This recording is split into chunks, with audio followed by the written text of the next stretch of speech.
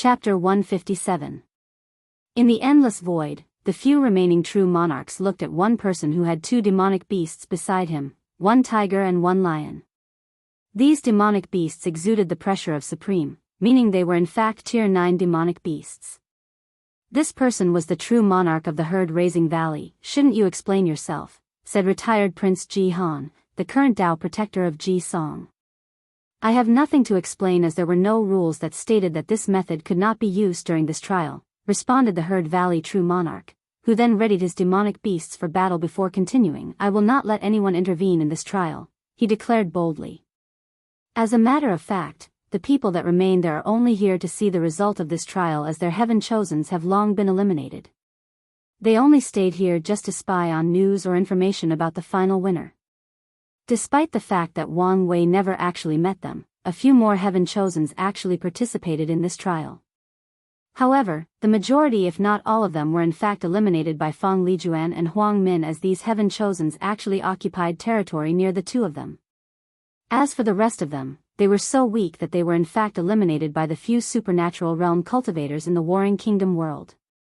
As such, despite Ji Han's argument, no one around him actually cared about the result of the trial, since they no longer have any stakes in it. So, after noticing this, Ji Han looked at Yan Chen and the Tao protector of the Tai Profound Gate. However, both of them were not as worked up as Ji Han. The reason that Feng Heng's Tao protector was unbothered by the whole thing was because he reached the ultimate state of inactiveness in Taoism, referred to as Taishuang indifference, which was named after the absolute beginning emperor.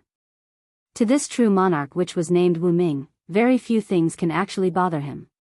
Even if heaven and earth were to be destroyed, he would see it as a natural cycle of the Tao, and accept it with peace of mind. So, he did not care for the actions of the herd-raising valley's heaven chosen. If his own Tao child found a way to survive this catastrophe, that would only prove that he was capable. If he failed, then his ability could only go so far. No matter the result, in the grand scheme of things, the result only matters to the individual. If Feng Heng succeeds, he will be granted a brief moment of joy and happiness. If he fails, he can either wallow in his sorrow, or he can learn from the experience. As for Yan Chen, the only reason he did not really care was because of his undying confidence in Wang Wei. During this entire trial, he watched how mature, intelligent, and far-sighted his young master was. Throughout the trial, he always used the right method exactly when necessary. When he needs to use his overwhelming strength, he does so. When he needs to use his wisdom to solve a problem, he does so. His young master always used the optimal and most efficient method for any given situation. What delighted Yan Chen the most was the fact his young master was not perfect. Acknowledge such a fact. His young master can always admit when he makes a mistake and learns from it. He is always willing to learn anything new from anyone in order to improve himself. A perfect example of that is the martial arts in this world. Many of the heaven chosen actually ignored or discarded its significance or importance to this trial, but Wang Wei used it to its utmost advantage in the army and the citizens.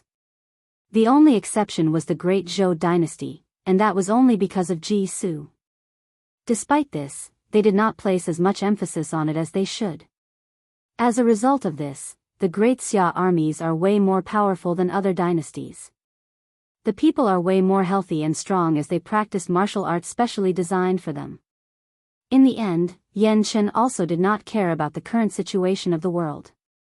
Although he did not like the methods of the herd-raising valley people, he will not intervene. To him, this was a great opportunity to temper Wang Wei. As this was one of the original purposes of the trial, so why would he intervene? Of course, Yan Chen was still worried about something. He also noticed that something was wrong with Wang Wei's luck. He knew that this was probably due to his action of breaking the 13th wall barrier. However, Yan Chen still believed that his young master will find a solution to this problem.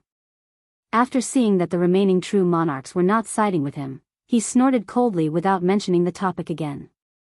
Meanwhile, back in the Great Xia dynasty, in the hidden master plane, Wang Wei and his team were killing demonic beasts for days without stopping. Countless resources were used to sustain such a prolonged battle. However, something happened that quickly changed the tide of the battle. On top of the tall walls, Wang Wei looked in one particular direction of the wall. There, he saw the demonic beasts concentrated their attacks in a specific part of the wall. It seemed that they wanted to breach the walls there to escape. Finally caught you, thought Wang Wei secretly to himself. A few minutes afterwards, someone came to him and said, "Your Majesty, everything is ready." Wang Wei then nodded before saying, "Go ahead and begin." Immediately afterwards, a few holes appeared in the walls surrounding the plain, then water started to fill the entire plain like a basin. Afterwards, all the cultivators received the order to use water or rain-based spells to fill the basin. Wang Wei had a reason that he chose this specific plain to lead all the demonic beasts. Not far from here, there was a deep and long river. So, Wang Wei had many cultivators use earth-based spells to create many routes connecting the river to the plain. His plan was very simple. Barricade all the demonic beasts in one place, then flood the place, drowning all of them. After a few hours, the water level had actually risen to a very high level. As a result, many beasts were instantly drowned. As for the few that still had the ability to swim, they were killed by the army. Meanwhile, Li Jun, who was looking at the dying demonic beast, started thinking to himself. Is this the meaning of slaughter? Using or having the ability to kill large numbers of people with different methods. Since I cultivate the Tao of slaughter, should have the ability to kill anything and everything between heaven and earth, but is this enough? Is this my path? The purest form of slaughter Tao should be one that kills only for the sake of killing, a slaughter without any purpose. Unfortunately, such a pure form of slaughter makes it easy for a person to become mad or a killing machine without emotions or desire. No, my slaughter Tao is different. To be precise, it should have a purpose, a guidance, some goals to guide it. After thinking about this, Li Jun looked at Yan Liling first, but shook his head before looking at Wang Wei. Then, his eyes lit up. I once made a vow that in this life, I would fight for Big Brother Wang Wei till my last dying breaths. So, my slaughter Tao should be to eliminate all the enemies in my Big Brother's path of Emperor. With my limited ability, I may not be able to accomplish such a task, but I can die trying. I will become the slaughter blade in Big Brother Wang Wei's hand. While Li Jun was thinking about these things, a giant red blade suddenly manifested between heaven and earth. The blade had countless souls wailing on it, then the sky around a few hundred meters also turned red, and an intense killing intent was released from the blade. The many mortals that were around were forced to kneel on the ground. As a matter of fact, even a few weak-willed cultivators started having illusions. Enlightenment, muttered Wang Wei after seeing this. Then his eyes lit up and he took out a few formation flags to set up an array around Li Jun. He did not want anyone or anything to interrupt his little brother during this rare moment of enlightenment. A few seconds after Li Jun entered the state of enlightenment, someone suddenly appeared and whispered something in Wang Wei's ear. He nodded before motioning for both Yan Liling and Wang Ju to protect Li Jun, then he flew straight into the sky without any explanations. Chapter 158. Wang Wei flew in one direction with all his strength. With his rapid movement, he almost reached the speed of sound. After a few minutes, he saw a forest not far from, so he activated his true vision without hesitation. There, he saw a purple Chi-Luck dragon lazily lying there, happily swimming around as if this was its lair. Caught you, muttered Wang Wei before rushing straight towards the person that this luck dragon belonged to. However, midway through, he was intercepted by a bunch of flying demonic beasts. With just a few punches, these demonic beasts exploded into millions of drops of blood, before scattering on the ground. However, there were just too many of them. No matter how many he killed, they kept on coming for him. What's worse was the fact that Wang Wei noticed that the person he was chasing suddenly started running away. So, without hesitation, he landed on the ground, then rushed after that person. In just a few seconds, a burst of clouds suddenly appeared. Boom! Wang Wei broke through the speed of sound, traveling at a speed of 343 meters per second. Despite his newfound speed, the demonic beasts kept coming at him. However, Wang Wei did not care nor stop to engage them in battle. He straight up just rammed his powerful fleshly body into these demonic beasts.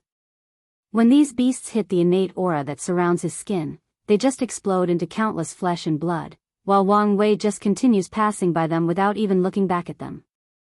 As such, he just left a path of carnage in his wake. After a few seconds, Wang Wei saw a hooded person waiting for him. It seemed that person knew that they could not outrun Wang Wei, so they stopped. Standing a few meters from the heaven chosen of the herd-raising valley, Wang Wei then said, "So, you dare to do such an atrocious thing, but you do not dare to show your face. Sacred son Wang Wei, are you angry that your people actually suffered or that they suffered while under your care?"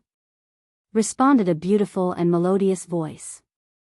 Then, the person removed their hood, revealing a beautiful woman. This woman had a wild and savage temperament, yet she still dressed like an aristocratic lady that has never worked a day in her life. What's more, her wild temperament and noble dress seemed to blend perfectly together, adding a touch of charisma to her. What's more noteworthy about this woman was her eyes. In her eyes, Wang Wei saw countless beasts roaring together. There were even mythical beasts like dragons, phoenix, and Pishio. Then, all the beasts seemed to blend together. "I'm curious, how did you find me so quickly?" she asked. It was the trap beast in the plain. At first, they were mindless and rushing around with any purpose, but suddenly, they started working together to break the walls that caged them. Immediately, I knew that someone was actively controlling them, so I had my shadow guards searched around for anything suspicious, as I knew that you could not be too far in order to provide such detailed order. It turns out like this. Given that your great Xia is currently the most powerful dynasty, I wanted my little babies to do some more destruction. However, it seems that I was a little too rushed with my action. Wang Wei did not say anything more. The reason he even answered her in the first place was to observe her, after which, he suddenly said, "Myriad beasts physique." "That is correct. No wonder you can control so many beasts with your cultivation level," replied Wang Wei with a sudden realization. He always wondered how this person could control so many demonic beasts. Even with the idea that this person did not have to control all the beasts to enact her plans, she still would need the ability to somehow influence all the demonic beasts and give them a general direction to do things. After all, only a person with high cultivation in the herd-raising valley could actually influence all the demonic beasts of an entire world. Now, he finally understood the reason. This heaven chosen possessed the number 30 heavenly physique, the myriad beast's body. This physique is actually very special. It provides the owner with the ability to control and communicate with demonic beasts through the soul. It brings its owner a great affinity with demonic beasts, thus preventing them from rarely getting attacked by them even as mortals. And more importantly, it allows the owner to be able to upgrade the bloodline of low-level demonic beasts until they reach the point of being called demon race. As such, another name for this physique is Lord of Demons. Of course, as a result, the demon race loathed this name and has hunted down anyone with this physique since ancient times. Unless the owner of the myriad beasts physique takes refuge in a powerful emperor lineage, their fates are always dead at the hands of the demon race. Of course, all of these abilities are not the reasons that this physique is special. The real reason is due to the fact that it allows its owner to absorb the blood essence or source blood of any demonic beast or demon race and acquire not only their bloodline's talents, but also cultivate a very powerful fleshly body. Because of this, people with the myriad beasts physique have also hunted the heaven chosen of the demon race with imperial bloodlines in order to absorb their source blood and steal their talents. This resulted in the long feud between the myriad beasts physique and the demon race. In fact, one of the most powerful owners of this physique actually acquired a few drops of blood essence from a phoenix in a secret realm. This was a rare thing since innate lifeforms like dragon and phoenix have never appeared in the myriad emperor world. From records and a few remaining secret realms, cultivators know that these powerful demon race existed before the Null Era. However, they did not survive through modern times. After taking a moment to review the information he knew about the myriad beast physique, Wang Wei came back to his senses and prepared to deal with the current situation. "Let me introduce myself," suddenly said the heaven chosen of the herd-raising valley. "My name is Lu Meishio, this generation's young beast lord of the herd-raising valley. Normally speaking, it would be my pleasure to know any beautiful woman. But, do you think I care about your identity in this situation?" "Huh, you are indeed right," replied Lu Meishio, then she waved her hand. Following which, all the beasts around instantly became bloodlust and started attacking Wang Wei. No, to be precise, they started a suicide bombing attacks against him. Countless demonic beasts started exploding together, forming a massive chain reaction. Boom! All the explosions blended together to form a massive mushroom cloud explosion with Wang Wei in the middle. The radius around a few kilometers in the forest was caught in the explosion. Meanwhile, on top of a flying bird, Lu Meishio watched all of this, then she rapidly made a few movements with her hands while chanting something. Following which, a special energy wave emanating from traveled to all the demonic beasts still alive in the forest. Then, the wave traveled through the bloodline of the demonic beasts, instantly reaching every corner of this world. Whether it was the Great Xia, Great Zhou, or Great Shu dynasty, or the Western Desert or Northern Frozen Land, the energy wave reached all the demonic beasts there. The only place that remained unaffected was the southern region. Following Lu Meixius' origin ability, all the demonic beasts suddenly roared together in the sky, then they exploded themselves. Every single one of them. Just like that, the beast plague that ravaged this world ended. Countless people all over the world watched this happen with a puzzled look on their faces, not knowing what exactly happened except for Wang Wei. After the explosion, he was completely fine. This attack did not even break his innate field that protects him. However, he was still pushed a few hundred meters away.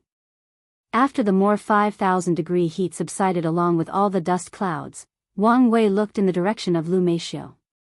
He suddenly felt something was wrong, so he rushed towards her. However, he was instantly repelled by a golden shield that manifested in front of her. Then, Wang Wei sensed a powerful will manifesting around him. Then countless golden lights suddenly rushed inside Lu Meishio's body. Heavenly Dao's blessing? Muttered Wang Wei, who then activated his true eyes vision. He saw how after absorbing the golden light, Lu Meixius' chi dragon turned from purple to purple gold. Afterwards, a tiny golden spot came from the sky and landed in her hand. She looked at it with a frown before saying, "So little merit?" Well, given the situation, it could not be helped. According to her original plan, she should have killed all demonic beasts a little later, after they had caused more destruction. Unfortunately, Wang Wei's arrival forced her to advance her plans to an earlier time. After her transformation was finished, Lu Meishio absorbed the merit in her body, then crushed the talisman in her hand. Then, a space crack appeared and swallowed her. Meanwhile, Wang Wei, who noticed her escaping, rushed towards her. However, she had already entered the space crack by the time he arrived. Nevertheless, he did not give up. He plunged his hand inside the space crack and grabbed something. Without hesitation, he used all his millions of gene of force and yanked something out. Wang Wei suddenly heard a terrible shrill, then he took out a beautiful and fair arm from the space crack. He looked at it with a frown, then he looked in the sky before muttering, "Lu Meishio? You should know that I'm the kind of person who can hold a grudge for a long time." Then, he placed her hand in his space ring, hoping he could use it in the future. Chapter 159. Wang Wei looked at his own hand that he had just removed the space crack. Besides his clothes that were cut into many pieces, he was perfectly fine, his skin was not even cut in the process. He nodded in satisfaction before flying back to the hidden master plane. By the time he arrived, Li Jun had already finished his enlightenment. Wang Wei observed closely. The only difference from before was the fact that the killing aura his body naturally emanated was gone. He looked completely like a normal person. However, Wang Wei could still feel the slaughter aura hiding deep in his body. It is just that Li Jun could control it at will now. After nodding to Li Jun, Wang Wei ordered all the people to guide the water back to the river it originated from. The majority of these demonic beasts were killed by drowning, while others died mysteriously. Wang Wei guessed that they died to Lu Meixius' origin ability. After the entire plain was drained, Wang Wei ordered that the body of these demonic beasts be preserved as he had a major plan that needed to use them. This plan could be what finally helped him achieve the last transformation of his chi luck. While Wang Wei was doing damage control back in Great Xia, in the endless void, Lu Meishio appeared in front of her Dao protector with one hand missing, and blood spilling all over the void. Her Tao protector waved her hand to seal the bleeding empty arm socket before saying, "You do not need to worry. With the sect's help, it is only a matter of time for you to regrow another arm."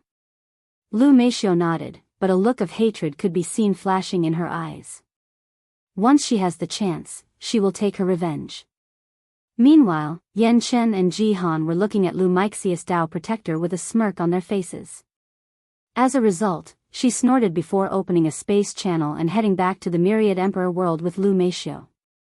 Meanwhile, back in the Great Zhou, Ji Song had an ugly look on his face as his officials started reporting what had occurred to their dynasty in just a few days. "Your Majesty, in the past few days, there had been countless natural disasters that plagued the dynasty. From drought, to earthquakes, river overflowing and even insect tides. Many of our crops were destroyed, creating a famine. Luckily, there were still a lot of grains in reserve, but it can only last us a few months. Just a few days after using the dynasty's chi luck to kill all these demonic beasts, so many disasters have hit us all at once," said Ji Song. Then, he crushed the edge of his throne before saying, "Why did all of these demonic beasts have to die after we used our dynasty's chi luck?" "This is likely the plan of the heaven chosen of the herd-raising valley," replied Ji Su. "Although I did not figure out the exact plan, I have a feeling that person was forced to advance her plan earlier than anticipated. None of that matters now. What's important is how to fix the current situation of our dynasty and prevent its eventual collapse." "Well, this is my plan to fix our problems," replied Ji Su. A few days later, in the Great Shu dynasty, Feng Heng was walking with a happy smile on his face. The reason for that was because he finally caught the spies from his competitors. After spending so many years and resources, he finally caught all of them. Finally, Feng Heng can rest in peace as he does not need to worry about the whereabouts of the incense power. Midway through, someone came to hand him a letter. He opened to read it, before saying with a frown, "Ji Song wants to have a duel with me? The winner gets all the territory of the loser?" After a few seconds, Feng Heng sneered before saying to the person that handed him the letter, "Just reply no to him." After saying that, Feng Heng placed everything behind him as he entered a prison. This was the place where all the spies were locked up. After approaching the cell, he saw more than 5 people who had bruises all over their body. A powerful seal was placed on their cultivation to prevent them from escaping. Without hesitation, he said, "I do not have time to play around with you guys, so tell me where you placed them." "What are you talking about?" said one of the prisoners. However, immediately afterwards, another one but headed the one that spoke. "I'm talking about the incense power. Where did you guys put it?" All the prisoners frowned after hearing this, but this time, no one actually spoke to him this time, an act which made Feng Heng's face very ugly. This was very rare for him as a Taoist that always strived to reach a state of inactive, not to be bothered by the people or things around, to always let nature take its course. He then took a deep breath to calm himself down, then he said, "Do not force me to use the soul search method on you guys. As you know, since I'm still in the divine altar realm and have not opened my divine consciousness yet, this process will 100% result in severe damage to your souls." All these spies shuddered after hearing this. Although they were trained not to fear death, however, being soul damage is worse than death for them. However, despite their initial fears, they still chose to remain silent. Except for one person. This person did not want to die, nor did he want to become a soul damage cultivator. So, he immediately said, "I can tell you anything you want, but I have one condition." "What?" "I want to become your subordinate." The remaining 5 were instantly shocked and began to call this person a traitor. However, he just ignored them. He valued his life more than his loyalty to his previous master, who he considered a loser after his defeat at the hands of the current Tao child. Meanwhile, after pondering for a while, Feng Heng said, "I accept your offer." The traitor nodded in satisfaction before saying, "The truth of the matter is that we did not take the incense power." Instantly the traitor noticed a sudden change in Feng Heng's face, so he clarified. "We all know how severe the profound gate is when it comes to incense power, so how could we deal with that kind of thing? Our mission was simply to sabotage your dynasty's order and prevent you from passing this trial. Furthermore, with Supreme Celestial Elder Wu Ming observing the entire trial, how would we dare to play with incense power? If you do not believe me, you can check our space ring. If that is not convincing enough, you can check the souls of the other 4. Feng Heng's eyes lit up after hearing. How could he forget that a true monarch was observing this trial? And this person was also his Tao protector. With him as a witness, the sect will believe his innocence. After thinking about this, Feng Heng suddenly felt like a heavy burden had been lifted off his shoulder. However, in order to be safe, he decided to follow this traitor's advice. Personally, Feng Heng would never truly trust such a person who easily betrayed their master in order to save their lives. However, he can still use this person as a way to gather more information about his competitors back in the Tai Profound Gate. Meanwhile, in the Great Zhou dynasty, Ji Song was sitting on his throne leading a court meeting. Then he asked his brother, "What did he say?" "He declined our challenge," replied Ji Su with a sigh. However, Ji Song was not surprised, as if he anticipated this, so he asked, "What's next?" "We go to Plan B," replied Ji Su with a sigh in his face. He knew that this was inevitable, but he still tried to stop it from happening. A few days later, in the Great Xia Imperial Throne Room, Wang Wei was holding a letter with a smile on his face as he muttered, "A challenge to determine the fate of our dynasty? That sounds like an excellent idea to me." The same day, an urgent letter was sent back to Ji Song through a soaring phoenix construct with a few simple words: "Name the time and place." Ji Song started laughing out loud after seeing this letter. In some ways, he and Wang Wei are the same kind of person. They are quite militant by nature and are always up to a challenge. And Ji Song was particularly excited as he's been waiting for a rematch that allows him to exact his revenge for what happened to him in the Spirit Road, and the sacrifice of his great-uncle, Ji Xiang. After choosing a time and date, Ji Song waited with excitement as he could foresee that this would be the epitome of heaven-chosen battle in this current generation. Chapter 160. The northern region of the Warring Kingdom world is an inhabited frozen land. As a result of this, there are only a few people or demonic beasts that actually live there. Of course, countless cultivators will still travel there in search of rare medicinal herbs or ores. Due to the special nature of the north, there are many materials based on either extreme cold or extreme heat. So, it can be considered a treasure trove for many cultivators. Well, at least for the ones that can survive there. The northern region is usually calm and tranquil, however, today was destined to be different, to be extraordinary.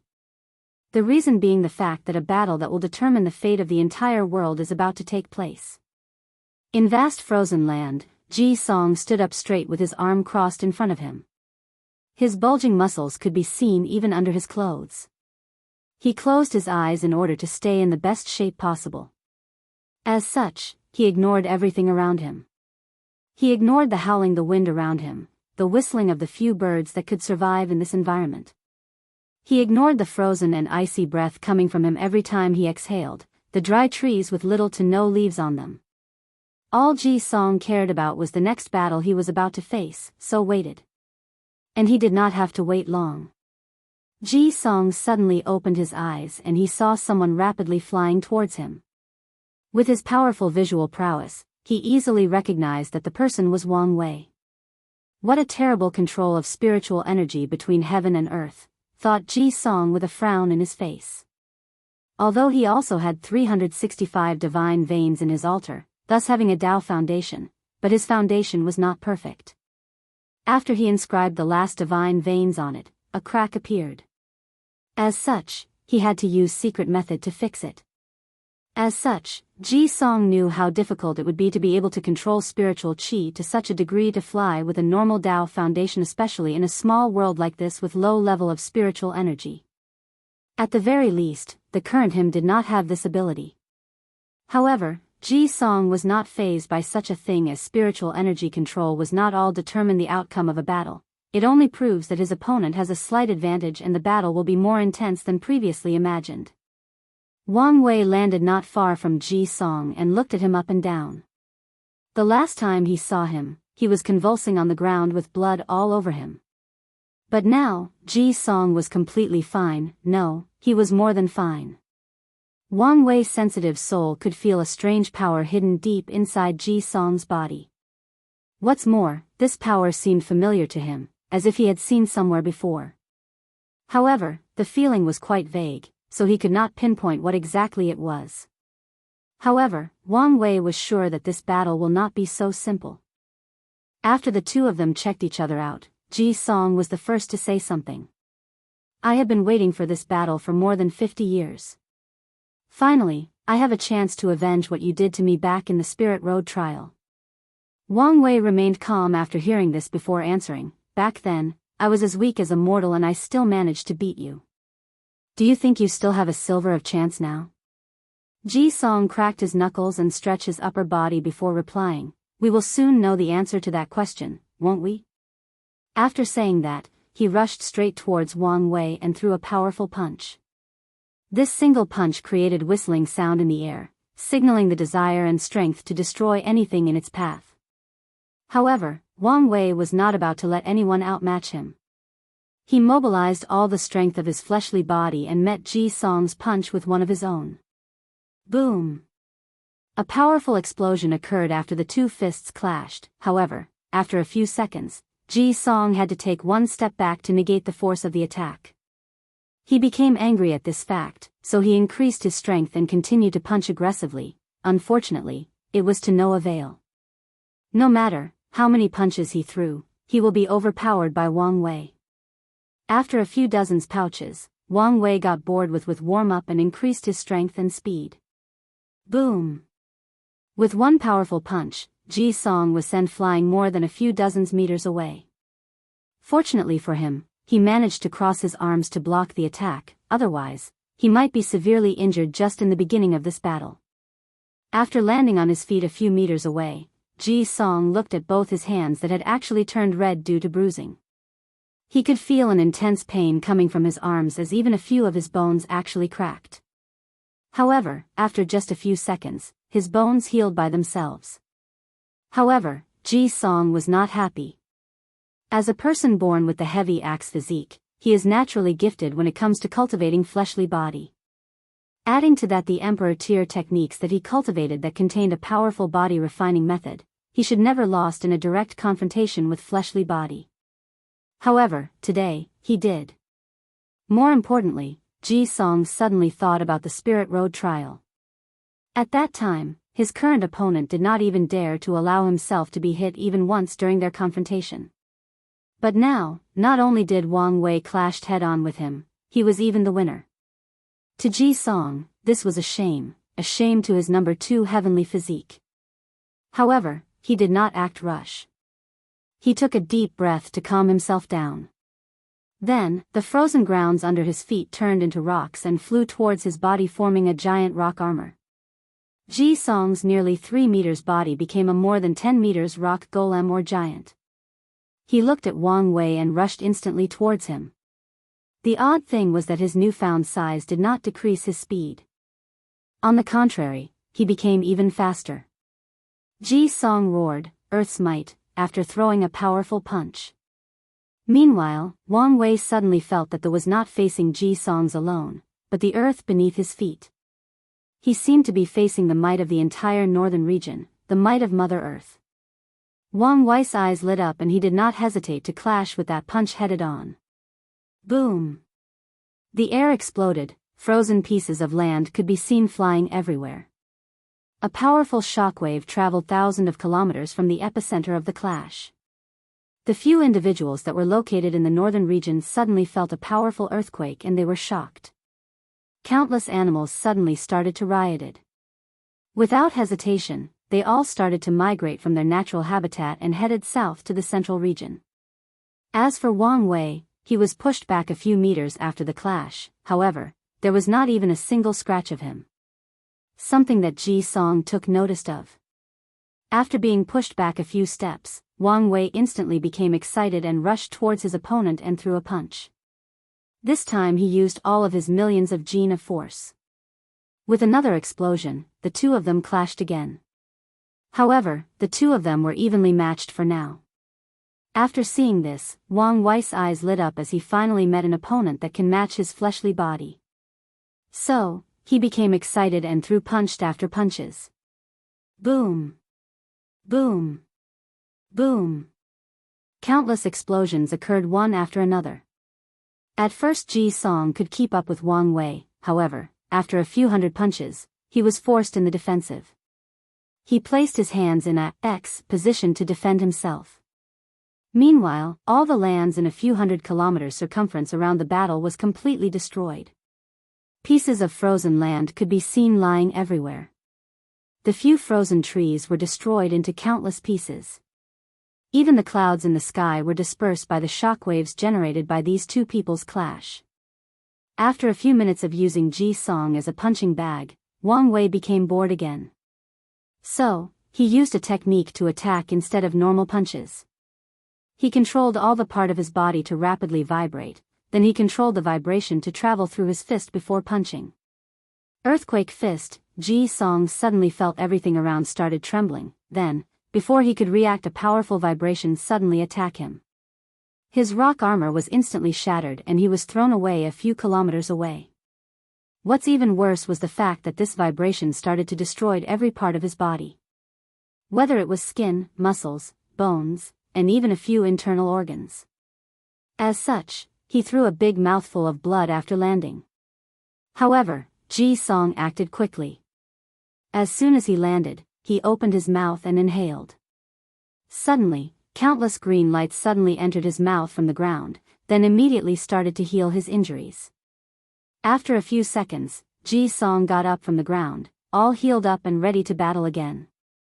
However, he knew that he had just used a lot of his origin chi to use this technique. Chapter 161. Wang Wei looked at the freshly healed Ji Song with a pensive look on his face. He could tell that Ji Song did not use his own natural healing ability, but absorbed energy from the earth to heal himself.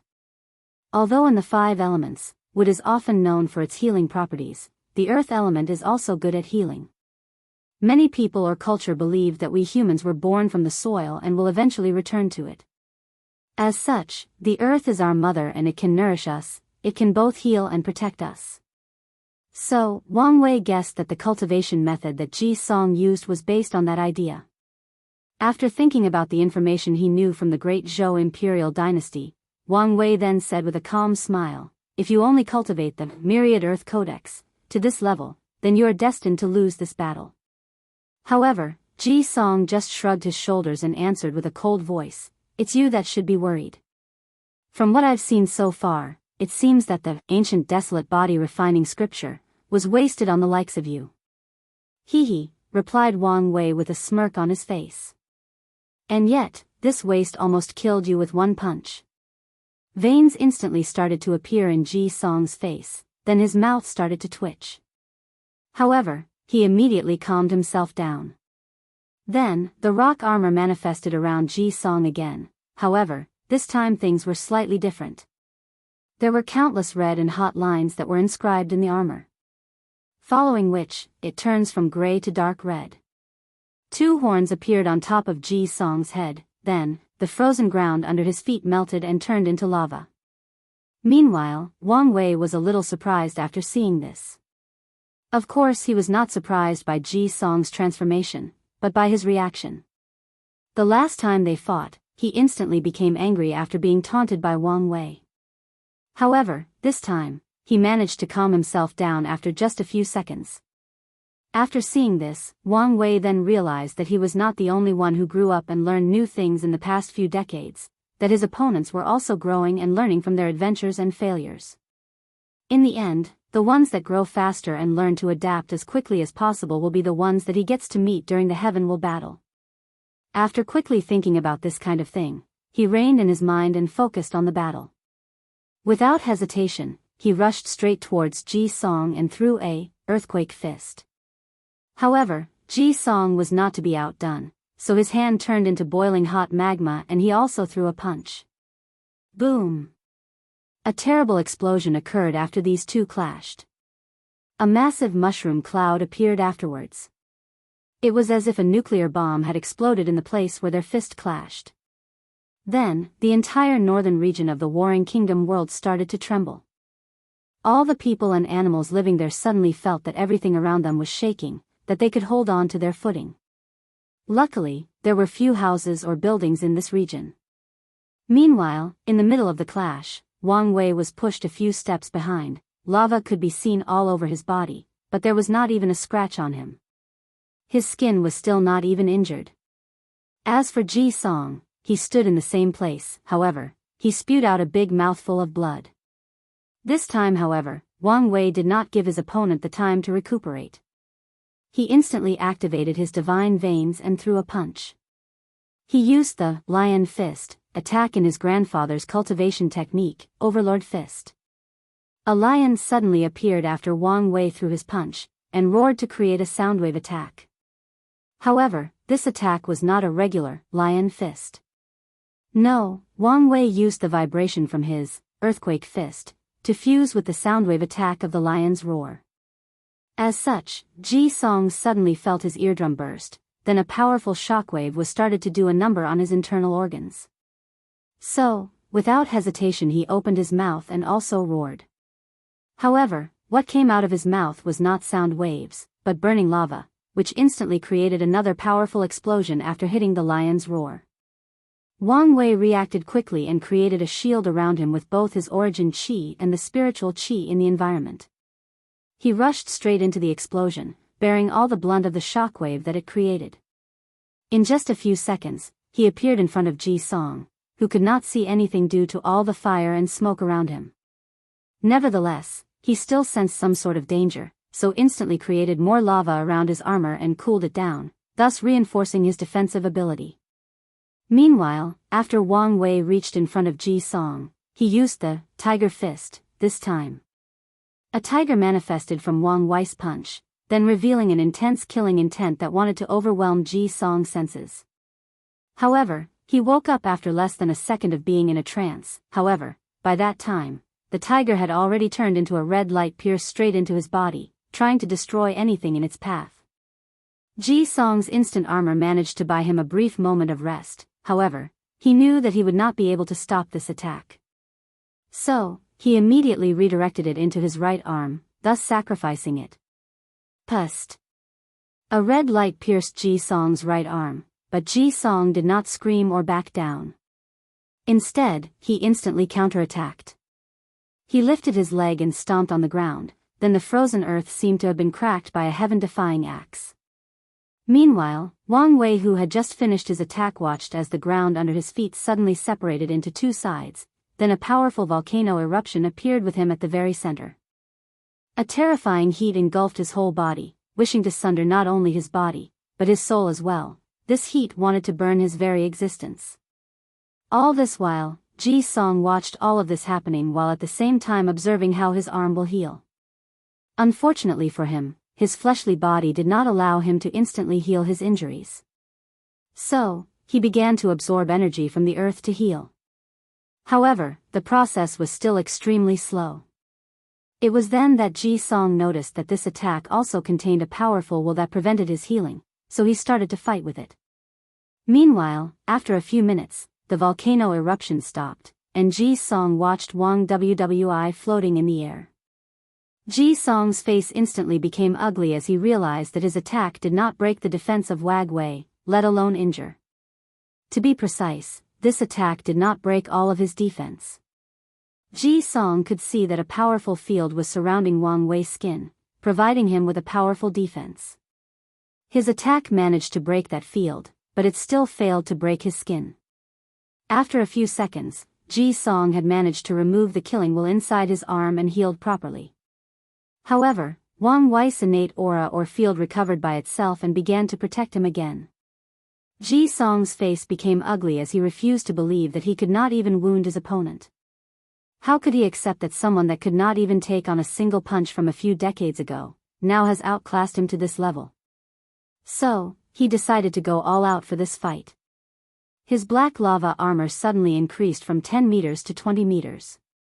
Then, Ji Song started to throw punches. However, with each powerful punch, a meteor was formed and rushed towards Wang Wei. What's more, these meteors broke the sound barrier, increasing their levels of destruction. Boom! Boom! Boom! The burning meteor brought with them the will or intent to destroy all things both physical and spiritual. They wanted to destroy all worlds, all known civilization. Furthermore, this destruction had nor rhyme or reason, it existed simply for the sake of destruction. Wang Wei had a serious look on his face after seeing this attack. However, he was not the least afraid. Without hesitation, he threw a punch with all strength, thus creating air bullets by bending the air pressure in his surroundings to his will. The first meteor exploded, scattering countless flaming pieces of earth debris all over the surrounding area. After seeing this, Wang Wei's eyes lit and he continued to punch them. However, the quantity was quite outrageous and they came too fast. So, after crushing a few dozen meteors, many of them suddenly rushed towards him and crashed into him. Boom! Another powerful explosion occurs. Although Wang Wei managed to cross his arms to block the attack, the powerful shockwaves still sent him flying a few hundred kilometers until he landed on a frozen mountain. With another boom sound, the mountain was instantly destroyed after Wang Wei landed. Meanwhile, Ji Song had stopped attacking. He looked in the direction of the mountain while breathing heavily. He was looking to see whether his attack actually worked this time. Chapter 162. Ji Song looked straight at the mountain, waiting for the outcome of his attack. Meanwhile, all around him, there was not a single piece of frozen land. The majority of the northern region was turned into lava. The land that used to be blue from one point all the way to the horizon, had turned red and orange with patches of dark or charcoal molten debris scattering everywhere. Smoke and steam were billowing towards the cloud, turning them dark. Ashes were blowing all over the place, suffocating any life that had the destiny to survive the shuddering heat. A few minutes after the attack, the mountain that Wang Wei landed on was instantly blasted off. There, Wang Wei floated in the air. The upper garment of his clothes were burned off, while only the bottom part of his robe still remained relatively intact. Wang Wei's eight-packed abdomen muscle was showing, while his long gray hair floated in the air. Ji Song's face inside the armor became ugly as he could see that his opponent was still perfectly intact. He took a deep breath to calm himself down as he knew that in order to win this battle, he had to use his last hidden card. Without hesitation, he jumped a few thousand meters into the air, did a somersault before doing a single leg drop kick towards Wang Wei, who was standing on the lava as if it was nothing but his bath at home. Wang Wei clenched his hand, mobilized all the powers of his steel-like muscles and threw a punch. Boom! A powerful explosion was generated by the clash of these two titans, however, they did not care about such a thing. Following the explosion, the ground under Wang Wei's feet indented inwards, created a very large web-like crack more than 1,000 meters. Immediately afterwards, to his surprise, Wang Wei actually vomited a big mouthful of blood. However, Ji Song did not give him time to think or react. He followed his first attack with another powerful punch. Wang Wei wanted to respond with one of his own, however he soon discovered that it was very hard for him to move. It was as if he was surrounded by a quagmire and his every action was greatly hindered. As such, Ji Song's punch hit Wang Wei right above his heart, making him throw up another big mouthful of blood before he was sent flying a few thousand kilometers. On his way, he rebounded on the floor countless times before he managed to regain his footing. He looked at Ji Song after spitting on the ground. His spit and blood instantly vaporized even before hitting the ground. "You can control gravity," said Wang Wei with a calm look on his face. He could tell that the reason that he was injured was not because the attack broke the defense of his skin or muscles, but because it directly bypassed these things and acted straight on his internal organs. Furthermore, the only reason that he was not that injured was because his innate field fended off most of the gravity. Additionally, in the last attack, Ji Song's strength did not magically become more powerful than him. No, he bent the gravity around him and redirected it towards Wang Wei, thus increasing his strength. It was like using gravity to lift an object by controlling the direction of the gravity from downward to upward. In the case of this attack, Ji Song controlled the gravity from downwards to forwards, thus dramatically increasing his power. Wang Wei frowned after thinking about this as he knew that this battle would be more difficult than he thought. When cultivating the ancient desolate body refining scripture, the process of tempering the internal organs comes after the bones. And at the moment, Wang Wei has not even finished tempering his bones, let alone his internal organs. However, he did not back down as a sudden idea suddenly came to his mind, then he started breathing strangely. Then, he rushed straight into the sky, heading towards Ji Song, who had used his gravity manipulation ability to fly in the air.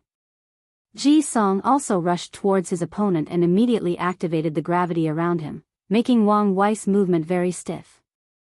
Taking advantage of this opportunity, he threw another punch. Boom! Wang Wei was again sent flying.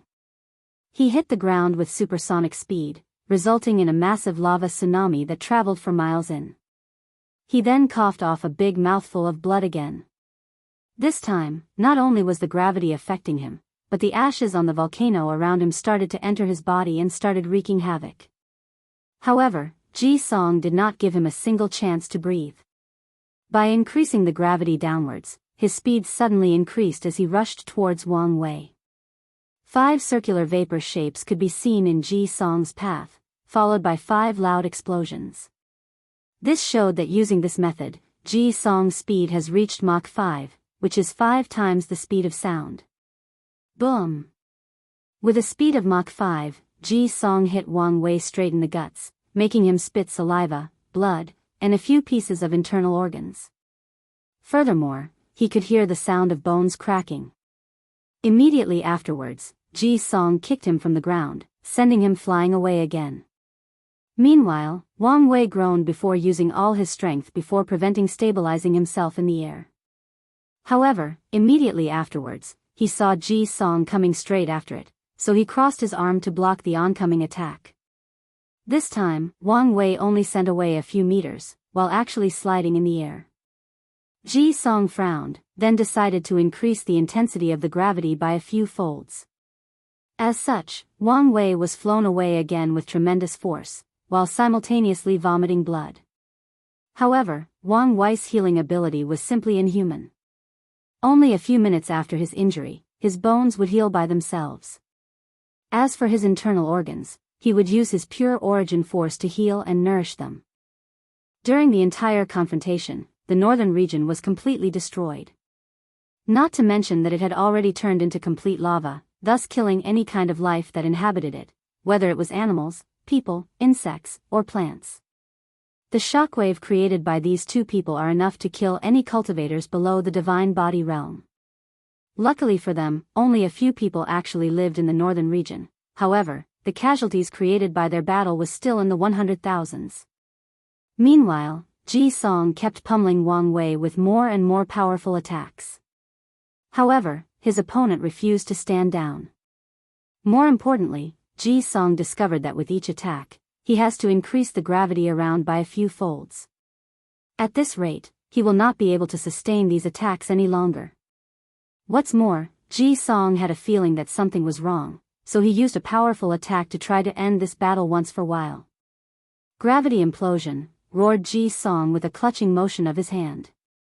Suddenly, Wang Wei felt like he was in a cage as the gravity around him was actually crushing him from all directions, upward, downward, or sideways. All 4 sides seemed to want to crush him. Without hesitation, he started to fight back. He stretched out his hands to fight the gravity that seemed to be slowly closing in. He gritted his teeth as he mobilized all the muscles in his body. The air around Wang Wei started to tremble, then twisted around, creating the illusion that the space was about to be destroyed. As a matter of fact, the space of the Warring Kingdom world was indeed close to breaking apart.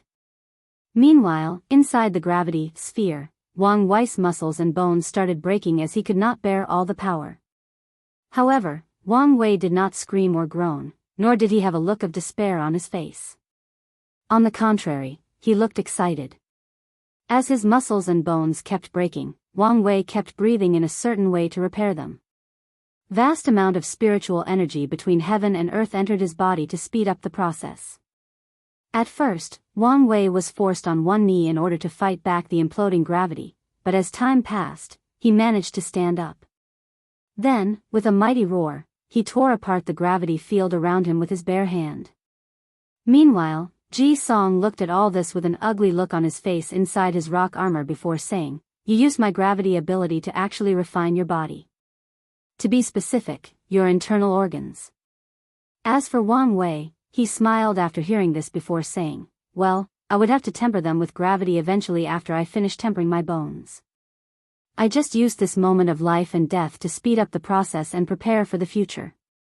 After saying this, he checked his body. His muscle and bone strength have dramatically increased. After he gets back home, all he needs to do is absorb the material necessary for his bones to finish tempering them. Of course, the reason that he allowed himself to be beaten so much was because of the Overlord Fist that he cultivated. According to this technique, the more brutal one gets injured, the more benefit they will receive. So, Wang Wei allowed himself to suffer so much. As for his internal organs, this was the most benefit he received during this fight. According to the ancient desolate body refining scripture, refining the organs is a very dangerous process. As a result, it takes a very long process. Wang Wei did not want to wait that long. So, he used a life and death situation to force out his potential and accelerated the process. And the benefits he got were unimaginable. After finishing checking his body, Wang Wei looked at Ji Song with a calm smile, and yet a terrifying killing intent was in his eyes. Then he said, "Are you prepared to experience hell?" Chapter 163. Despite the fact that Wang Wei allied himself to be injured in order to increase the strength of his fleshly body, he did not like the feeling of being abused by his opponent. So, his pettiness got the best of him as he decided to pay back 10-fold, 100-fold to Ji Song. After saying these words, a powerful aura suddenly emanated out of Wang Wei, then the heaven changed. The sky of the entire Warring Kingdom world suddenly turned deep gray, the same color as Wang Wei's hair. Then, lightning clouds suddenly covered the entire world. All the people suddenly felt that the end of the world was happening. A supreme aura traveled throughout the world, forcing the majority of people or beasts to kneel down, including all the cultivators. There were only a handful of people capable of still standing, however, they still had to endure a powerful suppression. Great Xia dynasty, Li Jun and Yan Liling felt the pressure and they both had a frown on their face. "Is that?" asked Yan Liling. "Yes, that's Big Brother Wang Wei's aura. I've never seen him so worked up." "I suddenly felt sorry for Crown Prince Ji Song," replied, "Are you saying that His Majesty did this?" asked Dong Lifen, who was kneeling on the ground. To which, Li Jun just nodded as he did not want to waste that much energy talking. As for Dong Lifen, she had a shocked look on her face. Although she knew that Wang Wei was powerful, it wasn't until today that she knew how powerful he was. To be able to create celestial phenomena just because of his mood, this was the powers of gods and immortals in legends. After thinking about this, a desolate mood suddenly appeared on Dong Lifen's face. Great Shu dynasty, Feng Heng was sweating as he looked at his subordinates that were forced to kneel on the ground. He wanted to do something, but he was also bearing tremendous pressure, so he went back into his temple and activated all the formation. Feng Heng then sighed in relief. Afterwards, he called out, "Master, what is going on?" Shi Fuyu then appeared with a frown on his face. He waved his hand, then a scream of the battle between Wang Wei and Ji Song appeared inside the temple. Meanwhile, in the northern lava region, Ji Song instinctively took a step back after feeling the aura coming out of Wang Wei's body, then he instantly shrugged off the pressure that surrounded him. As for Wang Wei, he did not say anything more. He clenched his hand, then took the posture of a punch. The space around suddenly vibrated with the contraction of his muscles. He roared, "Wind calamity," before throwing the punch. Boom! A massive explosion occurred, following which, millions of black winds appeared before forming countless cyclones, tornadoes, or hurricanes. And all these natural phenomena were actually thousands of kilometers in size or height. Wang Wei's punch created countless rapidly moving windstorms that twisted themselves in all directions, wishing to destroy or cut everything in their paths. As for Ji Song, he found himself surrounded by many powerful disasters that wanted to cut him into tiny pieces. So, without hesitation, he waved his hand to create a barrier around him. However, This was no ordinary barrier, but one created by pushing the gravity outwards from him in all directions, thus preventing the black winds from even touching him. Unfortunately for Ji Song, his gravity shield only lasted a few seconds before it was cut apart by countless wind blades. Then the attack reached him. Boom! Another explosion occurred. The black winds became even more erratic after hitting the target. The majority of the land of the northern region had countless deep cuts on them. Some of them were so deep that they formed ravines. As for Ji Song, who was in the center of the attack, he managed to survive, however he was quite miserable.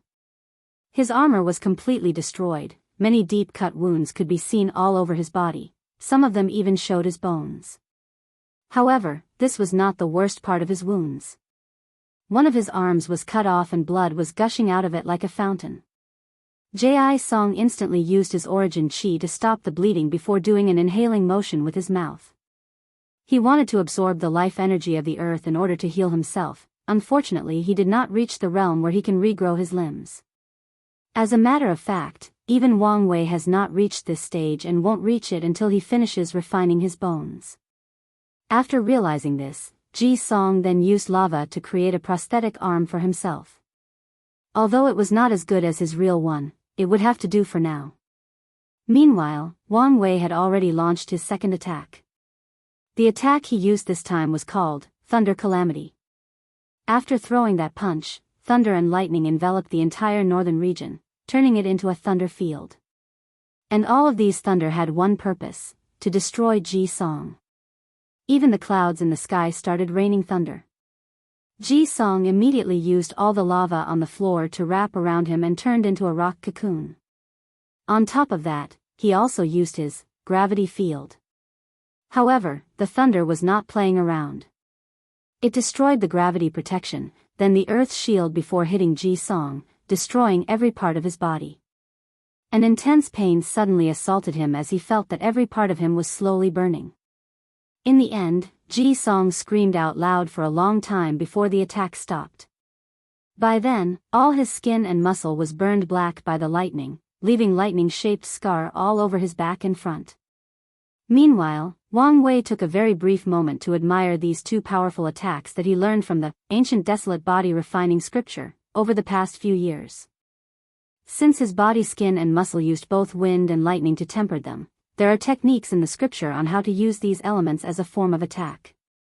Previously, Wang Wei did not completely learn about them, but managed to comprehend them fully during his retreat in chaotic space. After that, Wang Wei used the thunder in his muscle to boost his speed. With more than 7 booms, he reached Mach 7 speed and instantly appeared in front of Ji Song and grabbed him by his head, before flying into the air. Ji Song took the opportunity to attack Wang Wei with another gravity punch, however his attack had no effect this time. Wang Wei's innate field detached itself from his skin and turned into a shield that blocked the attack. Ji Song was surprised as he never saw this field behave this way before. Of course, he did not know that this was an ability that Wang Wei just developed after the beating he received. Despite his failure, Ji Song did not stop. He continued to attack the innate field, however, it was of no use. Wang Wei dragged him by the face into the sky, then he rushed straight into the ground with all his force. Boom! Wang Wei slammed Ji Song on the ground with tremendous power, creating powerful shockwaves that traveled. The shockwave was so powerful that it did not stop after traveling throughout the entire northern region, but also headed to the central region. If that shockwave even hit that area, countless people would die as a result. Luckily for Wang Wei, true monarch Yan Chen intervened in time and prevented it from reaching beyond the northern region. As for Ji Song, he screamed again as most of the bones in his body were crushed. He threw out a big mouthful of blood. Many of his internal organs were out of place. However, Wang Wei was not done. He picked up Ji Sing from the ground and threw him in the air, then he threw another punch. This time he combined the Thunder Calamity with his Dragon Sovereign Fist. As such, a powerful thunder dragon a few kilometers long manifested itself. It brought with it the pride and aloofness of a divine beast, while at the same time representing the might of heaven and earth. The dragon rushed straight towards Ji Song, wishing to destroy him in both body and soul, wanting to destroy every single aspect of his existence. However, right before it did so, a giant illusory image appeared from Ji Song's body and protected him from the majority of the damage. As such, only one of his legs was completely ripped off by the dragon before he landed on the ground. As for Wang Wei, he frowned after seeing this, as he could feel a familiar feeling from this illusory image that appeared. It was as if he knew or saw that person before. Chapter 164. Although Wang Wei had a feeling that he knew the figure that appeared was too vague for him to actually remember who it was, so he did not dwell too much on it. He figured that he would know soon enough. As for Ji Song, he was currently on the verge of death. Most of his organs, bones, and muscles were destroyed, 2 of his limbs were cut off, and his spirit was affected by the might of the dragon. However, he still had a calm look on his face. To be precise, he had a determined look in his eyes. So, he bit the tip of his tongue to take out a drop of his source blood. Using that as a catalyst, he launched a secret technique called Dead Earth. Following this, countless green lights started entering Ji Song's body, repairing every part of it. In just a few seconds, all his bones were regrown and placed back together. New organs and muscles appeared, even his cut-off arm and leg were also grown back. Ji Song returned to peak conditions. However, he was not happy. For one, he knew that he would face backlash for using this secret technique. More importantly, the vitality of the entire northern region was absorbed by Ji Song. As a result, from now on, the northern land would be truly a barren land, preventing anything from growing or surviving there for thousands of years, or maybe forever. This act was different from Ji Song's previous destruction of this area due to lava. Even in such hard conditions as boiling lava, many plants would manage to survive and thrive in such an area. Especially fire or extreme yang spiritual herbs, even ores would also be created in such an environment. However, with Ji Song's secret method, none of that will be possible from now on. The northern region will be more barren than the western desert. This act resulted in Ji Song being rejected by Heavenly Tao. As such, he knew that he did not have much time. What's more, even if he won this battle, he won't be able to stay in this world for long. So, he did not waste time before using a powerful attack. With a wave of his hand, he roared, "Gravity push," then a powerful gravity force traveled from him, destroying everything in all directions. This attack was essentially Ji Song's gravity shield, expanding outwards, destroying everything in its path. However, Wang Wei did not care about this attack. With his hair floating in the air, he clenched his hand and threw another punch. Dragon Wind Calamity, a very long black dragon appeared from Wang Wei and rushed straight towards Ji Song. It easily tore through his attack and rushed at him. Without hesitation, Ji Song instantly compressed the air around him before exploding, creating an air pressure bomb. Boom! With an explosion, the entire northern region shook again, and Ji Song was pushed away by the recoil of the explosion. A few hundred meters from the epicenter, Ji Song threw a mouthful of blood as he frowned. He realized that his regular attacks did not have much effect, so he decided to use the most powerful attacks he could muster. With a wave of his hand, the entire northern region started to tremble, then it was separated from the ground. Ji Song lifted the entire northern region, which was a piece of land larger in circumference than a few planet Earths combined together. Then, with a wave of his hand, the piece of continent broke into countless small pieces, forming countless flaming meteorites. "Meteor rain," roared Ji Song, then waved all these meteors towards Wang Wei. This was not a normal meteor shower, but one that Ji Song used gravity to accelerate their traveling speed. Wang Wei raised his head in the air to look at all the flashing lights coming towards him. It was a beautiful sight, as Wang Wei had never witnessed a meteor shower before, let alone having one thrown at him. After taking a brief moment to admire the view, Wang Wei also prepared to use his most powerful attack. This attack was an upgraded version of his earthquake fist that he just created. Wang Wei started to mobilize all the vibration from his body, whether it was his near-neutron star-dense skin, his diamond-strong muscle, or his steel-like bones, they all vibrated rapidly. And he did not stop there. The innate field around him also started vibrating, along with the thunder and wind lodged in his skin and muscles. Heck, even his soul also vibrated at a rapid rate. Then, he concentrated all these vibrations in his fist, and threw a punch as he roared, "World-breaking fist." The moment that Wang Wei threw that punch, everything in the world became silent. For a brief moment, all the birds stopped chirping, the flowers stopped swaying, insects lost their ability to flap their wings and humans lost the ability to speak. Then, the entire world turned black, losing its light. All that happened in just a blink of an eye. Then, the entire world started shaking. Whether it was the eastern region where the Great Xia was located or the central region where the Great Shu and Great Zhou dominate, everything started shaking. Following which, all kinds of natural disasters began. Earthquakes appeared everywhere, tsunami could be seen all over the eastern coasts, volcanoes started to erupt, tornadoes or cyclones were formed all over the central region. Meanwhile, sandstorms ravaged the western desert. Space cracks started to appear all over what remained of the northern region. Many people were about to be killed as a result of these catastrophes. At that time, in the endless void, both true monarch Yan Chen and Ji Han's face instantly changed after seeing this, so they acted immediately.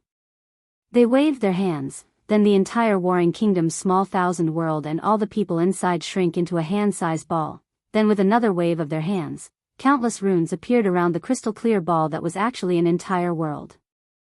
After doing this, all the natural disasters that plagued this world subsided, saving the lives of its inhabitants. Yan Chen sighed in relief before grinning widely. Then he said, "I cannot believe that the young master's attack actually reached the destruction level of the primordial spirit realm. Originally, we refined this world to be able to bear peak divine body realm level attacks, but it seemed that this was not enough."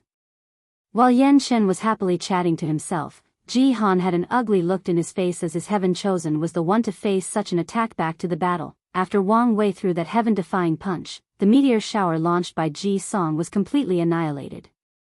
There was not even a speck of dust left, they were completely atomized by the vibration created by that attack. And it was not just them that were completely annihilated. Even the space around Wang Wei was also mostly destroyed, creating a vacuum void full of chaotic space energy floating in the northern region. Normally speaking, only cultivators in the void-shattered realm can actually break space, hence the name. However, due to the fact that Wang Wei's attack exceeded this world's bearing capacity, space was thus shattered. As for Ji Song, he still managed to survive somehow. Right before the attack hit him, the same illusory image appeared to protect him again. This time, Wang Wei managed to see what it was. "Retire Prince Ji Xiang," muttered Wang Wei.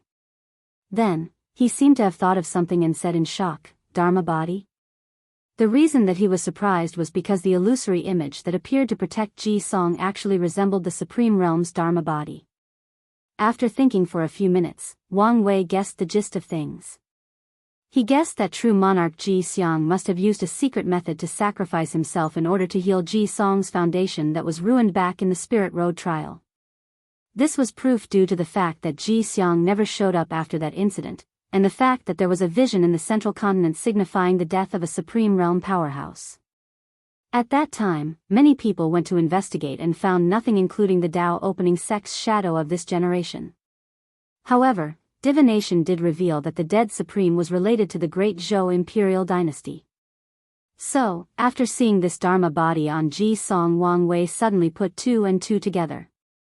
Ji Xiang's secret method not only repaired and improved Ji Song's foundation, but also granted him with an entire Dharma body, meaning a complete Tao was given to Ji Song. So, in the future, when he broke through the Supreme Realm, he will have two Dharma bodies, which is an unprecedented feat. After thinking about these for a few seconds, he looked at Ji Song's body that was floating in the void.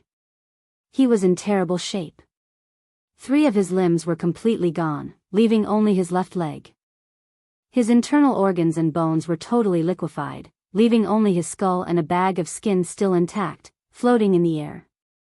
By all accounts he should be dead, but a powerful force was protecting his head and soul, then providing him with a powerful life force to keep him breathing. Wang Wei looked in one direction before saying out loud, "I know that you are here, so come out." Immediately afterwards, a shadow appeared not far in front of Wang Wei. Chapter 165. The person that appeared in front of Wang Wei was of course Ji Song's big brother, Ji Su. He witnessed the entire battle in order to prevent the worst from happening to his brother. Ji Su looked at the terrible sight of his brother with a sigh. During his battle, his little brother was completely outmatched in every way. The worst part is the fact that his opponent did not use all his strength. By now, it is already common knowledge that Wang Wei is a young emperor, and every young emperor contained a pseudo-domain-like ability. However, he did not use that even once during that fight. Although Ji Su knew that his little brother had prepared on how to deal with that ability, it was not certain how effective the method would be and whether it would affect the outcome of the battle. After sighing a few more times, Ji Su took out a saint pill and fed it to Ji Song. The pill's only purpose is to keep alive for as long as possible, so that he can properly heal after returning back home. All this time, Ji Su looked at Wang Wei with the utmost vigilance. Any sudden movement will prompt him to instantly react. However, Wang Wei just smiled nonchalantly before saying, "You do not need to be vigilant. Even with your peak divine body realm cultivation, you are not my match. If I wanted to do something, you could not stop me." Ji Su frowned after hearing this, but he did not say anything, and he still remained vigilant. He was not afraid of a confrontation. After witnessing that battle, he knew that Wang Wei's attack or destructive ability had reached the lowest threshold of the primordial spirit realm. However, there is still much instability with his strength. Although his destructive power and defense have reached that level, his stamina and more importantly, his speed, have not reached that level. So, Ji Su is confident that with his cultivation level in the peak divine body realm, as long as he uses a few techniques, his speed can reach that level and he can run away with his brother if necessary. So, after pondering for a few seconds, he said, "You are the winner of this battle. According to our agreement, the territories of Great Zhou belong to you." After saying this, he crushed a talisman, then he and his brother were swallowed by a space crack. Meanwhile, Wang Wei sighed after seeing this. The truth of the matter is that he was not in the best shape as well. Although he was not injured, his entire body was aching after he threw that last punch. He even had a terrible headache, signaling that even his spirit was greatly fatigued. On top of that, Wang Wei was actually in quite the conundrum. His ability to fly was due to his terrible control of spiritual energy between heaven and earth. However, there was currently no such thing as spiritual energy around him. His last attack created a vacuum environment, meaning there was no spiritual energy, no gravity. So, Wang Wei was just floating in empty space. His powerful fleshly body allows him to breathe there, and his innate field prevents him from floating away. However, he could not fly, so he was literally stuck there. On top of that, his stamina was at an all-time low, so Wang Wei discovered to his embarrassment that he was actually stuck there. So, he decided to use a communication talisman to call someone to come pick him up. However, before he did so, Wang Ju appeared in front of him. Wang Wei sighed in relief after seeing her and asked to be carried away. And Wang Ju happily obliged. She then placed him on her back and flew towards the central region. "This reminded me of old times when you used to carry me everywhere," said Wang Wei as he placed a bunch of pills inside his mouth. "Now that young master has the ability to fly, of course you no longer need this maid to carry you everywhere." "I will always need you in one way or another," replied Wang Wei as he closed his eyes and rested on her back.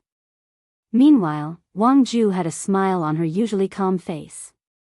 This journey was supposed to be a long one as it was a little hard for Wang Ju to fly in a vacuum space with her cultivation in the early stage of the divine body realm.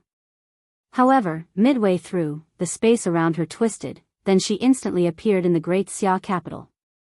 She guessed that this was probably the doing of true monarch Yan Chen, so she bowed to the sky before heading straight to the imperial palace. Meanwhile, Wang Wei and Ji Song's battle had a far-lasting impact that the two of them were even aware of. Many people, sects or factions of the myriad emperor world were secretly watching this battle. And they were shocked. Not just at Wang Wei's power, but even at Ji Song's strength. This battle showed that the heaven chosen of this generation have the ability to fight 3 great realms above them, which was unheard of. The only person who could do such a thing in the last generation was probably Wang Tian, but even he did not accomplish this feat until he created his Absolute Cut Sword Sutra, and reached the peak of the supernatural realm. And that was because sword cultivators are known for their extreme ways of attack. So, whether it was Ji Song or Wang Wei, they both were in the radar of all the factions of the myriad emperor world. Qilan Central Continent, Fang Family Domain. In a very large mansion, Fang Lijuan had just finished watching that battle and she secretly clenched her hand. Compared to those 2 people, her strength that she is so proud of is nothing but a complete joke. Luckily, for her, there is still hope. After thinking about this, she looked at the talisman in her hand, and her cold eyes lit up. As long as she can thoroughly study this talisman and absorb its strength for her own, she can create her own Tao, thus severing the shackles of her bloodline. So, Fang Lijuan closed her eyes and began to understand or be enlightened on this talisman. Huang Family Domain. Huang Min had also just finished watching the terrifying battle. His face was extremely pale, while his face had an ugly look on it. Immediately afterwards, he called one of his maids and asked, what was the result? Young master, the Fang clan hesitated at first, pondering whether to accept our request. However, suddenly, they changed their mind and decided to protect Fang Lijuan at all cost even if they have to go to war with our Huang clan. Huang Min frowned after hearing this before asking, what about the response of our Huang clan? The clan does not seem to want to go to war with the Fang clan. How come? Well, your father the patriarch wanted to fight with the Fang clan, however, the grand elder strongly disagreed. Damn stupid uncle, why does he oppose father at every turn? Replied Huang Min with veins popping of his forehead. What reason did he use to prevent the war? The maid lowered her head after hearing this question, then she said, the great elder said it was not worth it for the clan to go to war and waste so many resources for a wasteful person, isn't it? Asked Huang Min with red eyes and gritted teeth. A person who has their bloodline destroyed is a waste, isn't it? The maid lowered her head and did not say anything. As such, Huang Min then waved his hand to dismiss her. A few minutes later, a middle-aged man appeared in Huang Min's room. It was his father. So, Huang Min rushed to meet him with a look of expectancy on his face. However, his father just sighed and shook his head, an act which made Huang Min's face become very ugly. His father then said, the Fang clan seemed adamant in supporting Fang Lijuan for this generation's heaven will battle. But why? Didn't they see the battle between those 2? Could they really believe that Fang Lijuan has any chance at all? Who knows, shrugged his father. It may be because an eternal emperor might appear in this generation, so they wanted to take their chances. Or, Fang Lijuan might have acquired something in that trial that boosted their confidence. In the end, what truly matters is the fact that they are more than willing to go to war with us in order to protect her. Huang Min looked at his father with bloodshot eyes for a few seconds before taking a deep breath. Then he asked, what about the issue of my bloodline? After hearing this question, Huang Min's father just sighed again before saying, I'm afraid that there is nothing the clan can do about this. The herb used on you is a very rare and extinct one. As such, the herbs needed to create an antidote are also extinct long ago. Since the poison herb was found in the Warring Kingdom world, couldn't the ones for the antidote be also found there? Things are not as simple as you make it out to be, replied Huang Min's father with a sigh. According to our agreement, the final winner of the trial will get control over the entire small thousand world. At this rate, it is obvious that the sacred son of the Tao opening sect will be the final winner. Do you think that the Tao opening sect will allow our Huang clan to go hunting for precious herbs in their territory? What's more, even if we get the herbs, who would refine the antidote for you? You know that the only powerful alchemist in our clan belonged to your uncle's faction. So, what am I going to do now? Huang Min's father patted his shoulder before saying, you do not have to worry. With me here, nothing will happen to you and you can live a life without any care or worries. After saying that, Huang Min's father left. As he walked away, he could hear the sound of things being destroyed or thrown all over. He sighed but continued on his way. Meanwhile, in the herd-raising valley, Lu Meishio also just finished watching the battle between Ji Song and Wang Wei. She too was surprised by the immense power displayed by her peers. As such, she had a deep frown on her face for a few minutes after the battle ended, then she sneered before saying, "Do you think everything is over because I left the trial?" Chapter 166. Warring Kingdom World, Great Xia Dynasty. Wang Wei spent a few days inside his cultivation room to heal his injuries and recuperate his lost stamina. Of course, Wang Wei was not just doing this, but also reviewing what he learned during this battle. Afterwards, he exited his room. However, on his way he saw Dong Lifen waiting outside the room for him. It seemed that she had been waiting for quite some time. "What are you doing here?" he asked her. "Your Majesty, I was just worried about you." After hearing this, Wang Wei looked her up and down before sighing, then he asked her to join him for tea. After brewing and drinking the tea, Wang Wei got right to the point and was quite direct as he said, "I can feel that you have some feeling towards me, however, what I said to you when we first met is true." Dong Lifen lowered her head after hearing this, then she asked in a lowered voice, "Is it because of my low status? Does your Majesty hate that I am weak and not worthy of you?" Wang Wei was a little surprised at the question, but he shook his head before saying, "I have never judged a person based on their background. Furthermore, with your talent, as long as you arrived in my world, many powerful sects would be more than happy to make you their heir, thus your status would be the same as mine. And with high status and plenty of resources, your strength will of course increase dramatically." "Then, if it is not humble birth, could it be that I'm not beautiful enough?" asked Dong Lifen with her head still lowered. "I'm not that superficial," replied Wang Wei with a sigh. "The truth of the matter is I believe that a fated person is out there waiting for me. Although I know that it is a little ironic coming from the guy whose Tao involved controlling his own fate and the fate of myriad worlds and races, but when it comes to love, I still believe in fate. I believe that when I meet that person for the first time, I will instantly know that she was meant for me, that we belong together. Many might argue that this kind of love is superficial and shallow, but I still believe in it. I still believe that she and I will be together for eternity, that she will accompany me in my pursuit of the end of the Tao. And not just as my wife, but as my equal, as my companion, as a fellow pursuer of the truth." After saying this, the face of someone suddenly appeared in his mind. Even with Wang Wei's unforgettable memory, the face was quite vague or blurred. However, he had a feeling that he would instinctively recognize that person the day that they actually met. Meanwhile, Dong Lifen was surprised by Wang Wei's words as she had never seen him like this.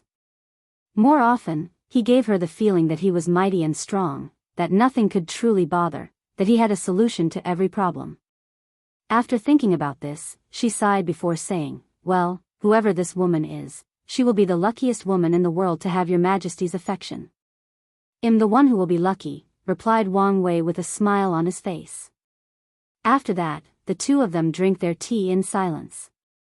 In the end, Dong Lifen got up to leave. However, Wang Wei stopped her one last time and said, "I can see that you have a very ambitious side when it comes to cultivating and pursuing the Tao, so let me give you a piece of advice.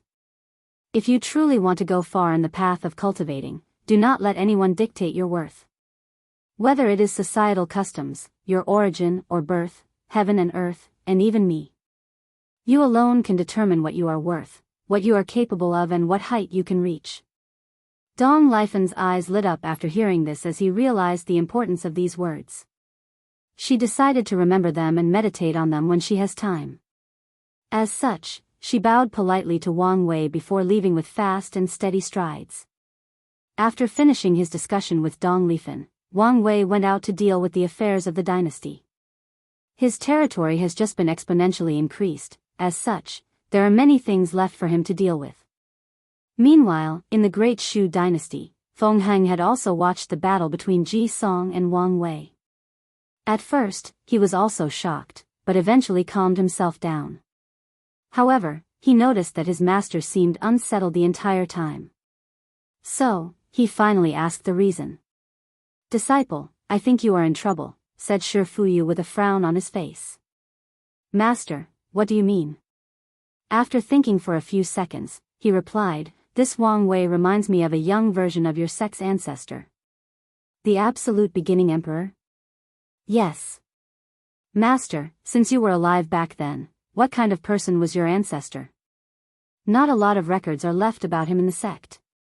After pondering for a while, Shifuyu asked, tell me what you know. All I know is the fact that the ancestor's real name was Li Taishuang, and he took the name Absolute beginning after proving the Tao. And he is most famous for ending the incense/faith era. Shifuyu nodded before continuing, things were not as simple as you state. Back then, during the incense era, Buddhism reigned supreme throughout the entire world. Due to the technique of absorbing faith or incense power, the cultivation speed of most Buddhist cultivators was faster and they had more strength than other people even commoner to the heaven chosens of that era. During that time, even the Tao opening sect was nothing as they only had 3 great emperors by the end of the incense era. Although there were countless different sects or philosophies of Buddhism, they were still united when facing outsiders. The only group that could compete with Buddhism back then was the heaven race or God race.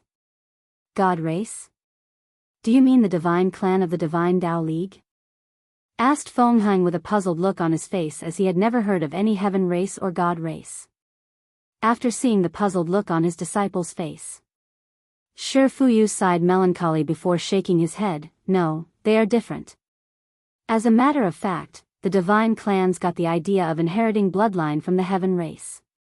As for the heaven race, they were the physical manifestation of concepts like thunder, fire, water, earth, etc. As such, they were always referred to as thunder god, fire god, and so on. Isn't that the spirit race? However, Shifuyu still shook his head before saying, it's still different. The god race was created when countless mortals and cultivators prayed to a specific concept, such as praying to fire and treating it as a god. The incense power generated by all those people created a living being with unimaginable power that embodies all the prayers that people offered them, the god race. As for the spirit race, they were born by heaven and earth themselves through a long time and using massive spiritual energy.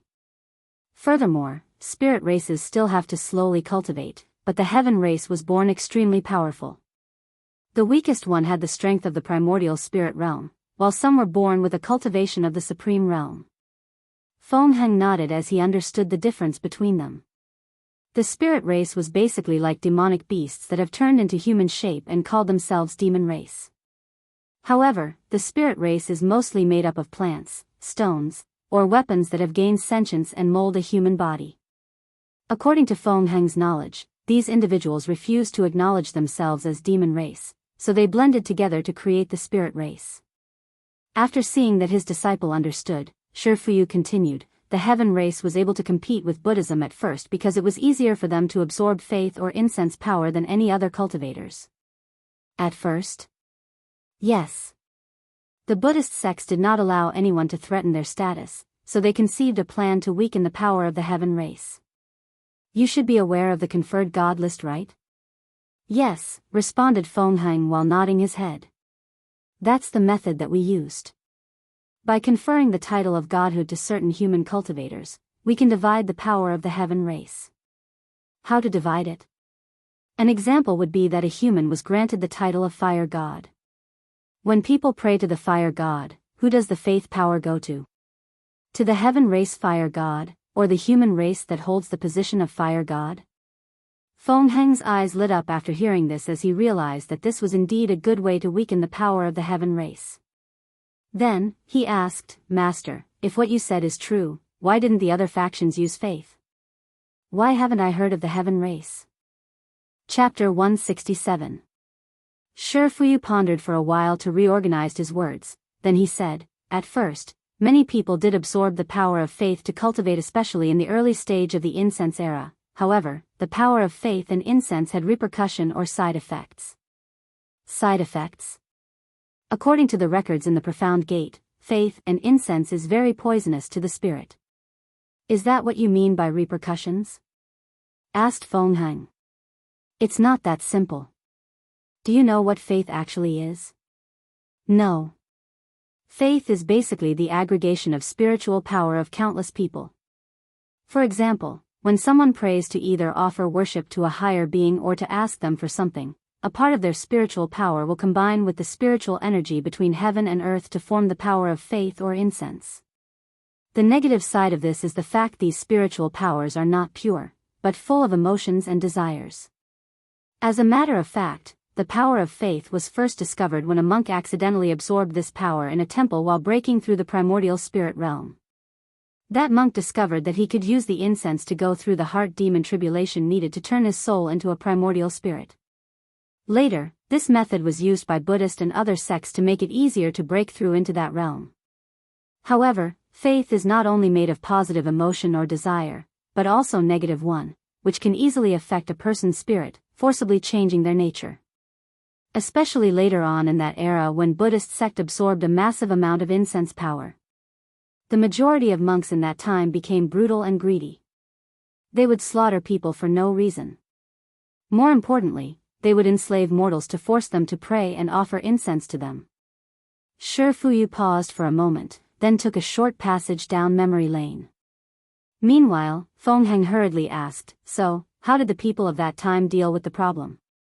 The question jolted Shi Fuyu from his memories. He smiled before answering, "This problem occurred in the early stage of the incense era, so I'm not very sure exactly what happened. What I do know was that it was solved by the karmic unbound emperor." Karmic unbound emperor? Never heard of him, replied Feng Heng. Shi Fuyu paused for a moment after hearing this, then he looked at his disciple deeply. "Master, is there something wrong?" "No," replied Shi Fuyu as he secretly sighed. The karmic unbound emperor was actually the first Buddhist emperor of the incensed era.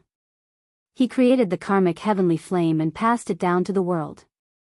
As a result, the Buddhist sect could use this flame to burn out the impurities inside the incense power, thus making it easier to absorb. Since this flame has the name karma, does that mean it could be used to wash away the karma of the people who absorb incense power? Asked Feng Heng. You are correct, however, incense is not as karmically binding as chi luck. As long as the person who absorbed the power accomplished the wish or desire of the people who prayed to them, they can still escape being bound by karma. Master, since the problem was solved, why did other people stop using that power? That's because the majority cultivator labeled the incense Tao as heretical or unorthodox. Not to mention that only the Buddhist sects had access to the heavenly karma flame. Furthermore, the flame did not completely solve the problem. At first everything was fine, however, the Buddhist sects decided to expand their borders to all the other worlds in the community. They not only preached the philosophy and ideas of Buddhism, but also used these worlds to gather a massive amount of faith. However, with this large amount of power, even the karmic flames could not remove all the impurities. At that time, the Buddhist sect began to fracture due to the internal contradiction.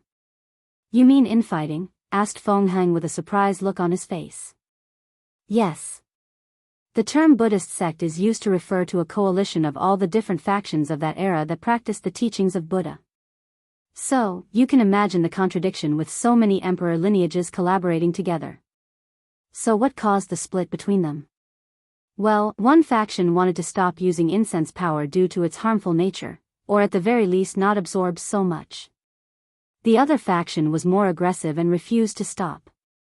They believed that doing so would greatly decrease the power of the Buddhist sect. So, which faction won in the end? Asked Feng Heng with an intrigued look on his face. At first, the peaceful faction had the advantage. After all, Buddhism is a sect that focuses on discovering the self, liberating the self from the sea of suffering and reaching nirvana. For most Buddhist cultivators at that time, the power of incense was just a means to achieve enlightenment at a more rapid pace and help more people liberate themselves from their suffering. However, things rapidly changed. The radical faction conducted a ceremony that contacted a powerful being using a massive amount of incense power. That being then gifted that faction the Western Pure Bliss Land, or Buddha world. Wait, Western Pure Bliss Land? Are you talking about one of the 6 forbidden lands? Asked Feng Heng, visibly shocked. Shi Fuyu nodded before replying, now it is considered a forbidden land, but back then, it was not.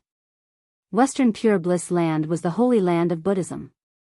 Just standing there, you could feel the powerful Buddha rhyme that increased understanding and enlightenment. At the center lies the Maitreya Bodhi tree, a very powerful spiritual tree that may have reached beyond the emperor tier. Anyone who meditated under it will have the Maitreya Buddha mother explaining the Tao to them herself.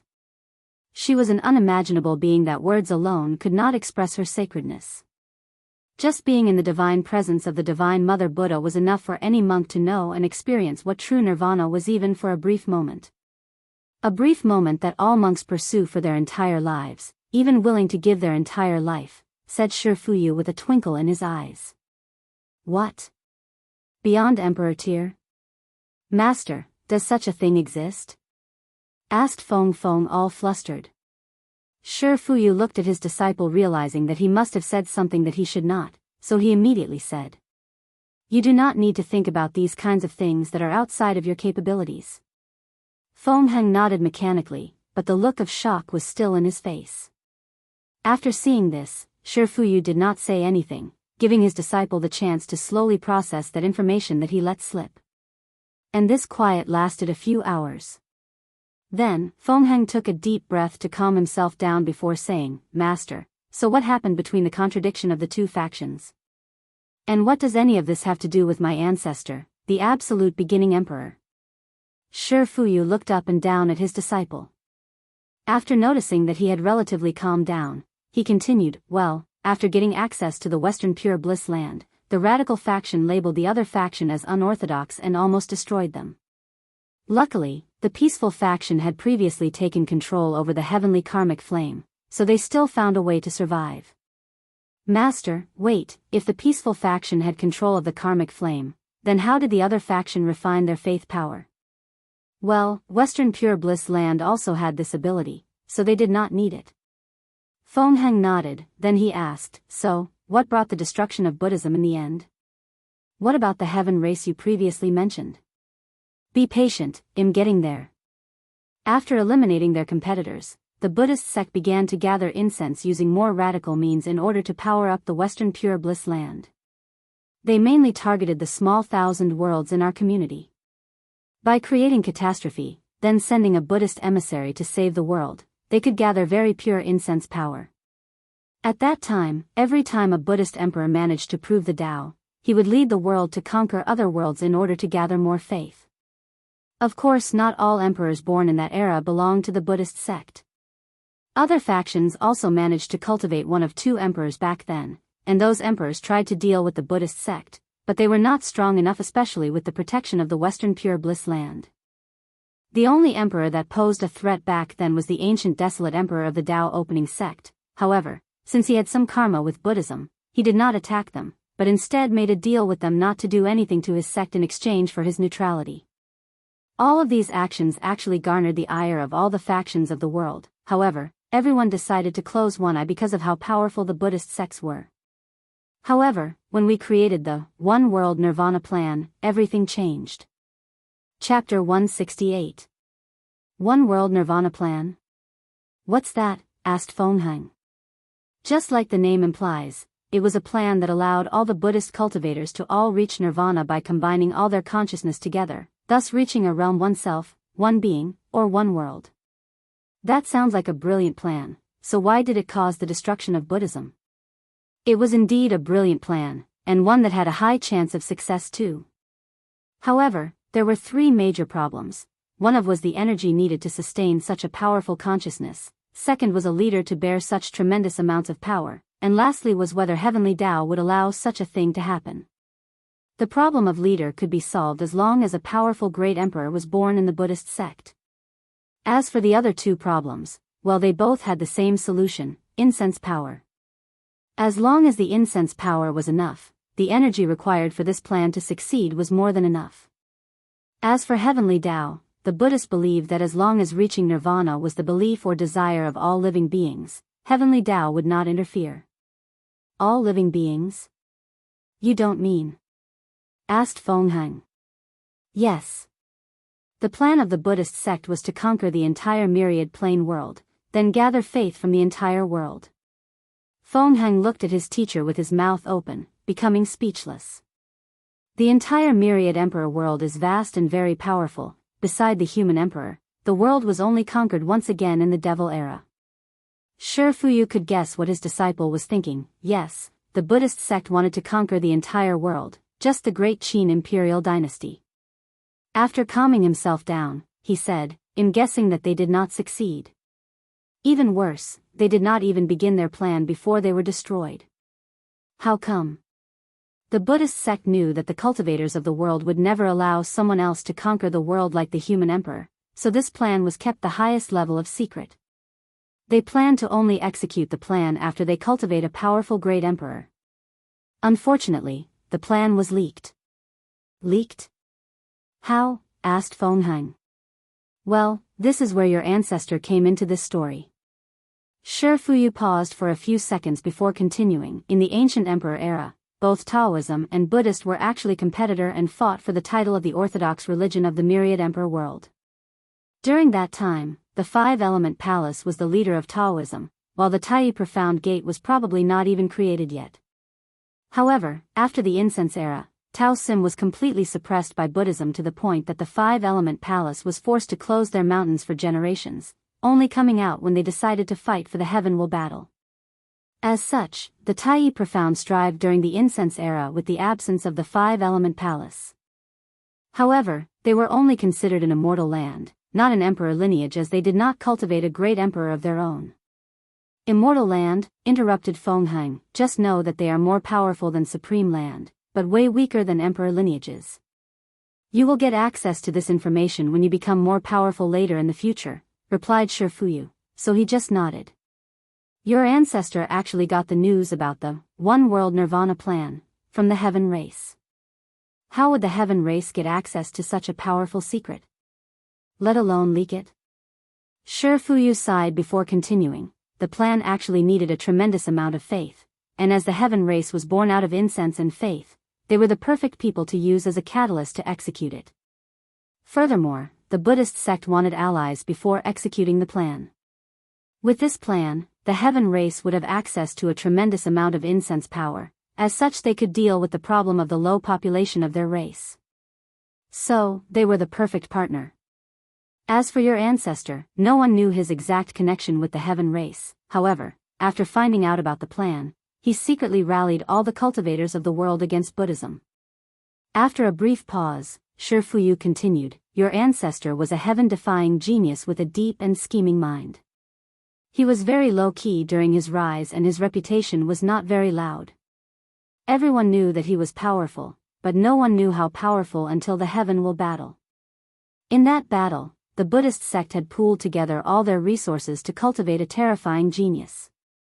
Using all the incense power of the entire sect, which by that time had spread through thousands upon thousands of worlds, they created a Buddha golden body. I remember that day when the golden body was completed. Buddha lights enveloped all the continents of the myriad emperor world along with multicolored lotus. The chant of countless people in myriad worlds chanting reverberated throughout the entire world community we are located in. It was truly a majestic sight. Unfortunately, it was useless, said Shi Fuyu with a sigh. Because of the ancestor? Yes, because of Li Taishuang. In that generation's Heaven will battle, he alone faced all the Heaven chosens of the Buddhist sect and killed all of them, even the one with the Buddha golden body. At one point, the owner of the golden body even sacrificed the lives of all the Heaven chosen to increase his strength. After all, he was the embodiment of the hope and wishes of all the Buddhist monks. He was the aspiration of an entire era. However, it was futile as he still failed under Li Taishuang's sword. After that, your ancestor proved the Tao and took the name of Absolute Beginning. Shi Fuyu took a few-second pause after talking up to here, then the hand that was behind his back was secretly clenched as he continued, do you think that things are over? No, this was just the beginning. After proving the Tao, the Absolute Beginning Emperor showed his ruthless side. He rallied all the sects that he had previously contacted and used the One World Nirvana plan as an excuse to wage a terrible war against Buddhism. And he was relentless. The Absolute Beginning Emperor seemed to have a terrible hatred for incense power, so he set out to completely eradicate Buddhism, and he succeeded. He destroyed all the Buddhist sect in the entire myriad emperor world, even the countless emperor lineages were not spared. Even the Heaven race was not spared from his wreath, despite the fact that many of them still supported him. As for the Buddhist sect, no matter what method they used, it was simply useless. During that period, countless immortal venerable and Tao ancestors were killed and slaughtered. Many were left over by previous great emperors manifested themselves, but they were no match for the absolute beginning emperor. Even the Western Pure Bliss land was not spared, as it was also destroyed by the absolute beginning emperor, and by that time, the Bliss land had actually evolved into a great thousand world, only a little smaller before reaching the size of a heaven-will world like the myriad emperor world. Meanwhile, Feng had twinkled in his eyes after hearing the exploits of his sex ancestor. As for Shi Fuyu, the hand behind his back further clenched, showing red veins on them. But he still continued, "Do you think this was the end?" No, the absolute beginning emperor was truly relentless. Using his own Tao, he actually cut the absolute beginning of Buddhism, meaning he erased their origin from the world. So, disciple, what do you think happened to someone who has their beginning erased? They will cease to exist. Without beginning, there is no living and no eventual end, replied Feng after thinking for a few seconds. That's correct. With this method, all history of Buddhism was erased from existence, all their knowledge and philosophy, all their cultivation techniques, all their accomplishments, and even all memories of them.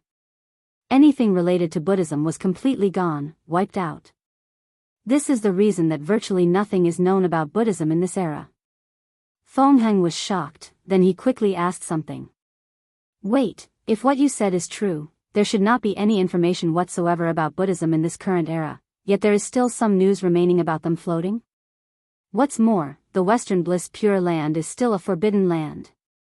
Not to mention that there are still rumors about the famous Buddhist emperor scripture, past, present, future Buddha scroll. The reason for that was a last resort of the Buddhist sect. At the last moment before their destruction, they sacrificed to the Maitreya Mother Buddha through a Bodhi tree seed that was saved. The purpose was to leave a future for Buddhism, and they received a positive answer. The absolute beginning emperor was furious and rushed in to completely destroy the remains of the Western Pure Bliss land, but he failed. He had a heaven-shattering battle with the will of the Maitreya Mother Buddha, but he lost and was greatly injured. What? The ancestor actually lost? Asked Feng with a surprised look on his face. Yes, this was probably the only failure in his life. As a result of this, a few pieces of the history and inheritance of Buddhism managed to survive the passage of time. Feng nodded in acknowledgement before asking, "But teacher, what does that have anything to do with Wang Wei? Let me ask you, you have read a lot of information about great emperors. Do you think many of them were like the absolute beginning emperor?" No, the majority of great emperors have left only a footnote in his history. As for the ones like my ancestor, there have been only a handful of them. And all of them displayed terrifying talents at a very young age. Wait, are you saying that Wang Wei reminds you of my ancestor?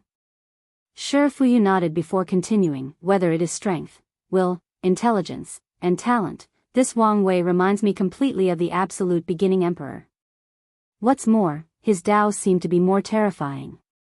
In fact, Shi Fuyu did not tell his disciple the whole truth. As a matter of fact, he was a little scared of Wang Wei. The reason for that was that during that last strike, the world-breaking fist, he suddenly felt a terrifying fluctuation from Wang Wei. And Shi Fuyu had felt this fluctuation from the will of the Maitreya Mother Buddha when she fought with the absolute beginning emperor.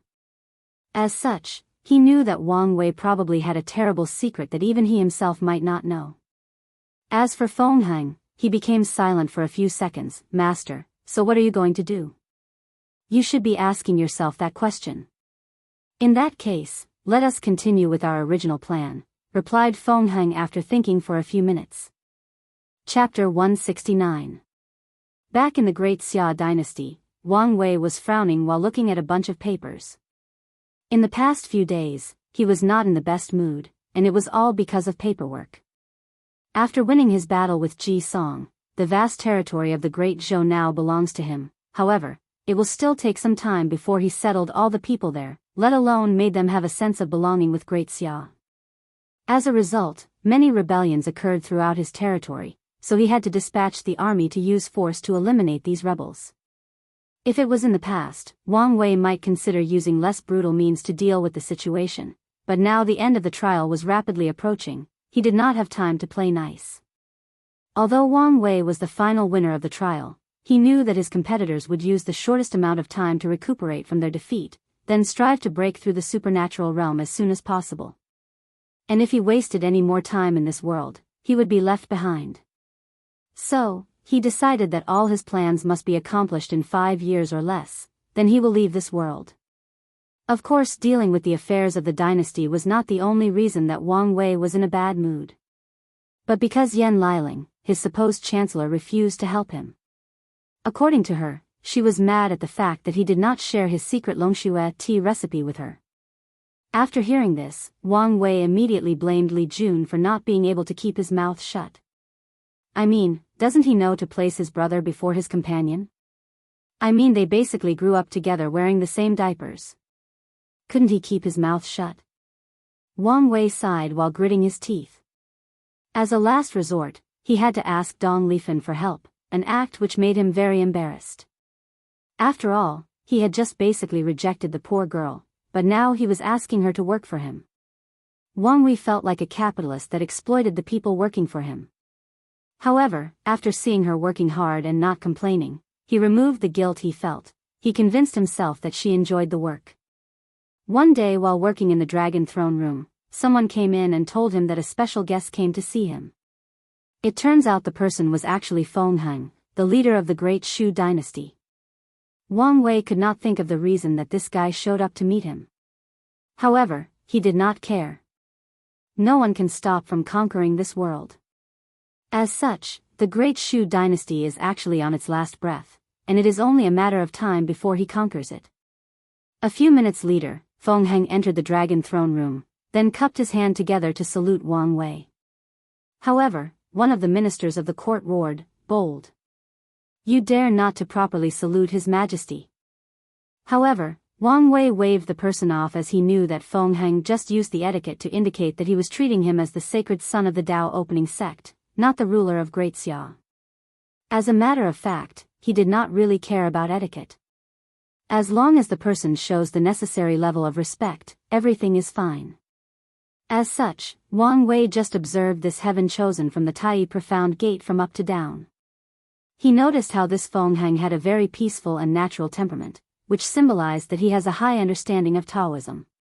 Speaking of Taoism, Wang Wei knew a little bit as he had read the Tao Te Ching by Lao Tzu and Zhuangzi in his previous life. Although he only did so to impress his boss, he still remembers them with his unforgettable memory. Furthermore, the origin path system that all the cultivators in the myriad emperor world cultivate borrow many ideas and philosophy from Taoism. After taking a brief moment to call this thing, he said, "So, Tao child Feng Heng, what brought you to my little dynasty? I'm here to make a deal with you." "Oh. Please say. I will hand the entire Great Shu dynasty to you without fighting. In return, you have to give the position of national master and make Taoism the national religion of Great Xia." Wang Wei looked directly into Feng Heng's eyes for a few seconds, before saying with a sneer, "You must be joking. I have done all of this work, just to let you benefit for cheap. You value yourself too much." Wang Wei could guess this guy's plan. Let all the other heaven-chosen battle between themselves, then allies himself with the final winner. With the status of national master and the spread of religion, he can absorb as much chi luck as the final victor of the trial. No wonder this guy never actually made any move during the whole trial, thought Wang Wei secretly. He always wondered what Feng Heng's endgame was. During the whole trial, he had many opportunities to conquer more territories. As the first person to truly conquer a dynasty, he could have easily invaded the Great Wu back then and conquered them. Or, he could have attacked the Great Zhou when they were fighting with the Great Wu. However, he did not do any of these. He remained neutral, just protecting his own territory. Now, it seemed that he was playing the long game. Meanwhile, Feng Heng was not that surprised that he was rejected, so he continued, "What if I add the western region?" "What do you mean?" asked Wang Wei with a frown. "During all my years in the trail, I have successfully spread Taoism throughout all the dynasties in the western region, and they are essentially under my control. I can see that you are the kind of person who likes to have the best when doing things, so you should strive to have a 7-color rainbow chi luck. However, to achieve that, you will need to conquer the entire world, even the western region." Wang Wei nodded in acknowledgement, then replied, "You are right, but I do not see where you matter in that situation. Even without you, I can still conquer the western region." "You are right, however things are not as simple as you think. To the desert people of the West, Taoism is not just a religion, but a form of salvation for their poor living environment, a kind of sustenance for their soul. So, anyone who threatens their belief, they will never accept it." "What does that have to do with you?" asked Wang Wei. However, he had an inkling what Feng Heng was about to say. "As the Taoist ancestor of this world, I have a lot of power," replied Feng Heng. "As long as I tell these people that the Great Xia is a threat to Taoism, millions of people will not hesitate to take arms and fight to the death against you. I mean, you can imagine the burst of power these people will bring out when believing that they are fighting for their religion, their beliefs, their ways of life." Feng Heng paused for a few seconds before continuing. "As a matter of fact, I know that despite all of this, your Great Xia will probably still win in the end. However, at what price? With the majority of people of the Western region dead in a war, what is the point of you conquering that barren land? How long will it take to end such a war of faith? However, with my proposition, all of this can be avoided. You can easily conquer the entire world, and I will just benefit a little." Wang Wei had a pensive look on his face while tapping his finger on the armrest of his dragon throne. He realized what a brilliant move Feng Heng's plan was. Plus, he did not want to waste more unnecessary time on this trial. "However, I can agree with your proposition, but I have a few conditions." Feng Heng hurriedly said, "Please say." "First, you can only absorb enough qi luck to reach the two-color rainbow level." "Impossible," replied Feng Heng. He did all of this work in order to achieve the highest result possible. How could he accept the bare minimum instead? As a matter of fact, if it was up to him, Feng Heng did not want to use this method. Unfortunately, the barrier between the peak purple gold qi luck and the two-color rainbow is too vast for him to accomplish with the territory that he has control of. According to his master, a person has to conquer an entire small thousand world in order to break the barrier between those two levels. And if you want to reach higher levels like 3-color, 4-color and sun, you need more than just vast territory. You need to properly govern the people, make them happy and better. And even that can only guarantee a 6-color rainbow qi luck. If you want to reach the last color, you have to fundamentally change the world. So, Feng Heng was very happy when Wang Wei was the final winner because according to the information he received, the people of Great Xia have very happy and fulfilling lives. "But now, either accept my condition, or we can go to war," said Wang Wei with a cold and ruthless tone. Meanwhile, Feng Heng had an ugly look on his face, while thinking about his options. Chapter 170. Feng Heng thought about the situation for a good half hour, then he said with gritted teeth, "Fine, I accept. What other conditions do you have?" As for Wang Wei, he just smiled after seeing this. "My second condition is actually very simple. I want to fight with you." "Fight me?" asked Feng Heng with a puzzled look. "Yes, I want to see whether you are worthy to negotiate with me on the same level." Feng Heng's face instantly became ugly again after hearing this. This was the first time that his peaceful mood changed so much in such a short time. He looked at Wang Wei with fire in his eyes. However, Wang Wei did not care, so he said, "You can't blame me for this. After all, no one has even seen you fight. How do I know you are not a sheep disguised as a tiger?" Feng Heng took a deep breath before calming himself down. Then he said, "I accept your challenge." In a forest not far from the Great Xia capital, both Wang Wei and Feng Heng stood not far from each other. Many people were standing far away, watching and commenting on the battle that was about to happen. "Who do you think will win?" asked Dong Lifen with a worrying look on her face. "Isn't it obvious?" replied Li Jun with a calm look on his face. He saw a recording of the battle between his big brother and Ji Song from Wangju, so he knew how powerful Wang Wei was. That battle also brought a lot of pressure to him, however he was also motivated to increase his strength. Furthermore, he decided to cultivate the Overlord Fist, in order to refine a strong body for himself. Meanwhile, Wang Wei was looking his opponent up and down waiting to see what kind of method he would use. however his opponent seemed to be more patient than him, so he decided to attack. In an instant, Wang Wei appeared in front of Feng Heng, then punched him in his guts. However, a sudden cumulus cloud appeared to block the attack, but it was to no avail. Feng Heng was sent flying for more than a few hundred meters away, throwing up a mouthful of blood. However, midway through, his body suddenly turned as light as clouds, then he slowly floated in the air before stopping. Feng Heng wipes the blood from the corner of his mouth as he realizes that he underestimated his opponent despite the fact that he saw his true strength during the battle a few days ago. So, he decided to take things seriously. With a wave of his hand, red clouds were condensed from the atmosphere, then they dropped like rain on Wang Wei. However, with just one punch in the air, a powerful shockwave dispersed these clouds. Immediately afterwards, Wang Wei flew straight towards his opponent, and kicked him. Boom! Feng Heng was sent flying on the ground with tremendous force as he spewed out another mouthful of blood. Fortunately for him, a cumulus cloud appeared in front of him and blocked some of the attack. And this was not an ordinary cloud, but one that turned as dense as metal, but it was still no use under Wang Wei's kick. As for Feng Heng, he did not hit the ground as expected. He used the same previous tactic by turning his body as light clouds, then slowly landed on the floor.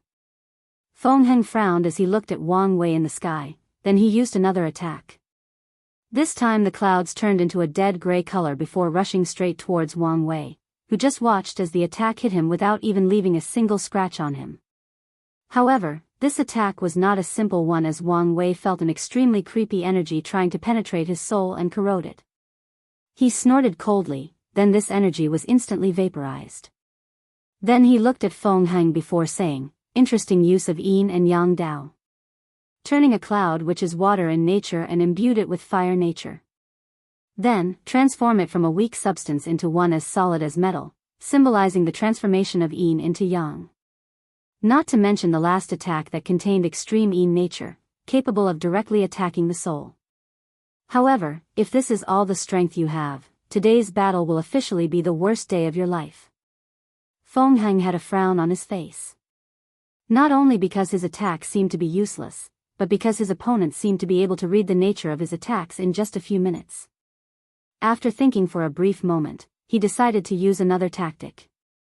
With a wave of his hand, countless swords materialized in the air, then they rushed forwards. Meanwhile, Wang Wei looked at all the swords rushing towards him and guessed that his opponent decided to use 5-element spells from now on. He was not that surprised as the Taoist sects are known for their amazing and wonderful spells. So, he rushed straight towards Feng Heng, ignoring all the swords that hit him. These swords could not even break his innate field, let alone his skin. However, Feng Heng seemed to have anticipated this, so he moved away from Wang Wei. A burst of red clouds appeared under his feet, swoosh. In an instant, he appeared a few hundred meters from Wang Wei. As a result, for a few minutes, a game of cat and mouse chase occurred in this battle. Wang Wei frowned as he observed this situation. He was quite surprised at how fast this Feng Heng actually was. Although he looked like he just teleported, Wang Wei knew that this was just because of how fast this guy moves so that it appears that way.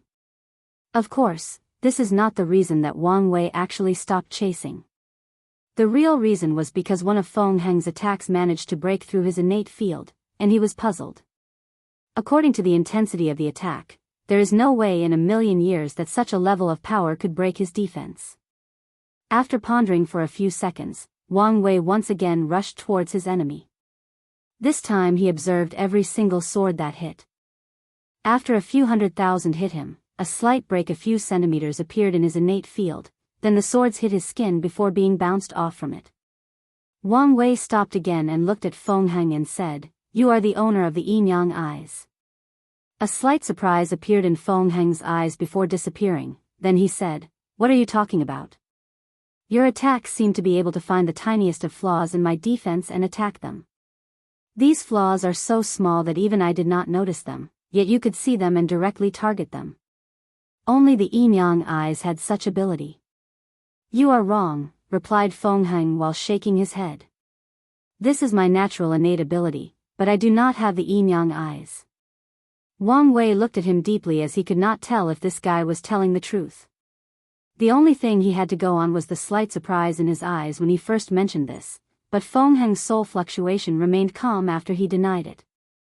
However, he remained suspicious. Wang Wei waved his palm, a giant blue dragon manifested, releasing a powerful suppression. And to his horror, Feng Heng found himself unable to move as Wang Wei rushed towards him. With a desperate attack, all the swords floating in the air turned into countless needles, then rushed forwards. Meanwhile, Wang Wei ignored these needles as he let them attack him. However, to his disappointment, none of them seemed to attack his weak point. So, lightning appeared on Wang Wei's body, then he instantly appeared in front of Feng Heng. He proceeded to slap him in the face. Bang! Feng Heng flew from the sky with tremendous speed and force. And this time, he did not have the ability to slow down his fall. Boom! After landing on the ground, a powerful shockwave traveled from his landing spot. Countless trees were destroyed, and a deep hole could be found with the shape of a human body could be seen from the air. After a few seconds, Feng Heng managed to unbury himself from deep underground, then he vomited blood for a few seconds. His face was slightly deformed as his skull was bulged inwards, and many of the teeth in his mouth had fallen off. He raised his head and looked at Wang Wei with gritted teeth, while the latter had a frown on his face. A few seconds later, Wang Wei said, "My final condition to accept your proposal is for you to use your innate ability to find the weakness in my defense." Feng Heng opened his mouth as if to refuse, then he closed his mouth with gritted teeth. Then he said, "No problem." Chapter 171. After the battle, Wang Wei was sitting on his dragon throne with a pensive look on his face. After a few minutes, he said, "What do you think?" After a brief silence, Li Jun opened his mouth.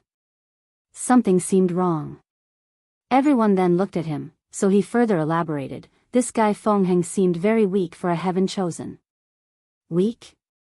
Asked Dong Lifen, as she did not totally agree. In her opinion, the only reason that the battle ended so quickly was because of His Majesty's strength. Not weak per se, Li Jun tried to find the right words to express his feeling. More like he could not use all his strength. It was as if it was difficult to control his power. Wang Wei nodded in agreement. After seeing this, Yan Liling then asked, "Big brother Wang Wei, did you think of something?" "Yes, I just find this guy very suspicious," he replied. "Because of the yin yang eyes?" "Yes." "Why would he hide such a thing?" asked Yan Liling with a confused look on her face. In fact, not just her, but everyone in the room who knew the importance of such a powerful physique had the same question. "Do you all remember what happened when Heavenly Dao acknowledged my physique and the Heavenly Physique list appeared? What was the name after the yin-yang eyes?" "I remember that there were a bunch of question marks instead of a name," replied Li Jun with one arm crossed and another on his chin. Wang Wei nodded before continuing. At that time, many people believed that it showed that the yin-yang eyes did not appear in this generation, but what if that was not the case? Everyone except Dong Lifen had a frown on their face, contemplating the meaning of these words. "Young master, are you saying that the yin-yang eyes appeared in this generation, however there were some complications in the process? And that Feng Heng knows something about it?" asked Wang Ju, who was always very astute when it came to analyzing information. Wang Wei nodded in acknowledgement, an act which did not disperse the frown on everyone's face. If that was true, it meant that all the top 6 physiques in the heavenly list appeared, making this glorious age even more turbulent. Not to mention what kind of secrets that this heaven chosen of the Tai Profound Gate was hiding. Meanwhile, back in the Great Shu dynasty, Feng Heng used some secret methods to return on the same day after the battle. Even his injuries were partially healed. After entering his temple, he activated all the formation inside to isolate from the outside. Then, he started to freak out. "Master, master, master, come out," said Feng Heng in a rushed voice. Soon after, Shifuyu's primordial spirit appeared in front of him. "Master, do you think he knows the truth?" "Disciple, you need to calm down." "But master, he clearly noticed something wrong." Shifuyu sighed before saying, I warned you not to use the power of your eyes in front of this Wang Wei, but you did not listen. I had no choice, otherwise, would not even be able to even touch even once during the fight. What's more, it was you who told me to agree to his last condition. If you did not agree, he would have become even more suspicious of you. Based on what happened in the secret realm, you can see how cunning this Wang Wei actually is. Feng Heng clutched his fist, then he started walking back and forth in the room while muttering, "We are screwed. We are screwed. People will find out what we did, and the sect might even instantly kill us." Shi Fuyu looked at the state of his disciple, then he patted his shoulder. Suddenly, Feng Heng sensed something traveling throughout his mind, then he returned to his calm mood. Feng Heng sighed in relief, while Shi Fuyu asked, "Have you calmed down now?" "Yes." "That's good. Do you still have it with you?" Feng Heng nodded before taking out something from his body. However, that thing was covered by formation.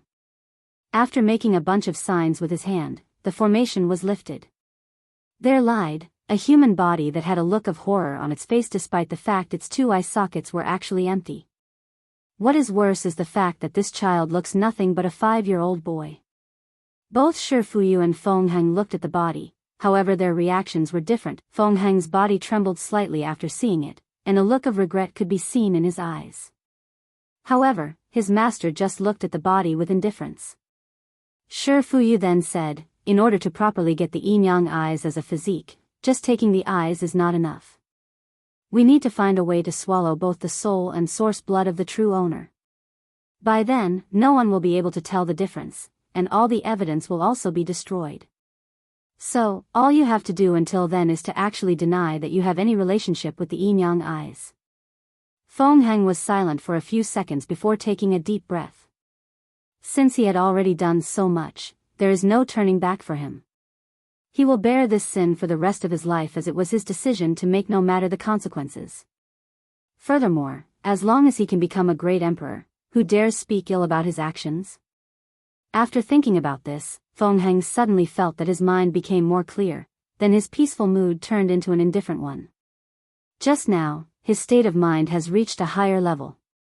Shi Fuyu noticed his disciple's change, then he nodded in satisfaction. Even without a special physique, his disciple's talent can be ranked top-notch, and there was a reason he was chosen. Meanwhile, back in the Great Xia, while dealing with all the affairs of his territory, Wang Wei was planning another expedition. This time it was to the southern region, and he was leading it personally. The reason for doing this was one because he wanted more habitats for his people to live in, so taking control of the territory of the demonic beasts that is full of resources is the perfect place.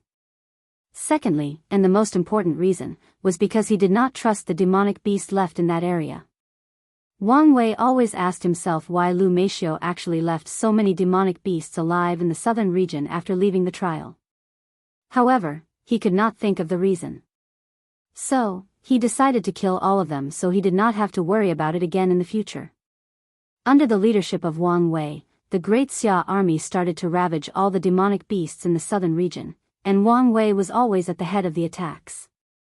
He used his true will ability to destroy the cultivation levels of all the demonic beasts in a large area, then these beasts were taken and stored for his future plan.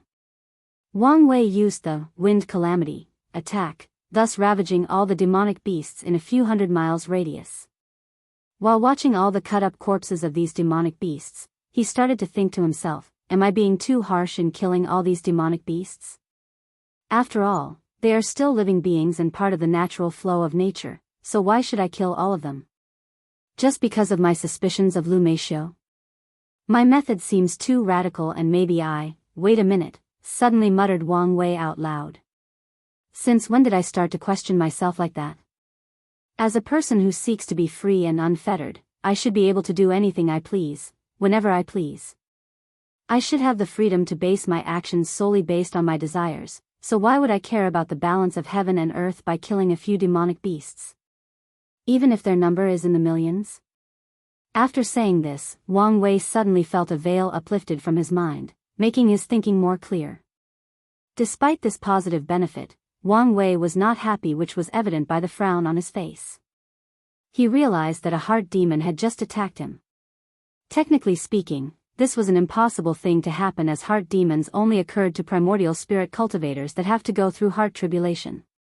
What's worse was the fact that Wang Wei knew that this was not the first time that this had happened to him. The first time he suffered from heart demon was when he first killed a person when he was immortal. Back then, according to normal situations, after all he had gone through in the pagoda trial, he should have only suffered from discomfort after killing someone. However, he had nightmares for days instead. The first time that such a thing happened, Wang Wei might have considered it as a rare thing, but twice showed that something is wrong, so he started thinking of the reason for this to happen to him. Chapter 172. The first thought that came to Wang Wei's mind was that someone was actually using some means to actually influence his state of mind. However, he quickly denied that idea.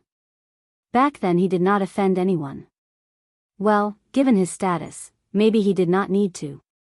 Nevertheless, he spent most of his time in the sect surrounded by some of the most powerful people in the world. If someone tried to deal with him, whether it was his mother, father, grandfather, or other elders of the sect, they would notice something wrong. And in this world, with the protection of his Tao protector Yan Chen, this situation is unlikely. The second possibility that Wang Wei thought of was that this was the hand of heavenly Tao. However, he still denied that possibility. When he first had his heart demon, he had not offended heavenly Tao yet.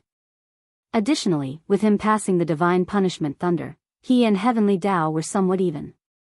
Wang Wei knew that because of his transcendent Tao foundation, when he broke through the supernatural realm, his heavenly tribulation will not be a joke. However, that was still for the future. Not to mention the fact that heavenly Tao could not interfere with him all the way in this small thousand world. So, it could be eliminated as a suspect. So, the last possibility that he could think of was that this has something to do with his reincarnation.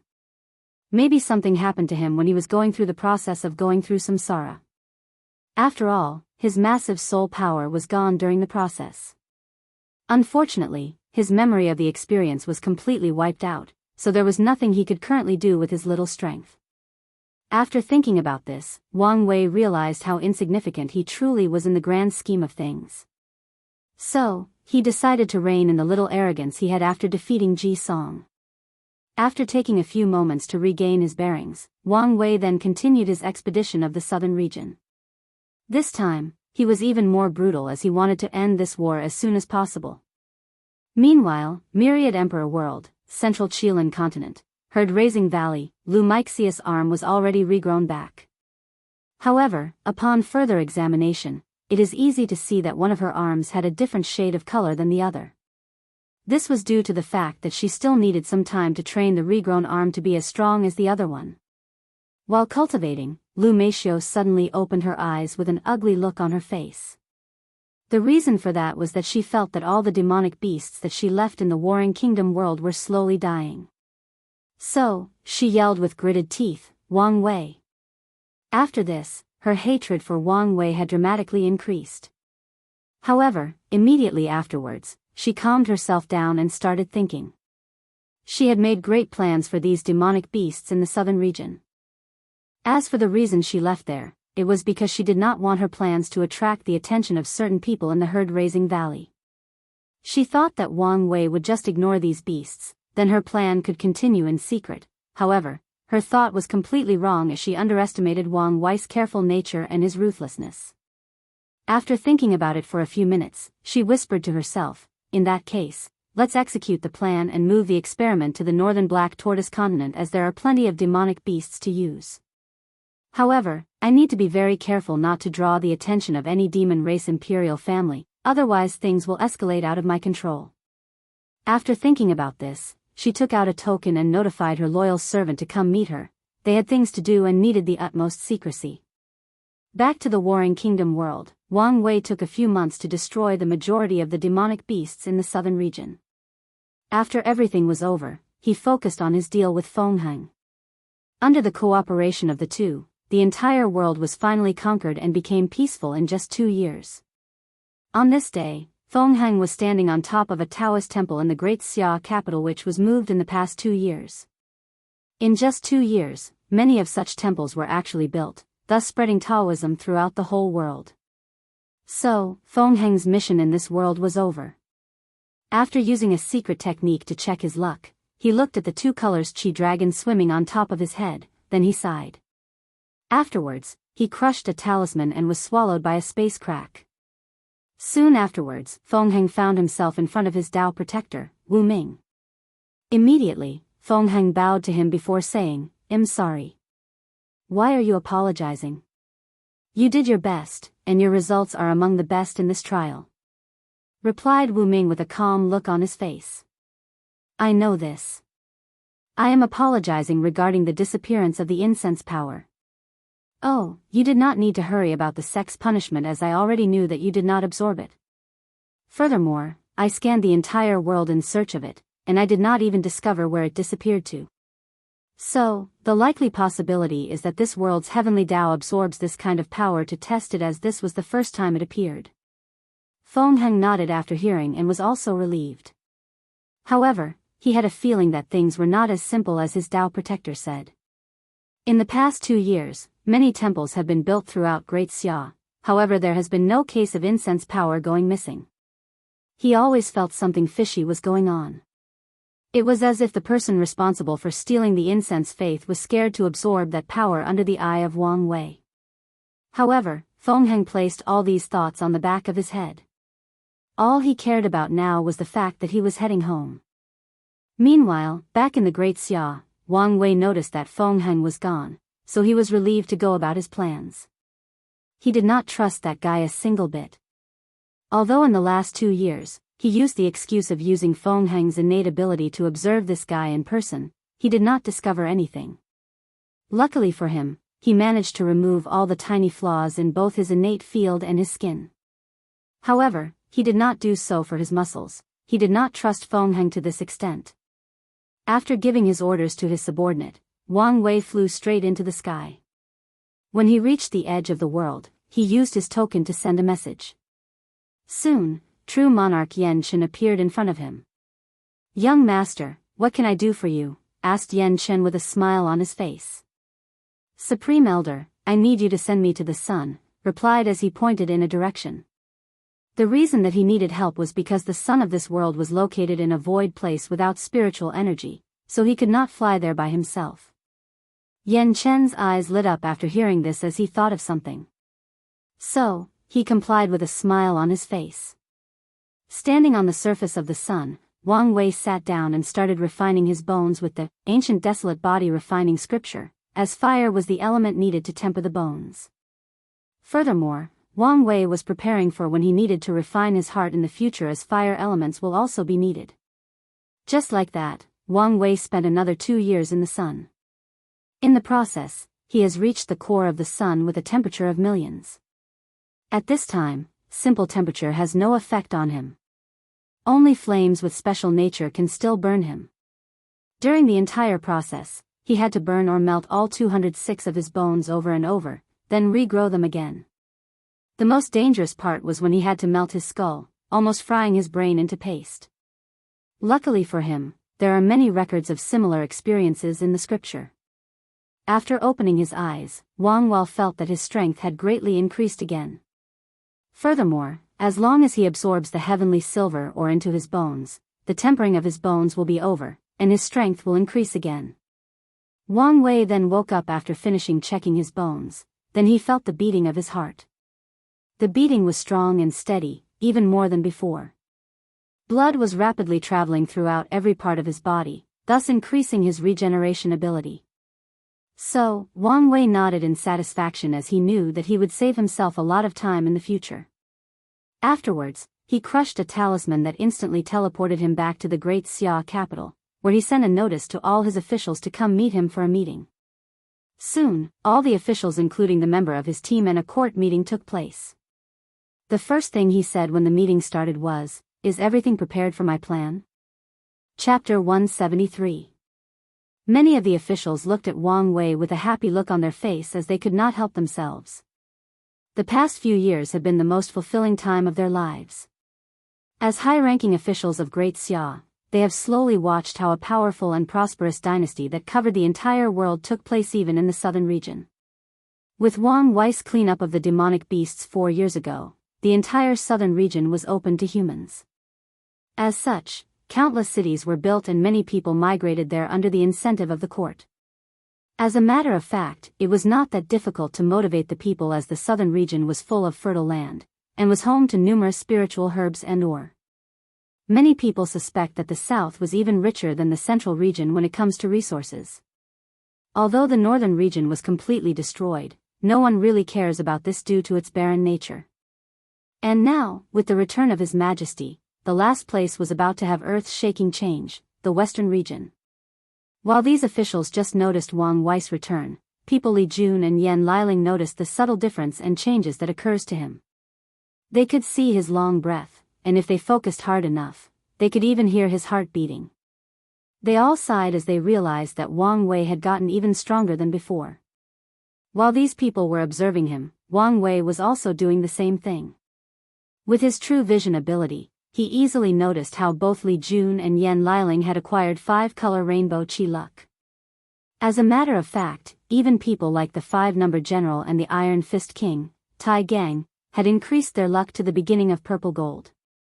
Of course, the person that surprised him the most was actually Dong Lifen. In the past 4 years, not only did she manage to reach the peak of the divine altar realm with 350 divine veins, she also reached a peak of purple gold chi luck. Wang Wei was not surprised by her cultivation level given her talent and the blessing of being the Empress of Great Xia. However, the chi luck level did surprise him. In order to achieve such a level, she must have contributed a lot to the dynasty in the past few years. However, he was also puzzled by the constant frown on her face. Then, Wang Wei secretly sighed as he looked at his black chi luck that was 99% turned back into purple. No matter what he did in the past few years, he did not make any progress at all. However, Wang Wei was not worried as he already had a plan that guaranteed his success, hence the question he previously asked. Wang Jihu noticed that many of the officials were too excited to answer the previously asked question, stepped up and replied, "Your Majesty, according to your instruction, all the arrays have been set up." Wang Wei nodded as he also checked out his head maid. No, he should call her his shadow from now on. He could see that Wang Ju has also benefited greatly from the chi luck of the dynasty. Her divine body realm cultivation was more stable than before, and she seemed to have used the increase of comprehension brought by her position to understand the techniques she cultivated. He guessed that her cultivation would increase dramatically after returning home. After receiving a full report from Wang Ju, Wang Wei spent a few hours checking the situation of the dynasty during his absence. After checking that everything was normal, he headed straight for the western region. Once there, Wang Wei stood in the air, then waved his hand. He used all his 720 divine veins to control all the spiritual energy in the western region, then countless circular runes appeared in the air, surrounding the entire region. Under Wang Wei's control, these arrays started to absorb powerful energy from something buried underneath the soils or desert of the western region. If one person could observe closely, they would find out that the arrays were absorbing the blood, souls, and cultivation power of countless demonic beasts. And there were billions of them buried underneath the ground. After the array absorbed all those powers, something magical happened. The desert that has existed in the western region for millions of years suddenly started to turn into normal land. Mountains and rivers then started to appear in many different places. Many fertile and cultivable lands also manifested themselves. Then, the temperature of the desert started to cool down until it reached the normal level of the other regions. Following which, rain, which was a very rare thing, suddenly to fall everywhere. As a result, many trees suddenly grew widely in different places, creating vast and luscious forests. The last transformation to occur was the increase in spiritual energy from heaven and earth. As a matter of fact, the reason that such tremendous changes occurred was due to the resurgence of spiritual energy. What Wang Wei was doing was to essentially create and repair the spiritual veins located under the western region using the vitality of all the demonic beasts that were killed due to the beast tide a few years ago. By doing so, Wang Wei can rejuvenate the barren land of the western region. He got this idea from a great emperor of the D clan. At some point of time, the western White Tiger continent suffered a devastating catastrophe that left all the spiritual veins there completely destroyed, resulting in the spiritual energy in the western continent to become even less than the northern continent. Due to this, at some point things got so bad that the devil cultivators in the west wanted to wage a war against the demon race in the north to take over the continent. However, before things escalated to this point, a great emperor was born from the D clan. Using his amazing ability, he single-handedly fixed all the spiritual veins to the point that the spiritual energy between heaven and earth was recovered, but it even briefly surpassed the southern vermilion bird continent and almost reached the level of the eastern azure dragon continent. Of course, Wang Wei did not have the power of that great emperor, nor did he have such a deep understanding of feng shui to easily repair spiritual veins. So, he used the blood, soul and vitality of demonic beasts as an energy source, then attached a powerful spirit-gathering formation where the spiritual veins are located. As for the already existing spiritual veins, the spirit-gathering array was attached to them as an aid to help them produce more spiritual energy. Due to this, the Great Xia dynasty had to spend countless resources and more than 2 years to set up these formations. And why did Wang Wei go through such great lengths to do such a thing? It was for the same reason that the great emperor of the D clan did: merit. Merit is a mysterious and almost omnipotent thing, so Wang Wei knew that this was the perfect thing to help with the problem of his qi luck. Soon after all the transformation of the western region finished, many people marveled with excitement on their faces. Then, many people kneeled on the ground with tears in their eyes while chanting, "Long live His Majesty." As a matter of fact, the lives of the Western people have dramatically improved over the last few years as members of Great Xia. They never had to worry about food, water, or shelter. Even the horrible temperature of the desert was no longer a problem with constructs specially designed by the refining hall of Great Xia. However, compared to the lives of the other regions, the people of the Western people still felt a little inferior. After all, they live in a vast desert. As a result of this, it is very difficult to build roads or crawling dragon construct. They convinced themselves that everything was fine since they could still use the soaring phoenix construct to travel by air, but they always felt like their region was backwards. But now, things are different. They finally have the chance to modernize themselves completely, to become more like the central and eastern regions. As for Wang Wei, after finishing controlling the arrays, a sudden will suddenly manifested around. Then, golden clouds suddenly enveloped him as he could feel that this will was showing its goodwill towards. Wang Wei knew that the heavenly Tao of this world was happy by his deed, and the golden lights that fell from the heaven and into his hand further proved his feeling. As such, Wang Wei looked in excitement at the golden lights in his hand. This amount of merit was a few times larger than the ones Lu Meishio received. Meaning, that even if he used it to change his qi luck, there should be more than enough as a reserve.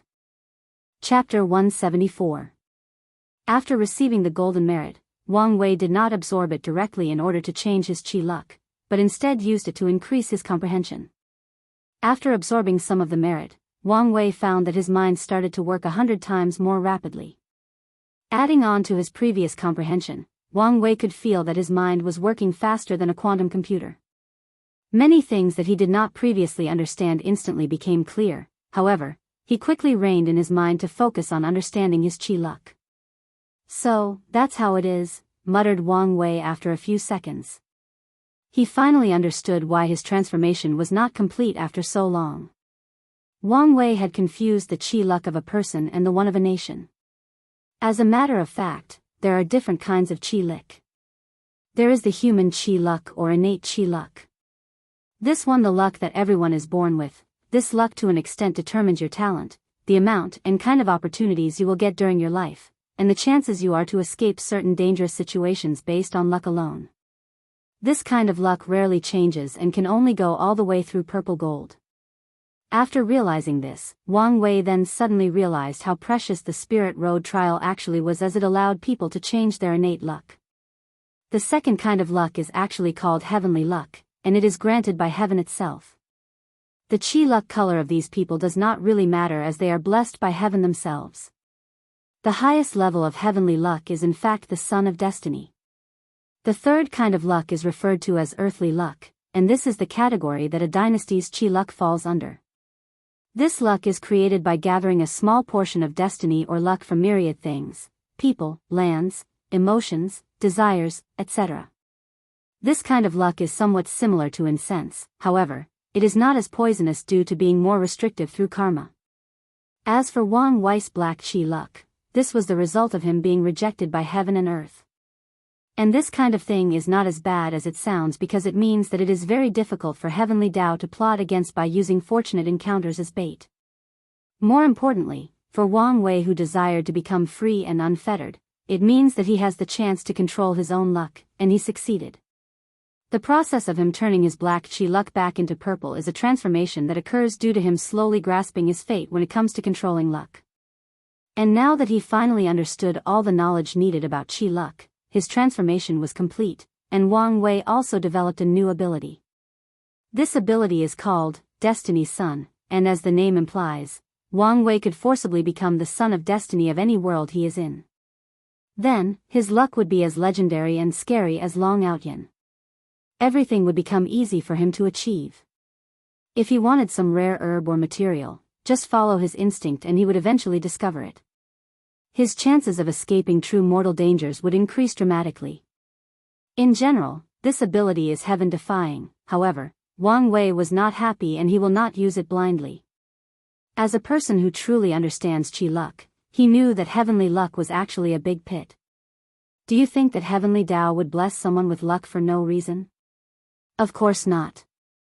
Heaven and earth revolves around the concept of balance, of cause and effect. If something extraordinary happens to someone, then there must be a reason.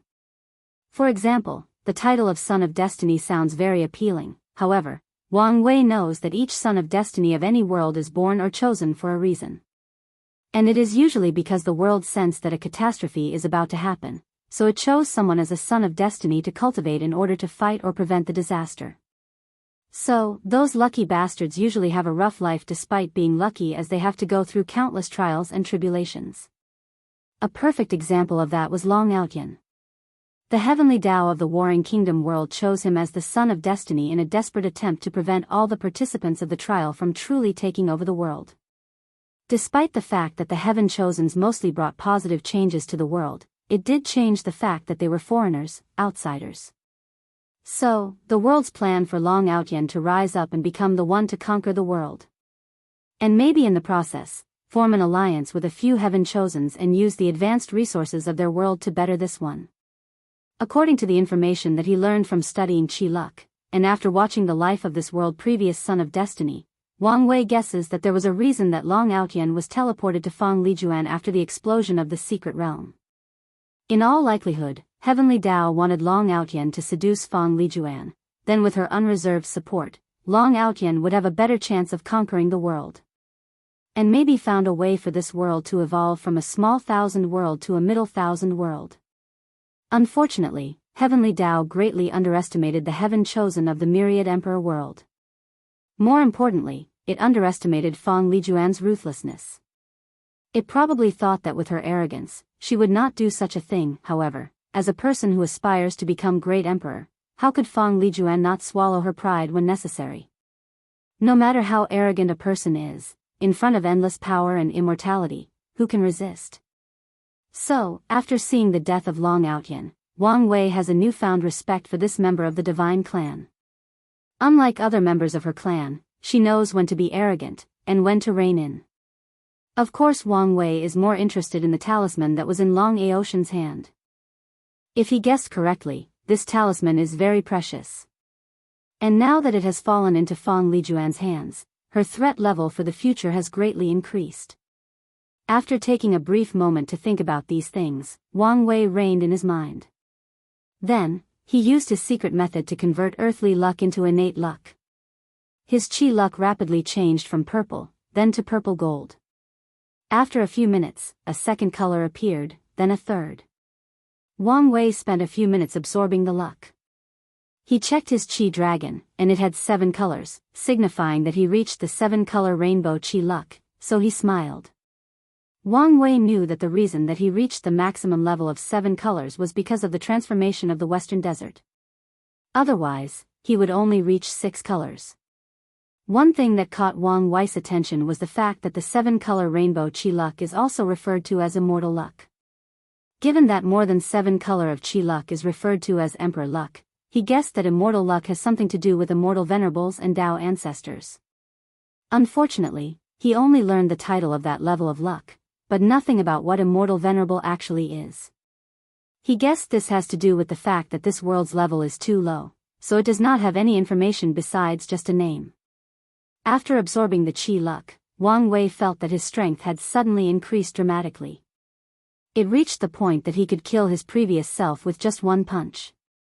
Wang Wei knew that this was actually another function of earthly luck. The king of any dynasty can bless himself with the power of the dynasty's luck, thus increasing their strength dramatically. Unfortunately, this kind of ability is only available in medium small thousand world and above. And it requires the dynasty to refine a luck-condensing artifact in order to be able to use Qi luck in such a way. Wang Wei knew that every emperor lineage back home actually has a luck-condensing artifact, and it is usually one of their emperor artifacts that served that role, just like in the Tao opening sect. The emperor artifact of Wang Wei's ancestor, Emperor Qiyuan, served as the luck-condensing artifact of the Tao opening sect. As a matter of fact, Wang Wei is a little lucky that this ability was not available in the trial, otherwise he would have to suffer. When all the other Heaven Chosen could use this ability in desperation, he would not be able to do the same as his Qi luck was still black. And if Ji Song had that ability in the final battle, then Wang Wei would have suffered greatly. As a last result, he probably would have to ask Dong Lifan to control the dynasty's Qi luck and channel it through him. However, Wang Wei guessed that even if that method succeeded, there would still be some repercussions. Not to mention that she would actually have to be close to him, thus risk being a liability during battles with her weak strength. After thinking about this, Wang Wei sighed, then he returned to the capital. Now that he has accomplished everything he came for in this world, the trial is officially over. So, it was time to head back home as he missed his family greatly. Chapter 175. After returning back to the capital, Wang Wei spent a few days making sure everything was fine, then prepared to leave. Of course, many turbulence occurred throughout the territory when the news that the wise sage, His Majesty Wang Wei, was actually leaving soon to the higher realm. Many people cried, many people begged for him to stay, while some blessed him on his journey. As for the officials, they seemed to have organized a protest asking for Wang Wei to reconsider his decision. Even since he announced the news, many of them have been kneeling in front of the imperial palace claiming that they would not leave until His Majesty changed his mind. However, Wang Wei ignored them. More than 4 years ago, he had already warned these people so that they would be ready. On the last night before leaving, Wang Wei was standing on top of the imperial palace looking at the vast territory that he ruled. Then, he took a little trip down memory lane. He remembered how insignificant he was in his previous life compared to now. Back on Earth, he used to slave daily in order to climb up the ladder in his company. And compared with the people of his age, he did not have some success. However, all of these are nothing compared to ruling a dynasty with billions of people. His every word, actions, and slight insinuation could determine the fate of so many people, the fate of an entire world. Not to mention his strength. With his current ability, he could probably destroy the entire Earth with just one punch. Forget the Earth, he doubts whether the entire solar system could survive his world-breaking fist. And that was far from his limit. When he one day manages to prove the Tao, not just one small thousand world will bow to him, but thousands of them. Especially after absorbing the power of merit, Wang Wei's plan after becoming emperor was finalized. As a result of this plan, his will be spread to myriad worlds and races in the endless void. His name will bring both despair and hope to trillions of lives. He will control the fate of so many people and worlds.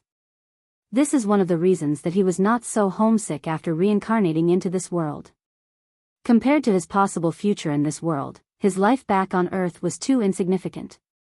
Although he sometimes missed his family back on Earth, he did not mind that much as he believed that as long as he reached a certain level of strength, he might be able to see them again. As for the passage of time? Well, Wang Wei believed that as long as his strength is high enough, time will never be an obstacle for the things he wants to accomplish. While Wang Wei was thinking about his past and future, he heard the sound of someone walking towards him. From the soul fluctuation, he knew that it was Dong Lifan, so he was puzzled why she came to see him this late at night. Dong Lifan came next to Wang Wei, but she did not say anything for a few minutes, she just watched over the beauty of the capital fully lit during the night. Then, she seemed to have made a decision, so she ran into Wang Wei's arm and kissed him on the lips, to his complete surprise. After waking up from his shock, he removed his lips from hers and asked, "Why are you doing this?" Dong Lifen lowered his head before looking him straight in the eyes. "I want to spend the night with His Majesty before you leave." Wang Wei's eyebrow was raised after hearing this, then he said, "You should know that this will not change anything between us." "I know, but this is my choice, and am willing to live with it." Wang Wei looked at the confident and stubborn look on her eyes, then he smiled. He lifted up, then headed straight for his dragon bed. The next morning, Don Lifen woke up.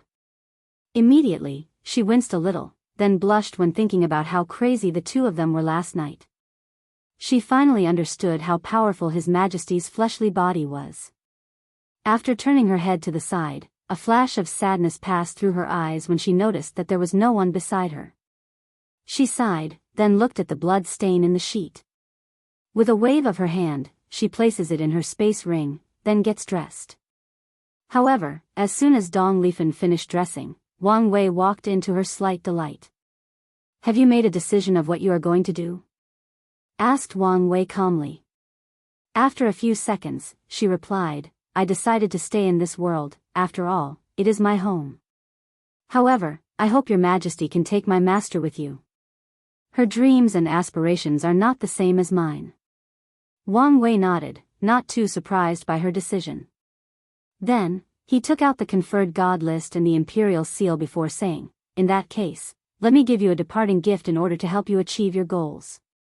Dong Lifen looked at these two things with a look of shock on her face. She understood the meaning of these two things. It means that she is the legitimate successor of the great Xia dynasty. After pondering for a few seconds, she reached out and took both of them. "Your Majesty, you knew of my plans?" Wang Wei smiled before answering, "I always knew that you were an ambitious woman.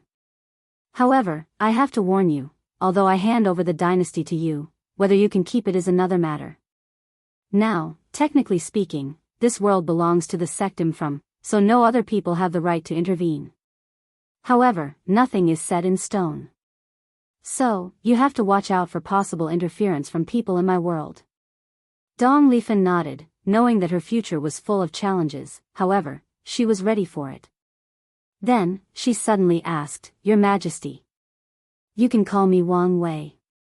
Dong Lifen hesitated for a while before saying, "Young Master Wang Wei, did you hand over the dynasty as a way to pay off the karma of what happened last night?" Wang Wei was a little caught by surprise by this question, then he answered, "You are partially right.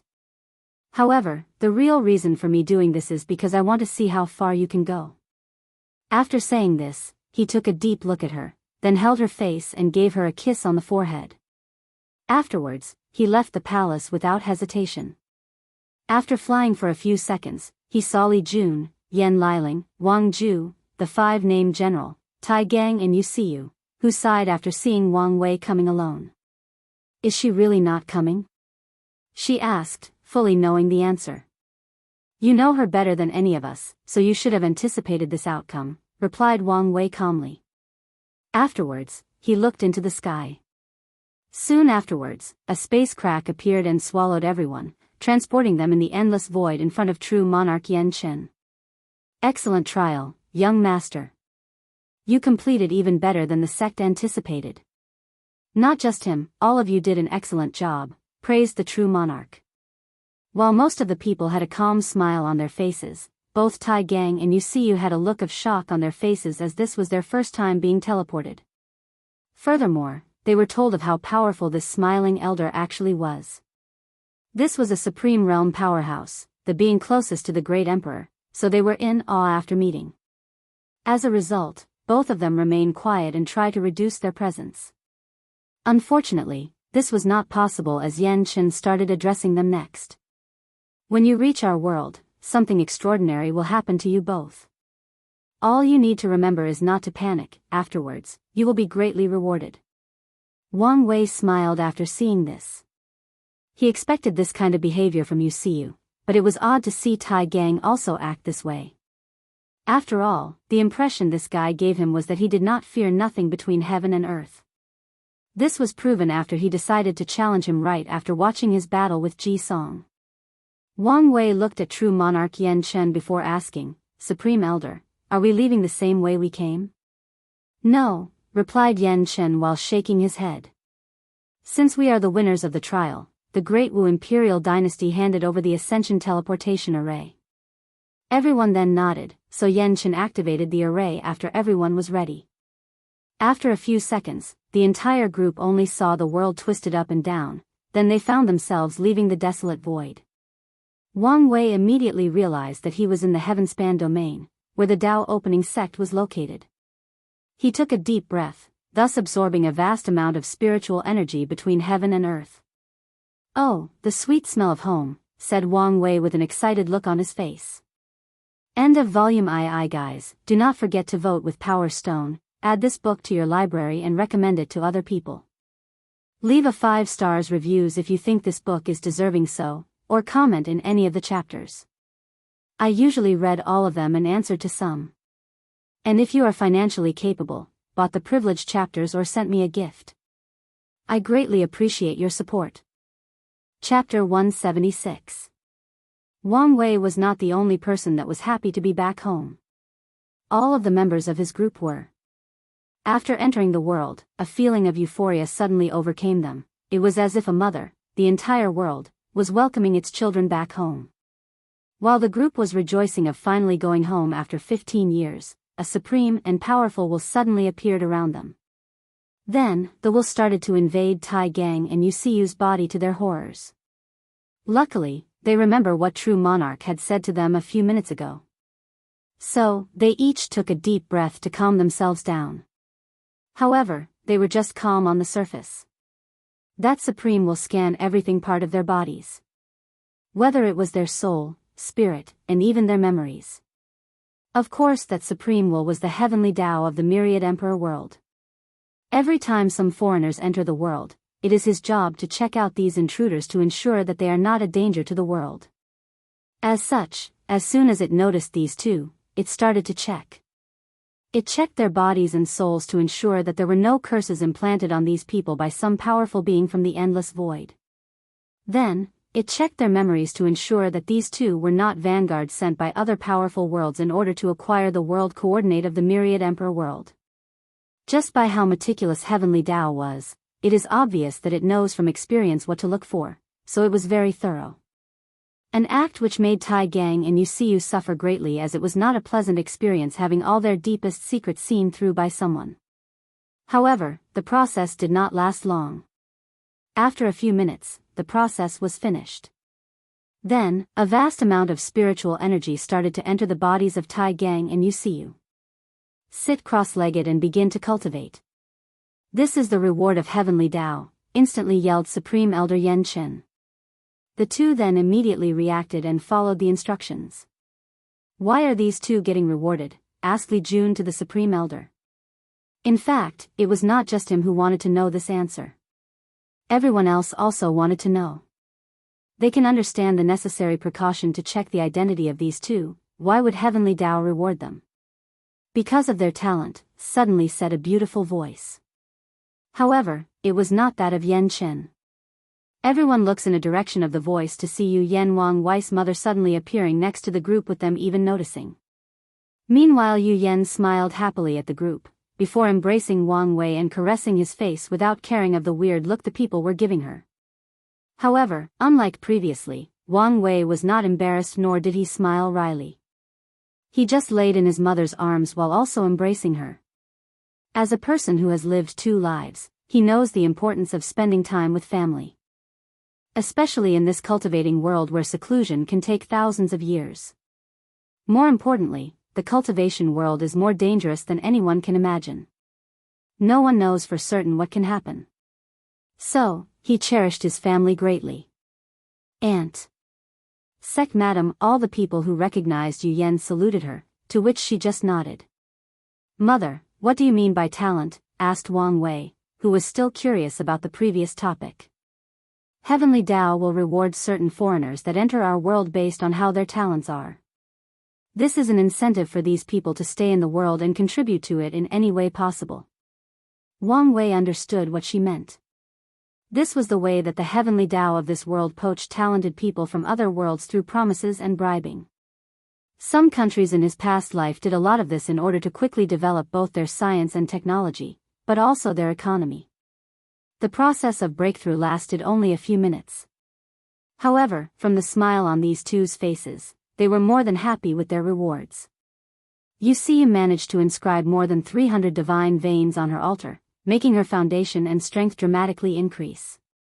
As for the former Iron Fist King, Tai Gang, his divine veins reached 330. But more importantly, he managed to figure out what chi of good fortune is. As such, as long as he has the proper technique and head into seclusion, he can break through the supernatural realm at any time. After these two finished their transformation, the entire group left for the direction of the sect. As soon as they arrived at the entrance, they saw sect master Wang Tian and a group of elders waiting for them. As soon as they arrived, Li Jun's mother started to cuddle her son. In fact, even Yan Liling was not spared in this large embrace. Unlike Wang Wei's calm look, these two were completely shy. Great Elder Li Jiang patted his son on the shoulder with a smile on his face, while Great Elder Yan Mei smiled at her niece. As for Wang Tian, he looked at his son up and down. Good, good, you did better than during my trial. Then, he proceeded to imitate his wife and played with Wang Wei's gray hair. Wang Wei looked at his father with a speechless look. His eyes seemed to be saying, "You are a grown man, why are you acting so weird?" He could understand his mother's behavior, but he did not understand why his old man started to act more childish. However, Wang Tian just ignored his son's gaze as he continued to mess up his hair with great pleasure. As a matter of fact, there is a reason that Wang Tian behaves so childlike. It is because he is nearing the supreme realm. So, he started to return to a more simplistic nature of himself. He behaves childlike because he is in tune with heaven and earth. His state of mind is returning to a very simple and innocent one so that he can better understand the laws of heaven and earth. Wang Wei decided to ignore his father, so he asked him, "What did you do for your trial?" After pondering for a while, he responded, "Well, I created the Supreme Sword Sect, then spread the Tao of the sword throughout the entire world." How was the result? Of course I succeeded, however there were a few setbacks in the middle. Wang Tian looked at his wife. "Your mother rallied all the people in the world to encircle me and my sect. Unfortunately, she was no match for me and my loyal sword followers." Meanwhile Yu Yan snorted, "The only reason that you survived that battle so easily was because all the heaven chosen at that time were infighting for control over the alliance." "It doesn't matter how I survived," snickered Wang Tian. "Furthermore, wasn't it you that said that only the result matters, not the process?" Yu Yan stared at her husband before saying, "Do you want to sleep outside today?" Wang Tian smiled leisurely, but he did not say anything else. However, Wang Wei was intrigued as he wanted to know how things ended in the end. "So, who was the final winner in the end?" "There was no final winner, or we both were, as me and your father eventually formed an alliance," replied Yu Yan. "What alliance? You basically blackmail me that if I did not ally with you, you would spread Saber Tao to fight with me." Wang Wei became puzzled after hearing this. How is that a threat?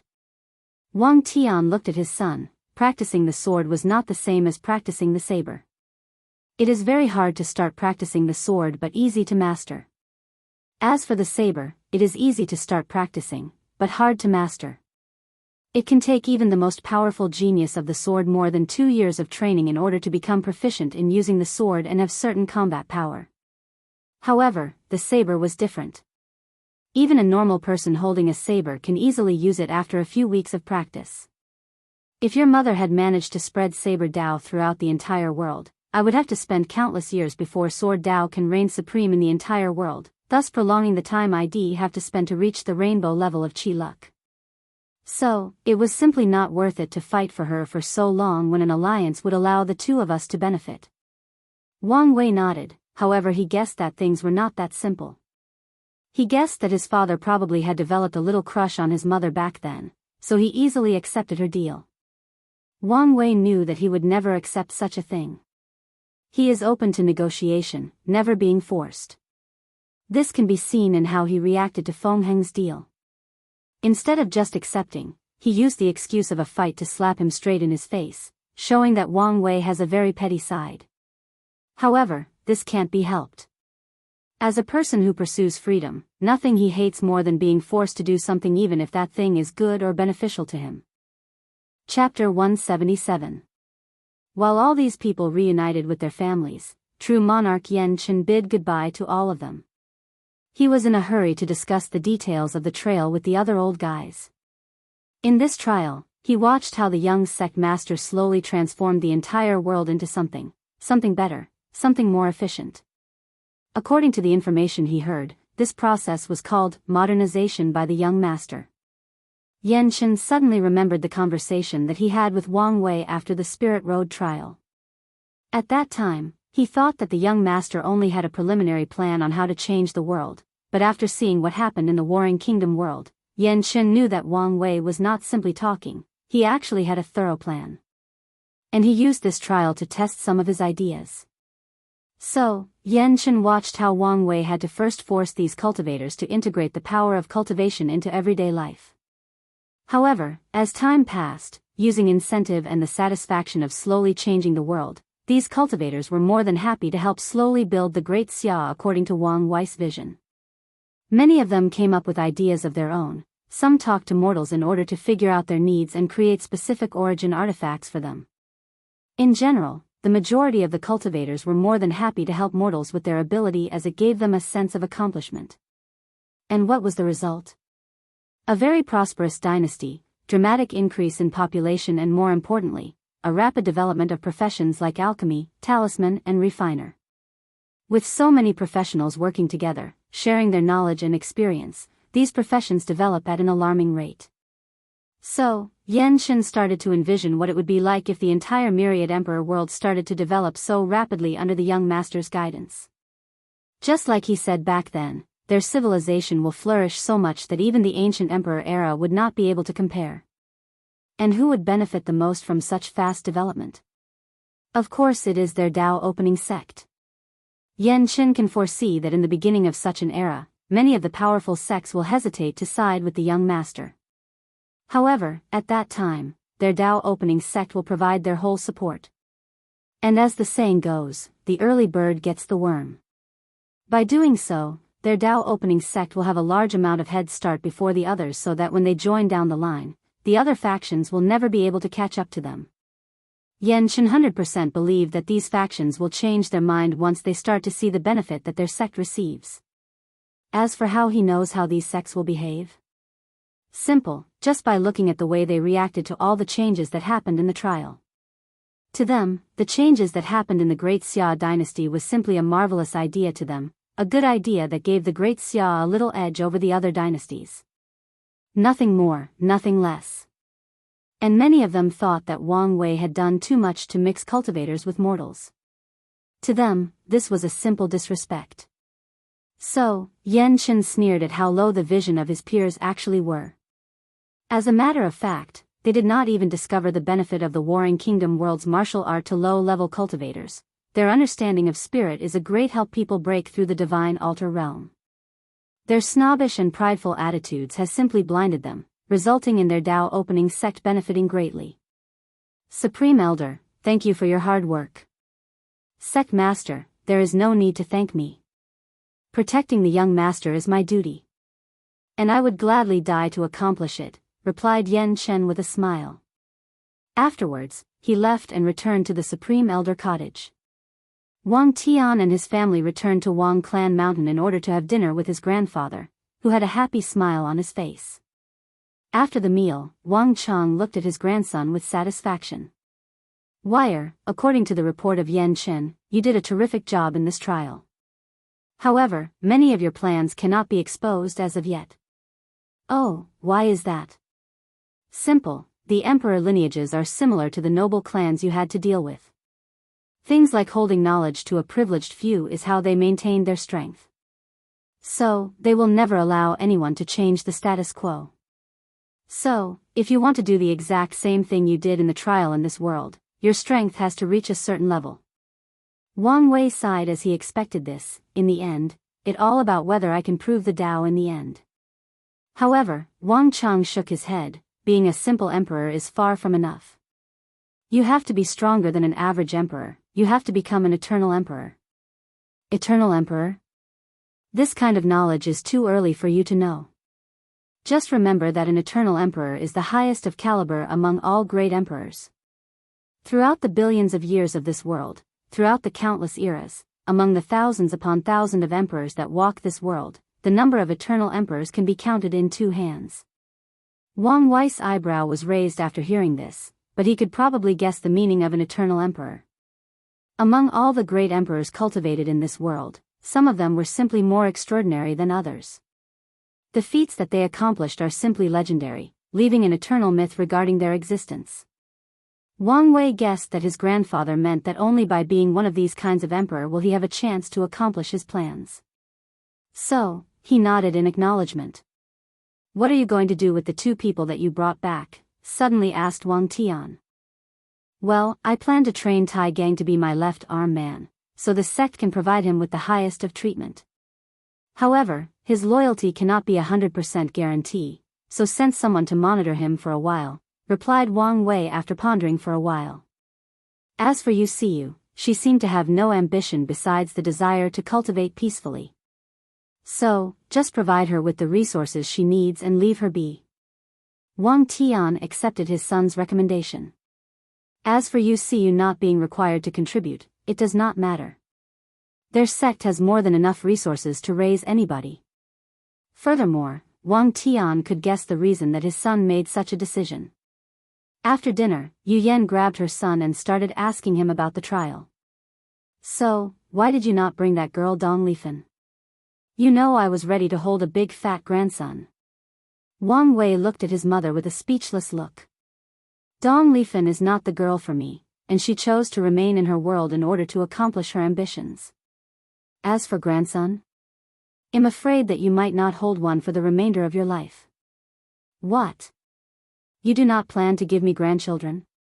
Ever? Asked Yu Yan with a visibly surprised look on her face. This was current news to her. Well, not never, but I do not plan to have children until I succeed in my pursuit of the end of the Tao. That way, I will not be distracted and my children will be born with terrifying talent. I wonder if it's possible to give birth to a great emperor? Back to the topic. By the time I am ready to have children, how long do you think will pass? Yu Yan looked at her son with her mouth open, then she said, So, you are going to watch your mother and father slowly die of old age without giving us a fat grandson to hold? Mother, you do not need to worry about such a thing. With me, it is only a matter of time for our family to become immortal. And even if something were to happen to you, Dad, and Grandfather, when I become so powerful, it will be an easy matter for me to reverse samsara and bring all you back to life. Yu Yan sighed as she knew she could not change her son's decision as he can be stubborn when it comes to certain decisions that he makes. So, she decided not to bring the topic up again. After returning home, Wang Wei spent a few months hanging out with his family. He needed to relax both his body and mind after the trial. Then, he entered seclusion in order to reach the supernatural realm. Chapter 178. Inside his seclusion chamber, Wang Wei did not immediately break through the supernatural realm, but took both the Origin Path scripture and the Overlord Fist in order to review all the information he needed. Afterwards, he then started his breakthrough. The first he did was to enter a deep state of meditation, then blend into heaven and earth. The first step Wang Wei's breakthrough is to capture a wisp of chi of good fortune. And what exactly is chi of good fortune? Well, it is the breath or special vibration exuded by heaven and earth. Whether it was the ground, a rock, animals, or plants, all of them have a unique breath or rhythm. After capturing this unique breath, Wang Wei used a special technique to turn them into a chi or energy. Suddenly, a silver energy suddenly appeared in front of Wang Wei. This was the chi of good fortunate. Immediately after capturing it, he controlled it to enter his altar that was in the shape of the Temple of Heaven. The chi of good fortune rushed straight into the top of the altar, then an ancient lamp suddenly manifested itself. The chi of good fortune entered the ancient lamp, then a multicolored fire appeared. To be precise, the fire had 13 colors exactly. Wang Wei knew that this was the good fortune flame, and it is extremely precious for cultivators in both the divine body and primordial spirit realm. According to normal standard, the maximum number of color a good fortune flame has is 12, but Wang Wei has one more due to his transcendent Tao foundation.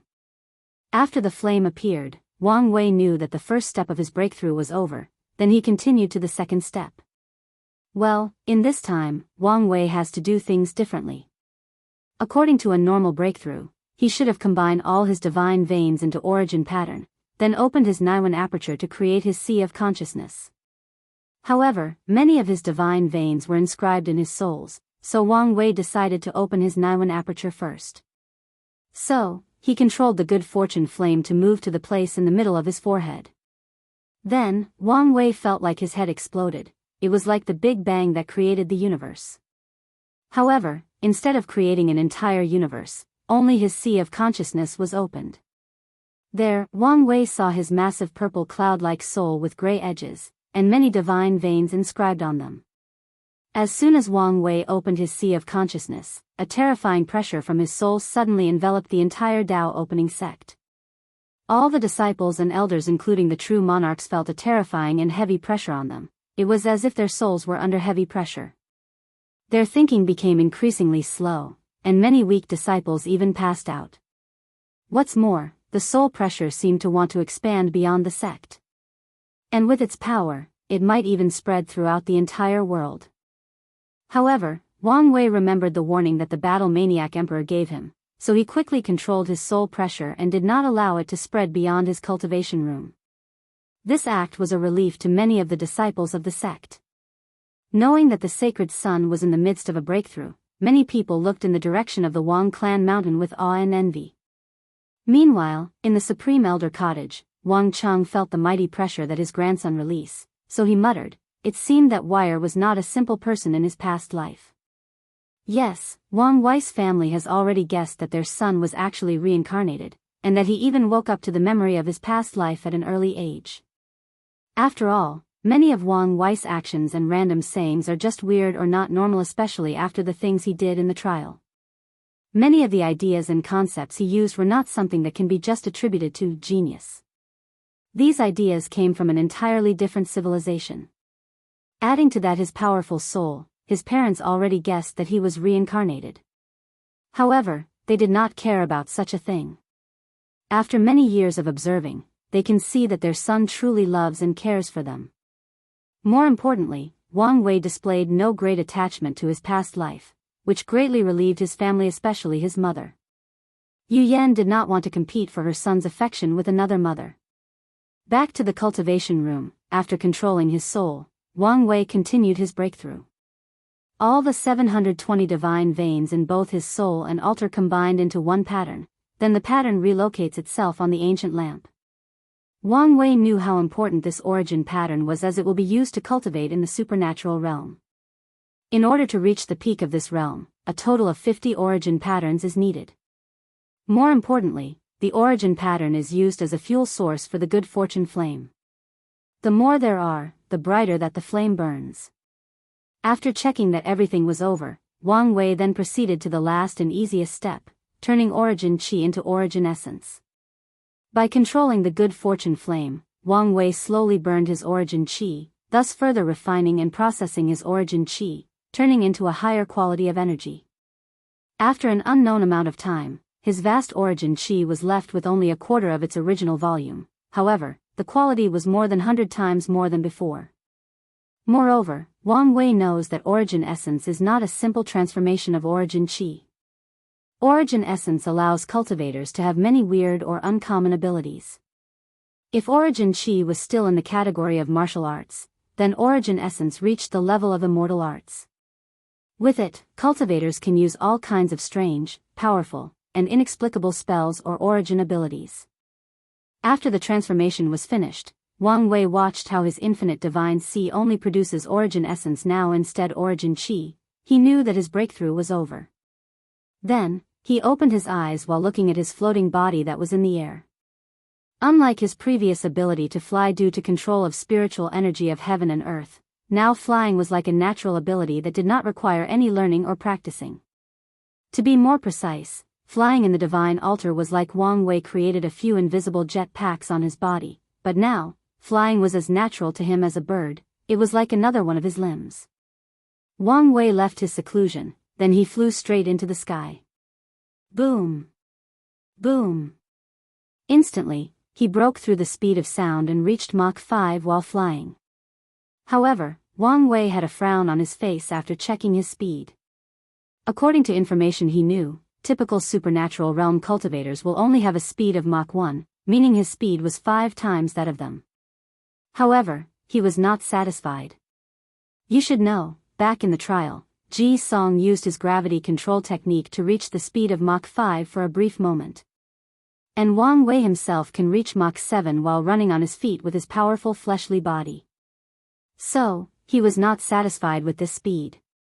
One downside of the ancient desolate body refining scripture is that only after finishing refining the organs can a cultivator use the fleshly body to actually fly, otherwise one has to jump very high in order to travel. However, he did not pay too much attention to this problem.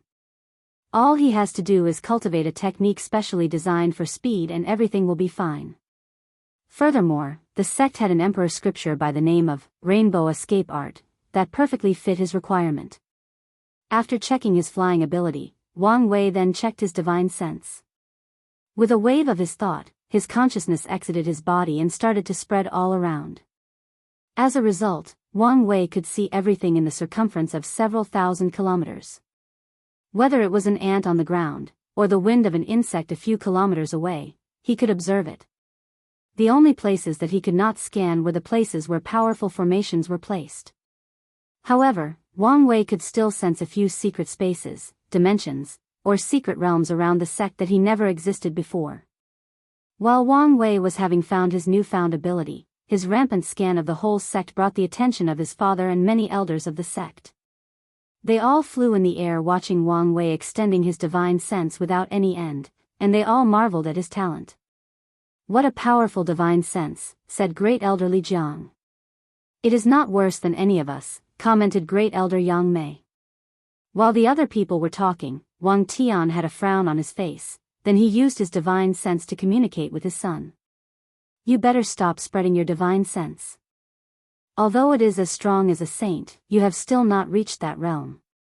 Without a primordial soul and the power of law, it would be difficult for you to sustain such a large spread without injuring your soul or spirit. Wang Wei then suddenly woke up after hearing this. His father was right as he was a little too impulsive. Although his soul is strong, he should not abuse it as he sees fit. Furthermore, after his breakthrough, he discovered that his soul was not as powerful as he imagined, however, the quality of it was beyond his understanding. After reining his arrogance, Wang Wei looked to the sky. There, he saw massive dark clouds starting to gather. He knew that his heavenly tribulation was coming.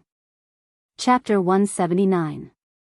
While the cloud in the sky brewed, Wang Wei went to the tribulation peak as he did not want his heavenly tribulation to spread out and harm other people.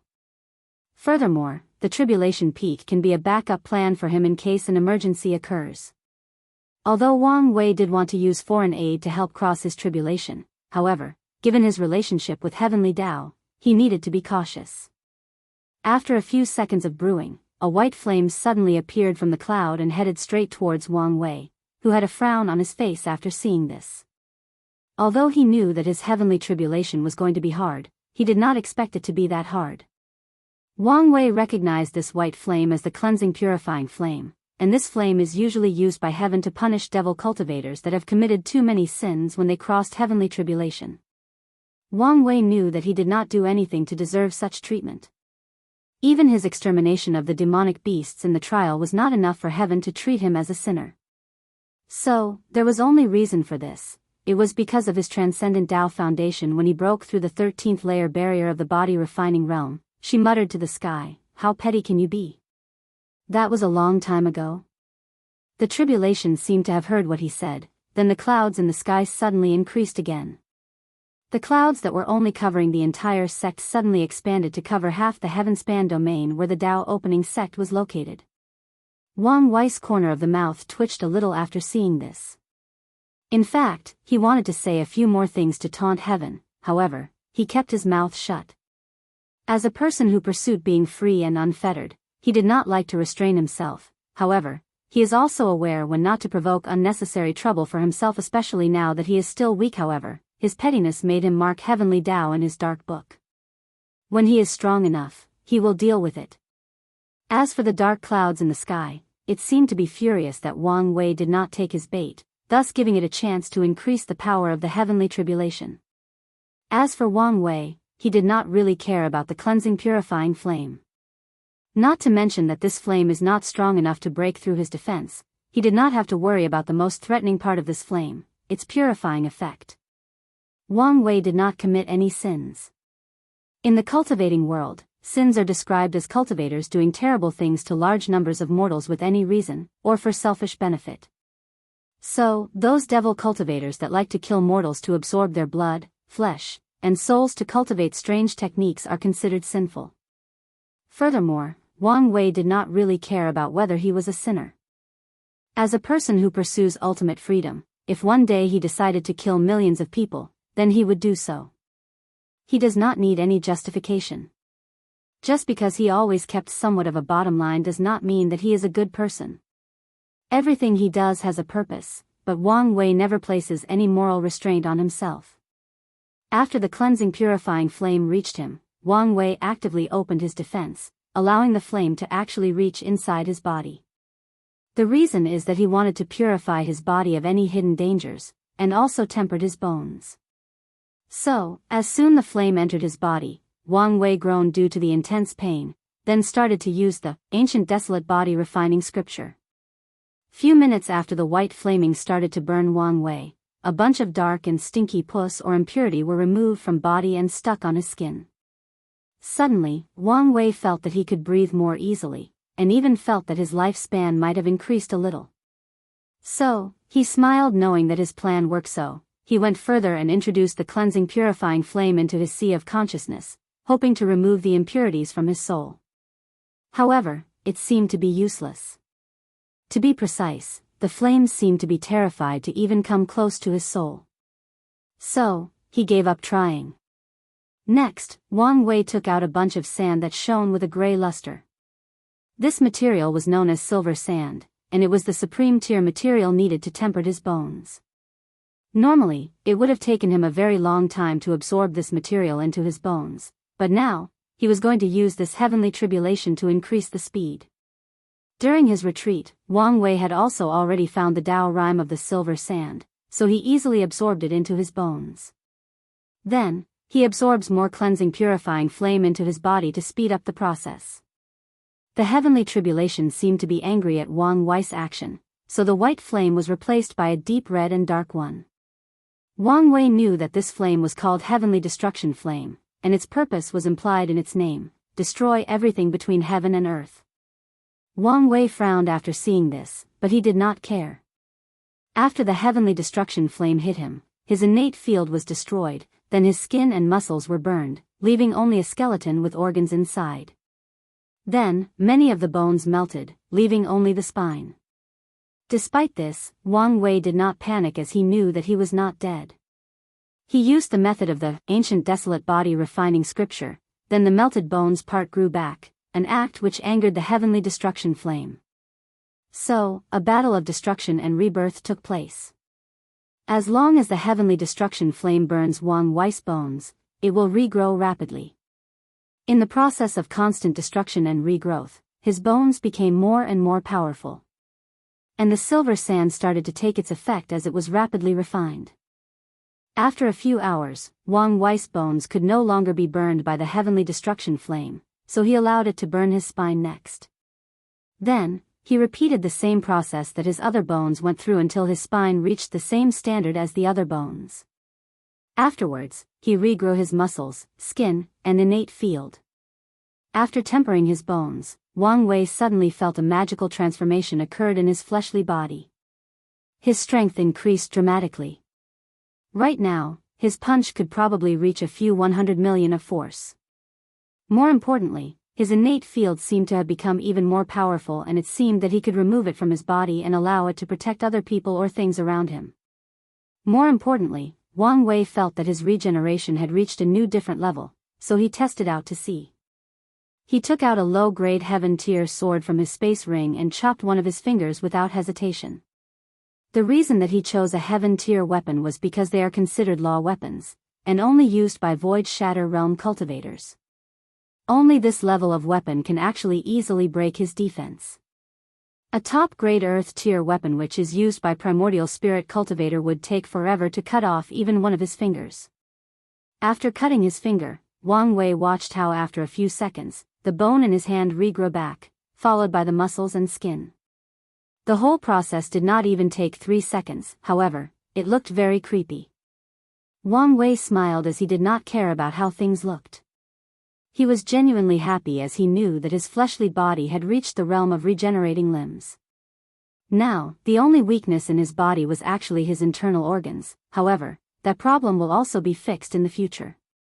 After finishing checking his body, Wang Wei looked at the tribulation clouds in the sky. The heavenly destruction flame was still falling on him, however, they had no effect. Wang Wei's plan was to use this heavenly tribulation to also start tempering his heart, however, he knew that heavenly destruction flame was not suitable to do so. The cleansing purifying flame was way better for the job. After thinking about this, Wang Wei realized that this tribulation was useless to him, so he clenched his hand before throwing a punch. Boom! A massive shockwave traveled from Wang Wei's hand, then the sky exploded. All the tribulation clouds that covered millions of miles were scattered. An angry roar could be heard from the heavens, however, there was a hint of unwillingness in that voice. No matter what, the outcome was that clouds were dispersed, and the heavenly tribulation was finished. Wang Wei then looked inside his sea of consciousness where he saw 3 lights of different color hanging there. Chapter 180. Wang Wei put on a new robe before looking at the destruction caused by his heavenly tribulation. To his surprise, the entire mountain was completely fine. There was nothing destroyed, no burn marks. Nothing. This was probably because of all the formations that were arranged in this mountain. So, Wang Wei nodded before flying back to his cultivation room. Meanwhile, all the disciples of the sect had a look of shock on their faces. All they saw was massive dark clouds covering the entire sect, then massive pillars of white and dark red flames kept falling on the tribulation peak. Many people wondered whether a devil cultivator had infiltrated their sect, but they heard news that the young sect master was actually going through tribulation. As a result, many people became worried for Wang Wei when they saw how powerful that heavenly tribulation was. They wondered if he would be able to pass this tribulation. If it was not the formations in the tribulation peak that prevented both the cleansing purifying flame and the heavenly destruction flame from spreading outwards, heaven knows what kind of destruction this heavenly tribulation would have caused. Wang Wei returned to his cultivation room to finish the final step of his breakthrough, acquiring his innate talent. Wang Wei looked at the 3 floating lights in his sea of consciousness.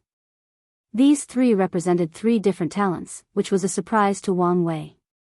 He concentrated on these 3 lights, then his 7-color rainbow Chi Luck dragon flew straight into these 3 lights, which further intensified their brightness. As such, Wang Wei's sea of consciousness, which was purple in color, shone an additional 3 colors, gray, black and white, and green. After his Chi Luck baptized his new talents, the 3 light spots turned into 3 different runes signifying that these talents had been concocted. According to Wang Wei's calculation, the whole process took him 3 days. Then, a message was sent into his mind telling him the name of the talents, what they are capable of and what grade they are. According to Wang Wei's knowledge, innate talents are divided into 4 grades: normal, growth, extraordinary, and taboo. Normal talents are the worst of the bunch.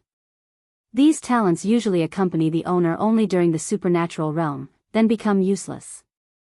Of course, a normal talent is still better than no talent at all. Growth talent, as the name implies, is a talent that can slowly grow and develop by the owner. Although the starting point of growth talents are low, they have the possibility to reach terrifying heights. It is all based on the ability of the person who holds the talent. Extraordinary talents are very powerful and can accompany the owner throughout their entire cultivation path.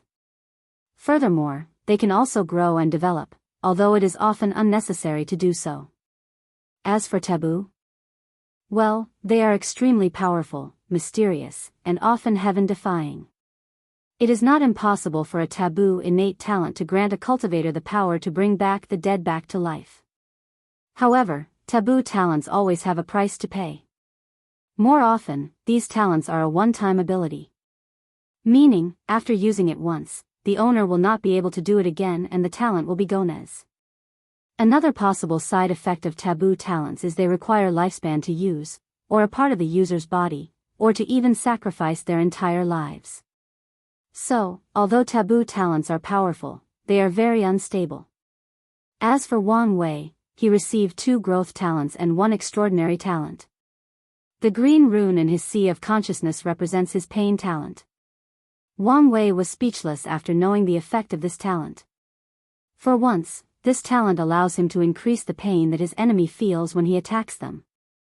According to his guess, this talent's purpose is to make his attacks so painful that it renders his enemies incapable of fighting. Or at the very least, weaken them greatly due to pain. Another ability of this talent is that the more pain that Wang Wei endures, the stronger his battle strength can increase. Well, Wang Wei guessed that the reason he has such a talent was probably because of the 18 level of hell that he experienced in the 3rd pagoda trial. And probably because he cultivated the Overlord Fist. His second growth talent is called Life and Death Wheel. Although this talent has a cool name, it is not as powerful as it sounds. This talent allows Wang Wei to absorb any form of energy to heal himself. For example, by absorbing the spiritual energy between heaven and earth, he could heal a lot of his injuries. To Wang Wei, this talent was a little wasted due to his powerful regenerative ability granted by his powerful fleshly body. However, Wang Wei could use it to superpose to his regeneration. For example, it would probably take him a few minutes to regrow his arm in a battle. However, with the addition of this talent, it would only take him a few seconds if not instant. In the level of battles that Wang Wei will have to participate in the future, the difference between a few splits of seconds can decide life and death. As for the reason that he has this talent, it was because of his understanding of death during the 2nd pagoda trial. The last talent was actually the one tailored specifically for his fate puppeteer physique. And to be honest, Wang Wei was surprised. This talent was simply too terrible to be just an extraordinary one. The amount of power that this innate talent grants him is simply unimaginable that it was a taboo one. In order to ensure that he did not make a mistake, he had to check for a few minutes. He sighed as he knew that his strength had dramatically increased. He was looking forwards to meeting a worthy opponent that would force him to use this talent. After checking his talent, Wang Wei did not immediately exit his seclusion, but took out a bunch of records about ancient desolate body refining scripture, in order to solve a puzzle he had for a while now. According to his previous understanding, he was not supposed to wake up with an ability like the innate field. What's more, after finishing tempering his bones, another ability was awakening. So, he was curious about the reason. He was also curious why he did not awaken one after tempering his muscles. After checking the records, Wang Wei discovered that this was the result of refining a certain body part to the realm of great perfection. The reason that his muscle did not produce an ability was simply because it did not reach great perfection. So, Wang Wei finally understood. He used chaotic space to temper his skin, heavenly flame to temper his bones. Only his muscles used ordinary methods. After figuring out the answer, Wang Wei then checked his new ability. To be honest, this ability was also heaven-defying. This ability, which is referred to as bone clone substitution, allows Wang Wei to create a clone of himself from his bones and use that clone as a substitution for a deadly attack. In order, if Wang Wei received an attack so powerful that it could instantly kill him, he could use the bone clone to die in his stead. Essentially, Wang Wei has another life granted to him by this ability. Moreover, this clone can also substitute for Wang Wei if he receives strange, powerful and unnoticeable curses or cause and effect spells like wishing spell, karma backlash, or reality erasure. Although these kinds of spells or origin abilities are rare, they still exist. So, with this ability, once these hard-to-guard against attacks reach Wang Wei, they will kill the bone clone first, giving him enough time to react or defend himself. What's more, this clone ability is not a one-time thing. All Wang Wei needs to do in order to recreate one is to absorb very precious and high-tier metals like the silver sand or deep copper. If it was any other normal cultivators who received this talent, they would be anxious about where to find these rare minerals. However, all Wang Wei has to do is ask and someone from the sect will hand the materials he needs to him. This is the benefit of being a second-generation rich in the cultivating world. Well, technically speaking, his family has been rich for countless generations. But that's not important. After checking that everything was alright, Wang Wei started thinking about how he is going to temper his muscles to the realm of great perfection. The best method would be to wait until he breaks through the divine body realm and goes through heavenly tribulation again. However, that would take too long. However, soon, an idea came to his mind as he knew that the opportunity he wanted would soon arrive in front of him, so he muttered with an evil smile, "Let's see if the fish was hooked by my bait after so many years." Chapter 181. After finishing his seclusion, Wang Wei went out to relax for a bit.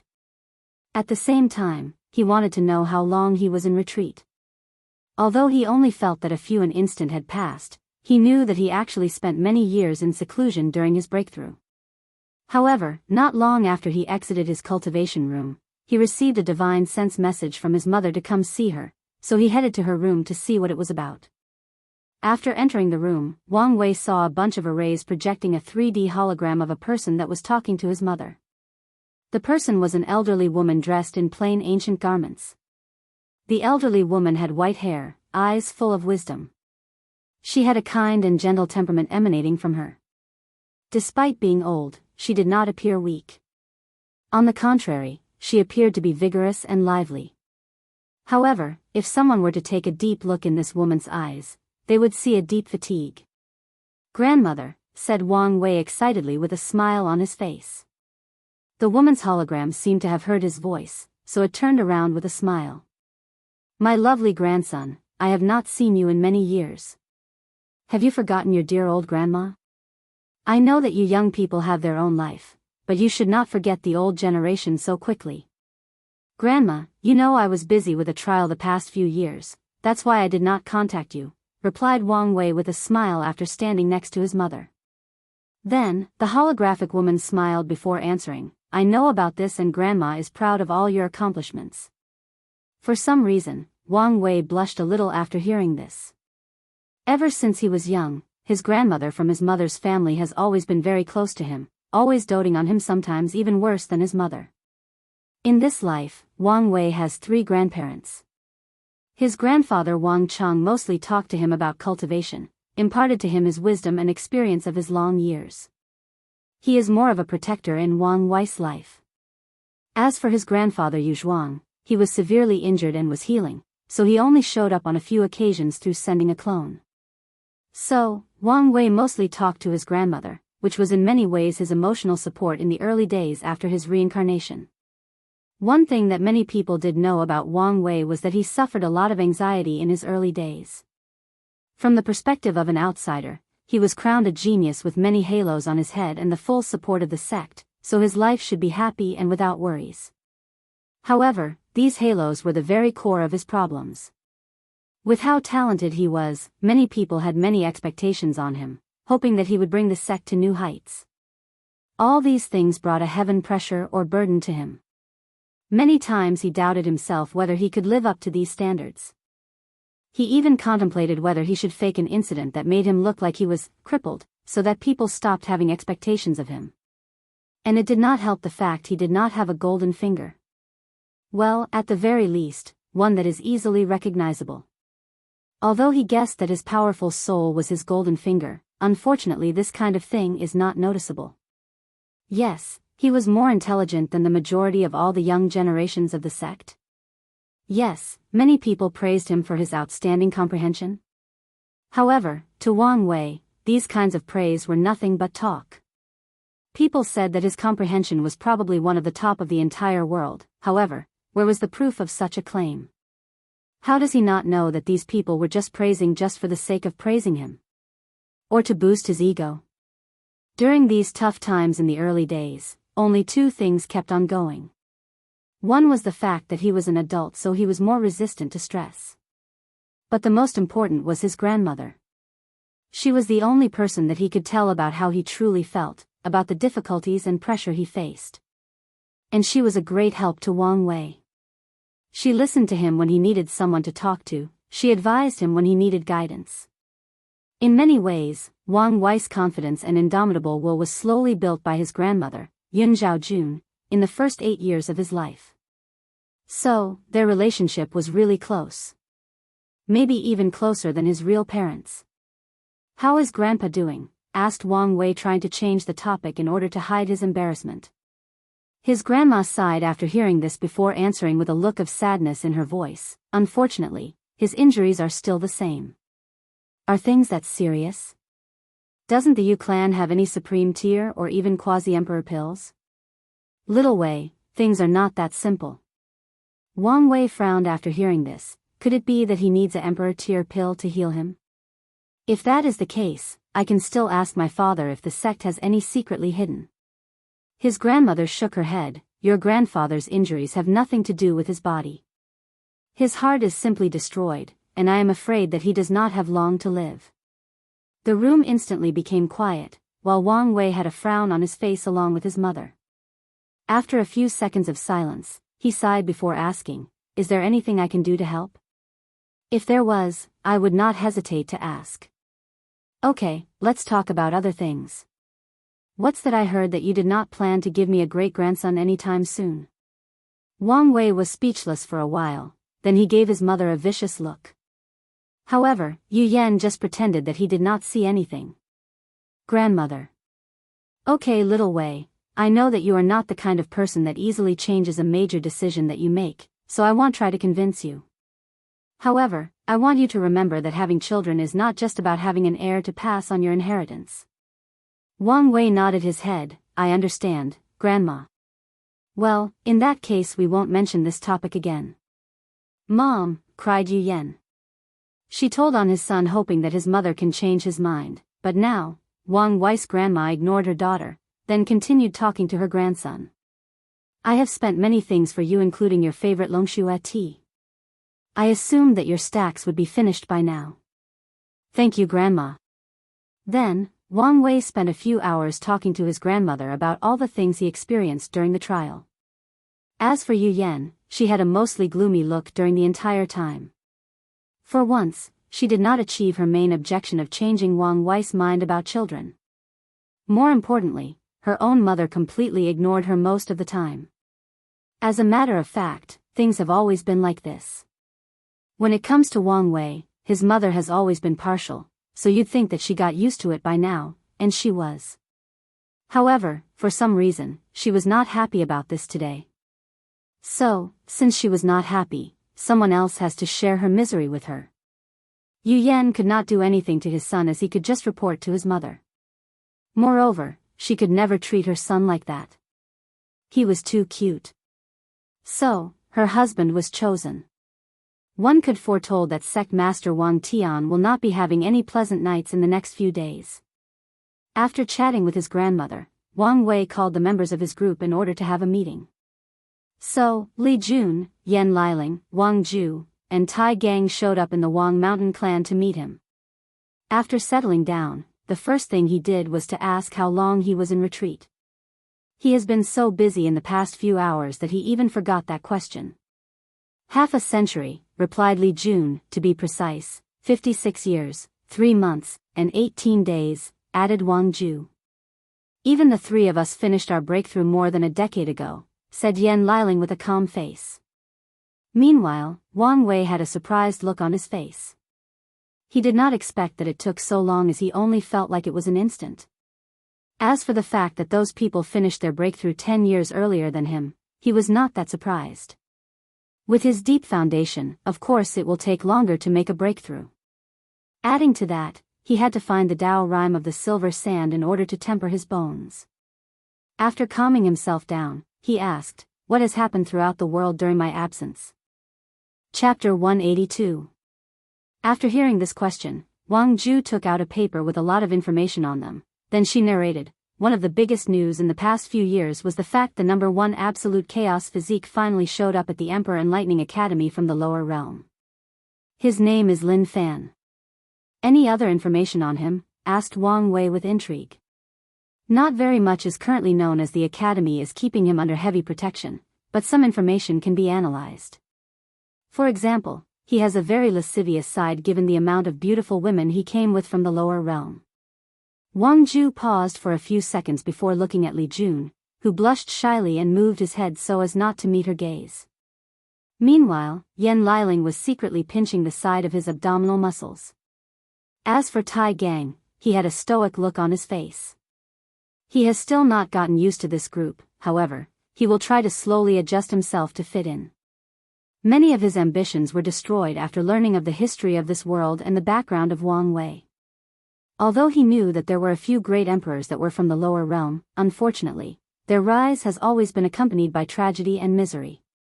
Many of them relied on their heaven-defying talent and luck in order to reach such terrible heights.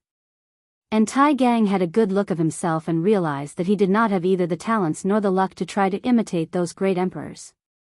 Especially in this glorious age where the talents and strength of the heaven-chosen have reached the absolute peak of any past generations.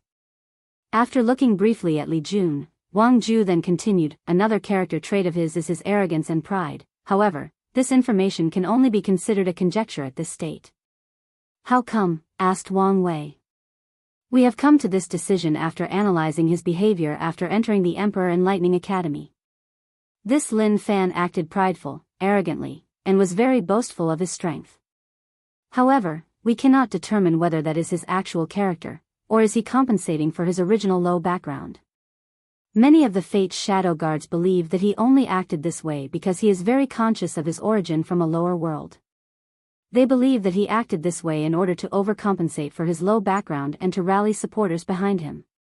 Furthermore, this plan seemed to have worked especially after he defeated one of his seniors in the primordial spirit realm while still the supernatural realm. A successful battle 2 great realms above his own? Is he showing up? Asked Wang Wei with a smile. Young master, it is not just him that has done such a thing. Whether it is the number 3-6 emotions and 7 desires physique, Suya, or the innate sword bone Jian Wushuang, all of them have fought and won against a primordial spirit realm cultivator in the supernatural realm. It was as if all these top heaven chosens were using this method to declare their entrance to the world stage. Wang Wei nodded after hearing this, then thought that it was also time for him to show his fangs. Any news regarding Han Li? Yes. A few months after you entered the trial, young Master Han Li briefly exited his seclusion. His strength had dramatically increased.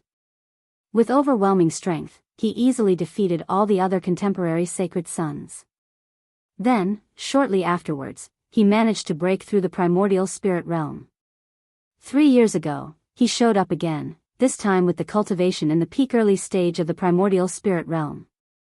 Then, he went out of the sect and challenged a bunch of peak primordial spirit realm cultivators and was victorious. Many people are wondering where his newfound strength comes from. What about the reaction of Great Elder Longbow? Asked Wang Wei with a sneer in his mouth. As you might expect, young master. Great Elder Longbow has been using his disciples' recent success to rally other elders to support him, however, he is not having much luck in that regard. Wang Wei was not that surprised. Given his accomplishment in this trial, how could the little thing that Han Li did compare to him? So, he was not that worried, however he still wanted to make sure that any unexpected things did not occur. Did he only lobby the sectarian faction or also members of different families? Asked Wang Wei while looking at Li Jun and Yan Liling. According to my father, many of the Li clan members were contacted by Long Bo, however, the majority told the news to my father, a few remained neutral, while the rest accepted his invitation. However, the quantity was negligible and the power these people hold in the sect is very small. It is the same situation with my aunt and the Yan family, added Yan Liling. Wang Wei nodded before starting thinking, Wang Ju, I need you to send a challenge to Han Li that 1 year from today, we will battle it out for the position of Sacred Son. Wang Wei plans to end this farce of political intrigues with the most direct and rudest way, beat his opponent into submission. Although Wang Ju was a little surprised at first with this sudden decision, she understood the reason behind it, so she nodded. Next, Wang Wei planned to discuss the talents that these people received after entering the supernatural realm. However, he suddenly felt something, so he left for the outside. And it was not just Wang Wei who felt the sudden change in heaven and earth, but the entire world. After exiting his manor, Wang Wei looked in the sky. To be precise, he looked towards the sun. Under the bright day, the sun started to glow before emitting powerful heat waves. These fire waves did not hit the ground, but covered the entire sky, turning the world into a bright red shade color. "What's going on?" asked Ji Jun. As a matter of fact, he was not the only one confused by this worldwide phenomena. "It's the Yang family," suddenly said Sect Master Wang Tian, who had just appeared next to the groups along with a few other elders. "See Uncle, see Sect Master, see Patriarch." The entire group saluted Wang Tian by different titles. So, he nodded to them with a smile. "Father, what do you mean by the Yang family?" asked Wang Wei. Wang Tian looked into the sky with deep eyes. In the sun, there used to be 2 emperor lineages living there, the Samadhi True Fire sect, which is a Taoist sect with 3 great emperors, and the royal demon race, the Golden Crow with 2 great emperors. These 2 factions used to fight for countless years. However, they managed to form a peace treaty that lasted for a long time. Well, until 2 generations ago. During your grandfather's generation, the winner of the Heaven Will battle was called Yang Chen, and he single-handedly elevated his family from a supreme tier 1 to an emperor lineage. Afterwards, he moved his Yang family to the sun after his ascension to emperorhood. Since then, a battle between these 3 factions often occurred, resulting in this phenomenon that you see. Wang Wei had his brow raised after hearing that. Don't these people fear that their battle will actually affect all the cultivators living in the land? Of course not. They all know that the reason that the other factions ignore them occupying the sun was due to the fact that the environment is not conducive for anyone but people with special physique or cultivation methods. However, if one day their battle actually interfered with the myriad emperor world in a negative way, they know that their only result would be to be surrounded by all the factions of the world. Wang Wei nodded, but then no longer cared about this problem since it did not affect him that much. After seeing his son's reaction, Wang Tian reminded, "You better pay attention to the Yang family. From the information the sect received, they most likely have an emperor offspring." All of Wang Wei's group with the exception of Tai Gang looked at Wang Tian with a surprised look on their faces. This cannot blame them as emperor offsprings are very rare things. Emperor offsprings referred to the child of a great emperor after proving the Tao. It is common knowledge that the higher the cultivation level, the more difficult it becomes to conceive children. However, the difficulty reached another entire level when it comes to great emperors as they are considered a higher dimension of life. How can a high-dimensional life form procreate with a lower-dimensional one? However, despite the statistical odds, it still happens sometimes. As a result, these people are called emperor offsprings, and they possess terrifying talents at birth. Chapter 183. Emperor offsprings are the pinnacle of bloodline aristocratic as the direct bloodline of an emperor runs through their body. As such, not only are they extremely talented when it comes to cultivating, their bloodlines provide them with unimaginable powers. Throughout the history of the myriad emperor world, there have been a few emperor offsprings born, and the majority of them managed to follow their parents' footsteps and also proved the Tao. Only a few failed during their generation's Heaven Will battle. However, the shocking news that this group was about to receive today was far from over. "What's more," said Wang Tian to his son. "He's not even the only emperor offspring that has shown up in this generation. According to the information that we received, the Golden Crow clan has a 3-legged golden crow born in this generation." "Wait, father, that does not make any sense. Where does this other emperor offspring come from?" Logically speaking, since in each generation there can only be one great emperor, there also can only be one emperor offspring unless the emperor gave birth to twins. This 3-legged golden crow is the child of Emperor True Yang Fire. However, she failed during her Heaven Will battle. But, she slept in bloodstones for countless generations until she was woken up in this generation. However, you do not need to worry about her for now as she is already in the peak of the Supreme Realm and just waiting for the Heaven Will battle. Well, unless she decides to recultivate. Wang Wei took notice of the fact that his father used the pronoun she to identify the gender of this heaven chosen. However, he still had some doubts. How do you know that she will not be a problem? Wang Tian looked at his son, secretly nodding in satisfaction in how observant he always was. After she was awakening, many of the emperor lineages received the news. So, we banded together to put pressure on the Golden Crow together. We agreed that she should not intervene in the younger generation's growth in any shape or form, otherwise, we will not hesitate to exterminate their clans. Wang Wei could guess the reason that the emperor lineages acted this way. In this glorious age where many powerful and extremely talented heaven chosens are born, many people believe that they have a chance to win this generation's heaven will. However, the appearance of this three-legs golden crow might actually ruin that chance given the overwhelming advantages that she had over the still-growing heaven chosens of this generation. So, they banded together to cut the danger in the bud. However, Wang Wei guessed that the Yang clan was not feeling very well now given the fact that their emperor offsprings have to face one of his kind, and one that is way more powerful and more experienced than him. Of course the people suffering the most were the Samadhi True Fire sect. If they do not have a heaven chosen to represent them on the world stage, then their situation will become very passive, being stuck between the other two factions. After watching the fire phenomenon, Wang Wei and his group returned to his room to continue their discussion. Wang Wei then asked them what talents they have received. Li Jun received 2 talents, 1 growth and 1 taboo, which was a great surprise to Wang Wei. However, after hearing what the taboo talent was, he sighed before saying, "Hopefully, there never comes a day that you have to use this talent."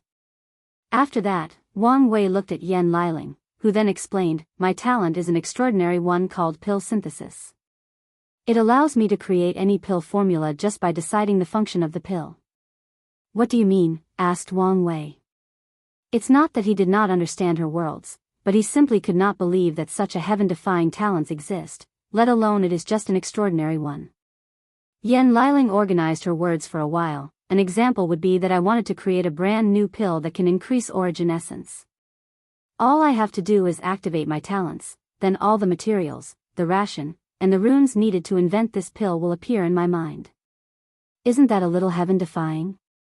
Suddenly asked Tai Gang. Even with the little knowledge he has absorbed in the past few years, he knew that this was simply terrifying. Yan Liling nodded her head, "You are right. All the recipes that I create have to be based on my knowledge reserve. So, if I have no knowledge of something, it is impossible for it to work. For example, if I wanted to create a pill that provides immortality, then my talent would be useless as this scope of knowledge is beyond my understanding." Wang Wei nodded as this restriction made more sense, but he still said, "Your talent is not that simple. I'm guessing that even if something is out of the scope of your knowledge, this talent will probably still guide you to ways to make up for it, right?" Yan Liling was a little surprised by Wang Wei's words. "Big brother, you are so smart that you figure this out so quickly. In the past few years, I tried to make a top-grade Earth-tier pill, however, I kept failing. However, when I tried using my talent, I suddenly felt a mysterious power guiding me to find the answer to the reason that I kept failing. After that, I guess that this talent can probably guide me to find the answers to any problem I'm facing when it comes to alchemy even if it is outside my expertise." Wang Wei nodded with a little bit of envy on his face. Although his alchemy talent is also very high, it is nothing compared to the innate talent of Yan Liling. Moreover, in the past few years, he has been more focused on array and refining, and did not pay attention to alchemy as much especially since Yan Liling came to the team and took the role of alchemist. Although Wang Wei was a little envious, it only lasted for a brief moment. He did not really care as he did not really consider himself an alchemist. The only reason that he studied these professions was to prepare himself for the worse. If one day he needed this knowledge to save his life, then he would be ready or prepared. After asking about Yan Liling's talent, it was Tai Gang's turn, so he said, "My talent is a growth one called life sharing. It allows me to share vitality with people around me. The more people there are, the more vitality is shared. Unfortunately, this ability is useless in a frontal battle as the person who shared vitality with me has to be weaker than me by a whole realm and has to be present." However, Wang Wei's eyes lit up after hearing about this talent. "You are overlooking the true purpose of this talent, training troops. Imagine if you create a large army that links their vitality together. These soldiers would essentially be immortal because as long as one soldier is injured, they can absorb the vitality of the entire army to heal themselves. Unless someone used a powerful attack that instantly killed the soldiers, essentially they would be undying cockroaches. Tai Gang's eyes also lit up after hearing this. At first he thought that his innate talent was lame due to its severe restrictions, however it appeared that he overlooked its true function. This talent was not meant for single battle, but to raise powerful troops. Tai Gang knew that the reason that he was chosen to be one of Wang Wei's generals was because of the charisma he displayed in the lower realm. However, in the past few years, Tai Gang has been worried that he would not be able to do his job properly, that his so-called charisma only works in the lower realm. However, with this innate talent, it is not difficult to create an undead army that brings fear to all of Wang Wei's enemies. Tai Gang then suddenly remembered how he trained his army back in the Iron Fist Kingdom.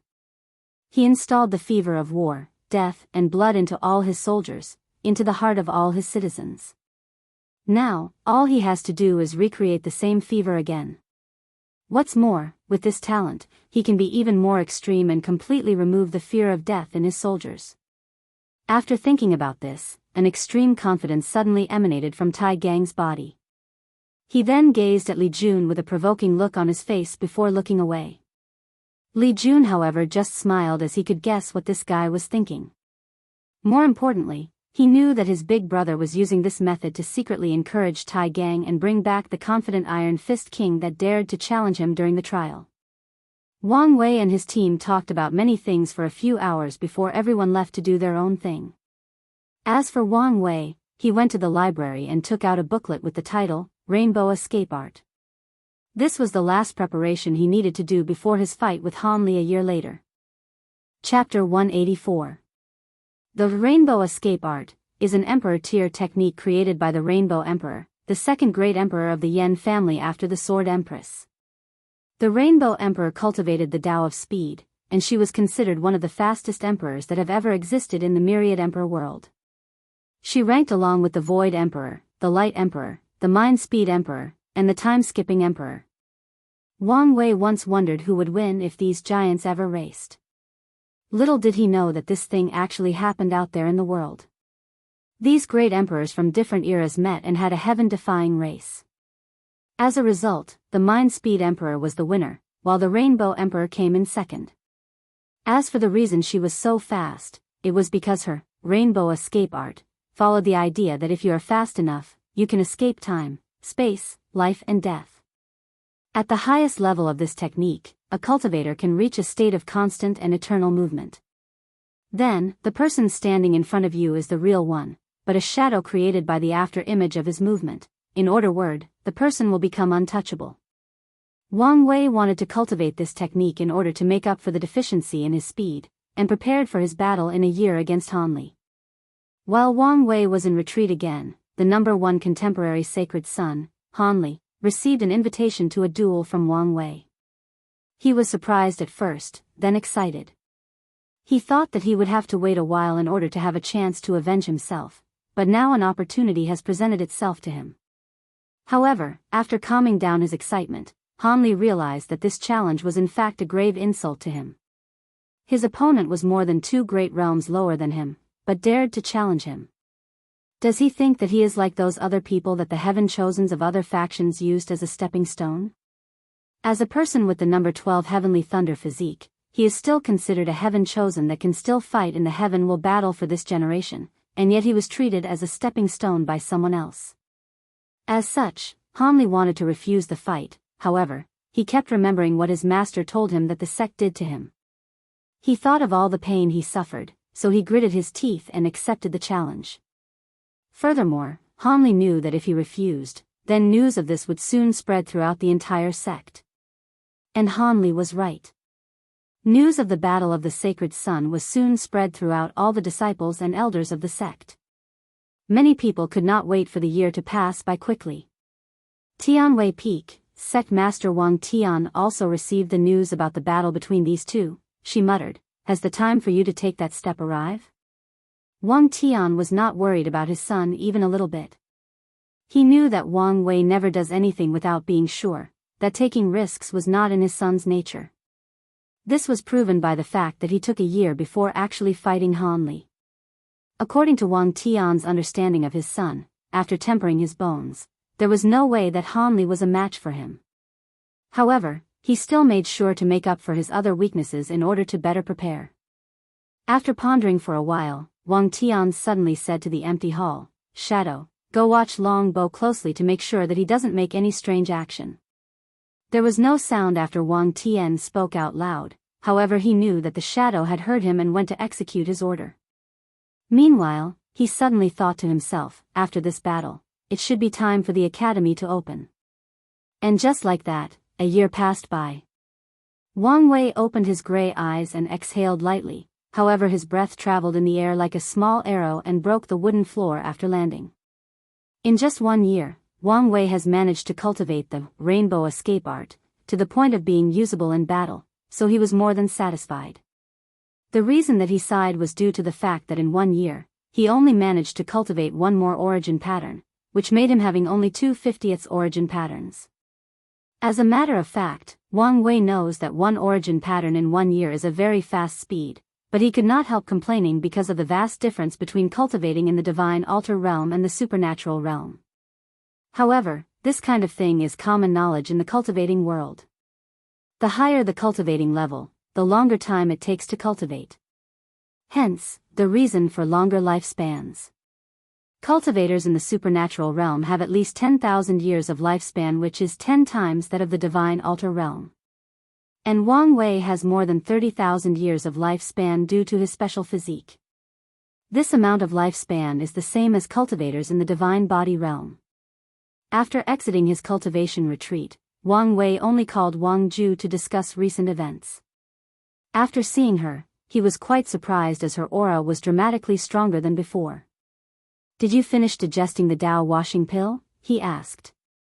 "Yes, young master. I would like to thank you for the pill. With it, not only has my strength increased, more importantly, my talent has also improved. As such, I will not have any problem keeping up with your pace in the future." "Well, there is no need to thank me, as you deserve it for all the years you have spent taking care of me," nodded Wang Wei. Then, the two discussed the events that happened in the past year. Unfortunately, there was not much news except for the movement of a few heaven chosens. Afterwards, Wang Wei then asked Wang Ju to tell Han Li that their battle will take place a few days later. So, this news once again quickly spread throughout the entire sect. A few days later, Han Li was standing in an arena waiting for Wang Wei. This arena was especially designed for the sect's competition. As such, there were many powerful formations engraved on it to prevent the destructive power of the participants from affecting the audience. Furthermore, this arena could withstand the strength of the peak of the void-shattered realm. Meaning, this arena could even withstand the power of law.